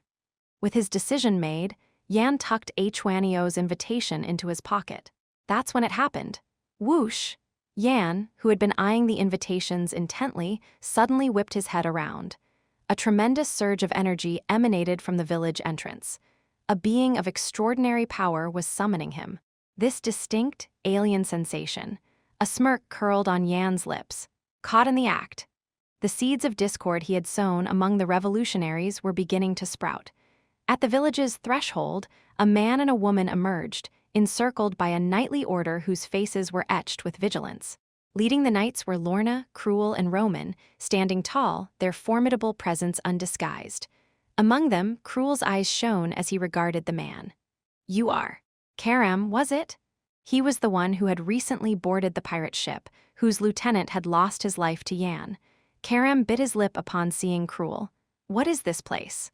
All those resembling a knightly order appeared to be of his age. Yet not one seemed an easy opponent. They were all formidable, having reached at least the 6th rank. Especially Cruel and the diminutive woman beside him. "They are stronger than me." He, once considered a promising youth among the revolutionaries, felt inevitably outmatched here. Karam shook his head, dispelling the distracting thoughts. "Cruel, clear the way and guide us to Yan. Aisha herself has come to seek him. Do you think we'll just comply because you say so? This place isn't so easily swayed." Cruel licked his lips, eyeing the woman with the tanned skin standing behind Karam. She was adorned with golden accessories and wore distinctive makeup, a woman of stature. Aisha, the commander of the 3rd Legion, spoke up. "Foolish boy, are you provoking me now?" Grrrrrrr. Cruel's face paled under the sudden onslaught of her aura. But he, too, had gained experience from many battles alongside Yan. Clutch. Despite his pallor, his grip on the sword tightened. He exchanged glances with Lorna and Roman beside him. It was a silent agreement to launch a joint attack. Aisha scoffed at their readiness, as if they were beneath her. As she stepped forward, Lorna and Roman's faces turned ashen. It was as if a web of energy had ensnared them. Not just them, but the knights behind were also immobilized by the force emanating from Aisha. "Do you think grouping together like insects will make a difference?" Aisha taunted as she approached the rigid Roman. She reached out and caressed his chin. "However, your physique is quite desirable." Her greedy eyes roamed over Roman's body. Roman gritted his teeth, feeling as if a serpent slithered over his skin. Aisha, unsatisfied with just looking, reached for Roman's chest. "Have you no desire to become my consort?" Her hand, reaching out to caress Roman with a smirk, suddenly froze in midair. As if hitting an invisible barrier, her hand could go no further. Aisha's eyes darted to the side. "Ha! What brings a beach-scavenging wench here?" The pirate empress had appeared out of nowhere, her face cold as she gripped Aisha's wrist. Everyone except Aisha gasped at the sudden appearance of the pirate empress. Clearly, they hadn't noticed her approach from within the village. The pirate empress glanced once at Roman's pale complexion before turning back to Aisha. Then she asked, "Do you wish for death?" Chapter 172. As the pirate empress's fury erupted, the very space around her began to tremble. Aisha, sensing the gravity of the situation, hardened her expression and tried to withdraw her captured hand. But for some reason, no strength would come into her hand that was seized by the pirate empress. A ferocious energy burst forth from the empress. In response, Aisha began to manifest her own presence, as if refusing to be outdone. However, as time passed, a thin line of blood trickled from the corner of Aisha's mouth. It seemed she was no match for the pirate empress's overwhelming force. The pirate empress, with no intention of stopping, gripped the curved blade at her waist. Presumably, she intended to sever at least Aisha's filthy arm. It was at that moment someone intervened between them. "Let's end it here, shall we, pirate empress?" It was Yan. The pirate empress glared at him with piercing eyes. "Step aside. I cannot." At Yan's firm response, the pirate empress's eyebrows shot up. In that instant, Yan's whispered message flowed into her ear. "If you advertise so blatantly, even Roman will catch on." The pirate empress's cheek twitched once, but the oppressive aura she had been exuding had already cleanly dissipated. HMPH. With a look of dissatisfaction, she swiftly turned and headed towards the lodging she had been staying at. Yan heaved a sigh of relief as the pirate empress retreated without further incident. Phew! It was good to have drawn such a powerful figure, but controlling her was an impossible task. Yan looked at Aisha with furrowed brows. "If you came to find me, you could have just called quietly. Why cause such a commotion?" If only Aisha hadn't done this, there would have been no need to incur the pirate empress's displeasure. Yan clicked his tongue, and Aisha lifted her head abruptly. "I have no mercy for those who bare their fangs at me." "Well, aren't you impressive?" Yan smirked, and Aisha's face crumpled as she opened her mouth to retort. But Yan had no intention of listening to her protest. "Let's go to where I'm staying for now. There are too many eyes here. It would be uncomfortable to talk." At Yan's words, Aisha started to say something, but then simply shook her head. "Lead the way." Upon seeing the manner Yan had led her to, Aisha clicked her tongue in disdain. "So you claim to be the lord of this domain, yet you dwell in such an unremarkable abode." "It's merely a temporary residence. There was no need for extravagance," Yan replied, accepting a teacup from Leah and placing it on the table. "It's not expensive, but the aroma is quite pleasant." Yan invited her to tea, settling comfortably into his chair. Aisha and Karam gazed at the teacups on the table for a while before delicately lifting them to savor the scent. Not bad at all. Silence followed their brief exchange. Karam glanced at Aisha, who was simply fiddling with her teacup. After about 10 minutes had passed, Yan broke the silence. "Aren't you going to say anything? About what? The reason you've come all this way." "Ahem." Aisha set down her teacup and straightened her back. "I came to express my gratitude from Karam for sharing the details of Darkin's, that traitor's demise." She nodded slightly towards Yan. "Thank you. You've saved me from a bothersome task." "It was nothing. I merely did what needed to be done." Yan was inwardly surprised by Aisha's straightforward thanks, given her notorious reputation for being difficult, much like Electus among the revolutionaries. "Well, I should be thankful. I almost got blindsided by something I hadn't anticipated, and now I even know who the mastermind is." "Is that how it turned out?" Yan watched Aisha grinding her teeth with a faint smile. Thanks to the seeds of conflict he had sown and Karam's report, it seemed Aisha no longer intended to walk the same path as the leader. Aisha cleared her mind of distractions and composed her expression. Then she asked Yan, "If there's anything you need, tell me. I'll help you just this once." Yan's eyes sparkled. He had already decided on the help he would ask from Aisha. "Then, do you know anything about the whereabouts of the former Supreme Commander?" "Argon?" The name slipped from Aisha's lips unconsciously, and Yan's eyes lit up. It was the first time he had learned his father's name. Aisha frowned, pondering deeply. She was trying to recall anything about the former Supreme Commander's whereabouts. After a while, she spoke. "I've never taken an interest in Argon's location, so I'm not sure about that. But there is someone suspicious." "Someone suspicious?" "Vulcan, one of the Legion commanders the leader brought in before." "Why do you find him suspicious?" "As far as I know, the current Supreme Commander is being held captive by the leader somewhere." Yan's expression darkened. This was information he had already heard from Damien and Owen. The real discussion was about to begin. Unlike other Legion commanders who idle away when they have no tasks, Vulcan regularly leaves his post. "Isn't that a bit weak to consider him suspicious?" "No, it's definitely suspicious. Unlike the other commanders, no one knows where he lives except for the leader." Yan nodded, convinced by Aisha's certainty. Indeed, it did seem suspicious when put that way. As Yan fell into thought, Aisha looked at him with renewed curiosity. "But why the former Supreme Commander? Do you have some connection to Argon?" Yan gave a sly smile. "No comment." After her conversation with Yan, Aisha promptly took Karam and returned to their stronghold, leaving behind a remark about the futility of letting others know their movements. Yan agreed with her sentiment and did not hold her back. Instead, he summoned Damien, Owen, and Theo, knowing that their insight into the revolutionaries' internal affairs might shed light on Aisha's words. A day passed, and they arrived at Yan's manor discreetly, unnoticed by others. Theo, in particular, was heavily disguised with a muffler wrapped around his face. "You've arrived earlier than expected?" Yan asked, blinking in surprise. "It's an important matter, isn't it obvious? But why is Lord Theo in such a state?" Owen shook his head at Yan's question. Though no answer was given, Yan had an inkling of the reason, likely due to Lorna, who was playing the role of a knight commander in this domain. Damien cut straight to the point. "So, why have you called us?" Yan opened up. "I have my suspicions about the 5th Legion commander, Vulcan." Damien and Owen both let out a thoughtful hum. Vulcan? Indeed, that fellow has often missed meetings, claiming to be on the leader's orders." Owen and Theo chimed in, their expressions hardening. Damien continued with a troubled look. "However, no one knows where he resides. Perhaps the leader does, but that's it."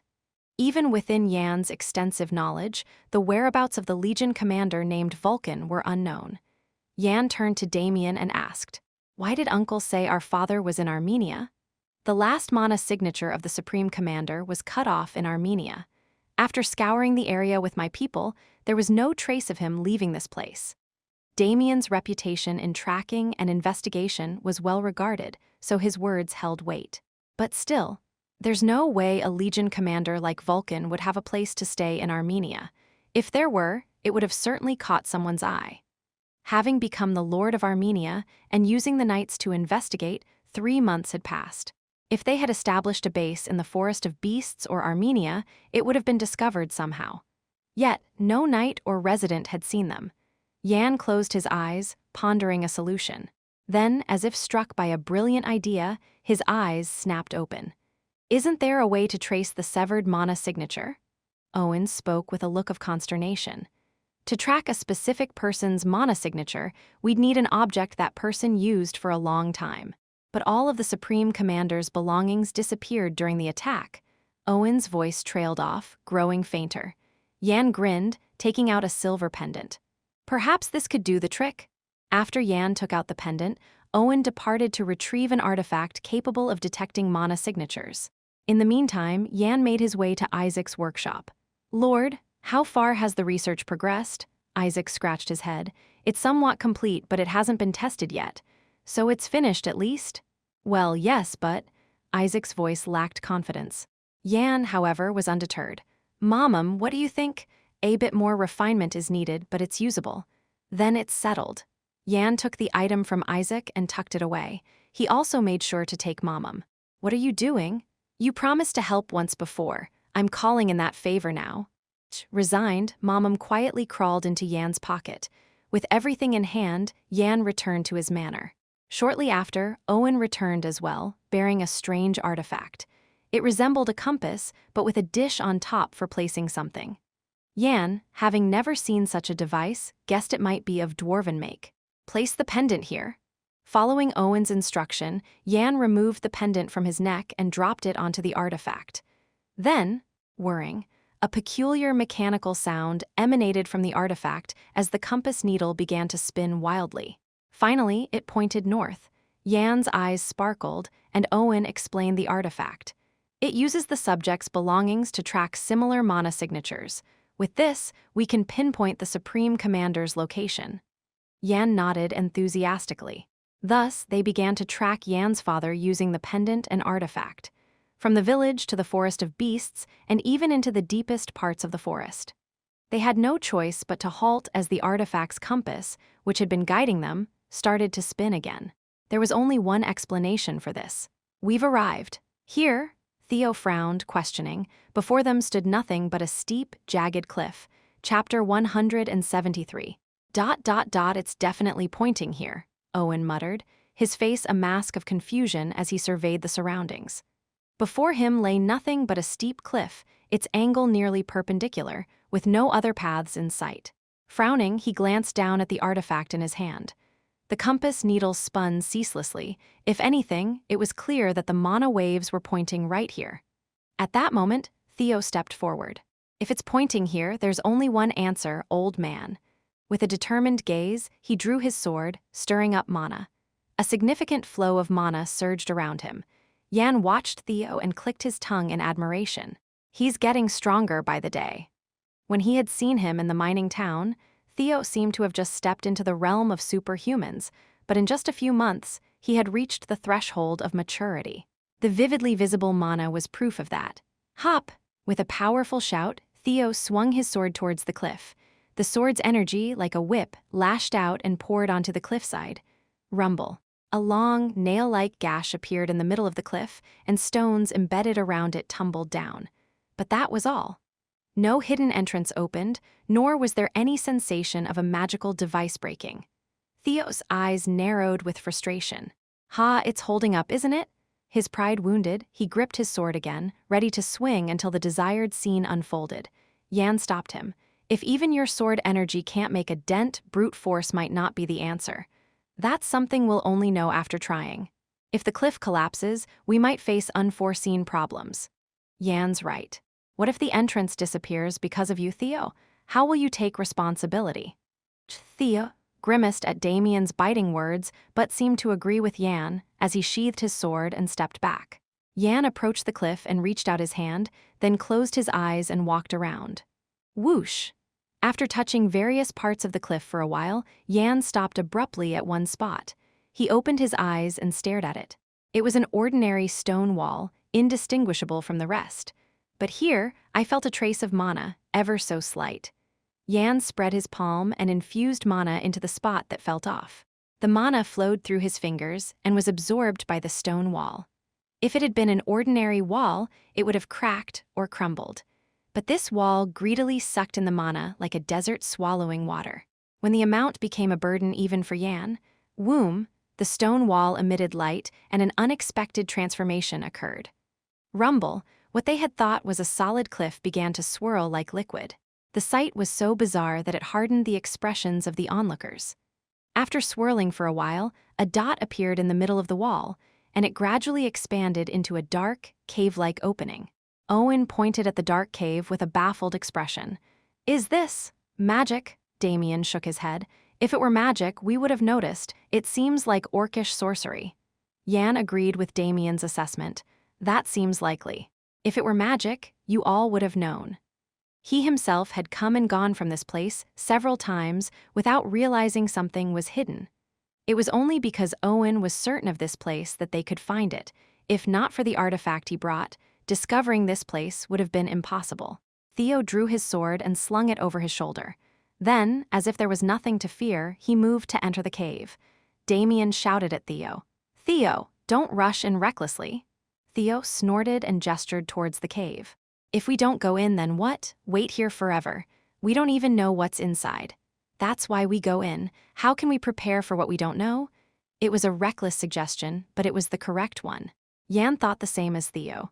If it gets too much, we just run away. At Yan's words, Owen and Damien shook their heads, but having no other alternatives, they followed Theo and Yan into the cave. The cave was a continuum of darkness. Not a single speck of light penetrated its depths. Owen, disliking the oppressive silence, cracked a light joke.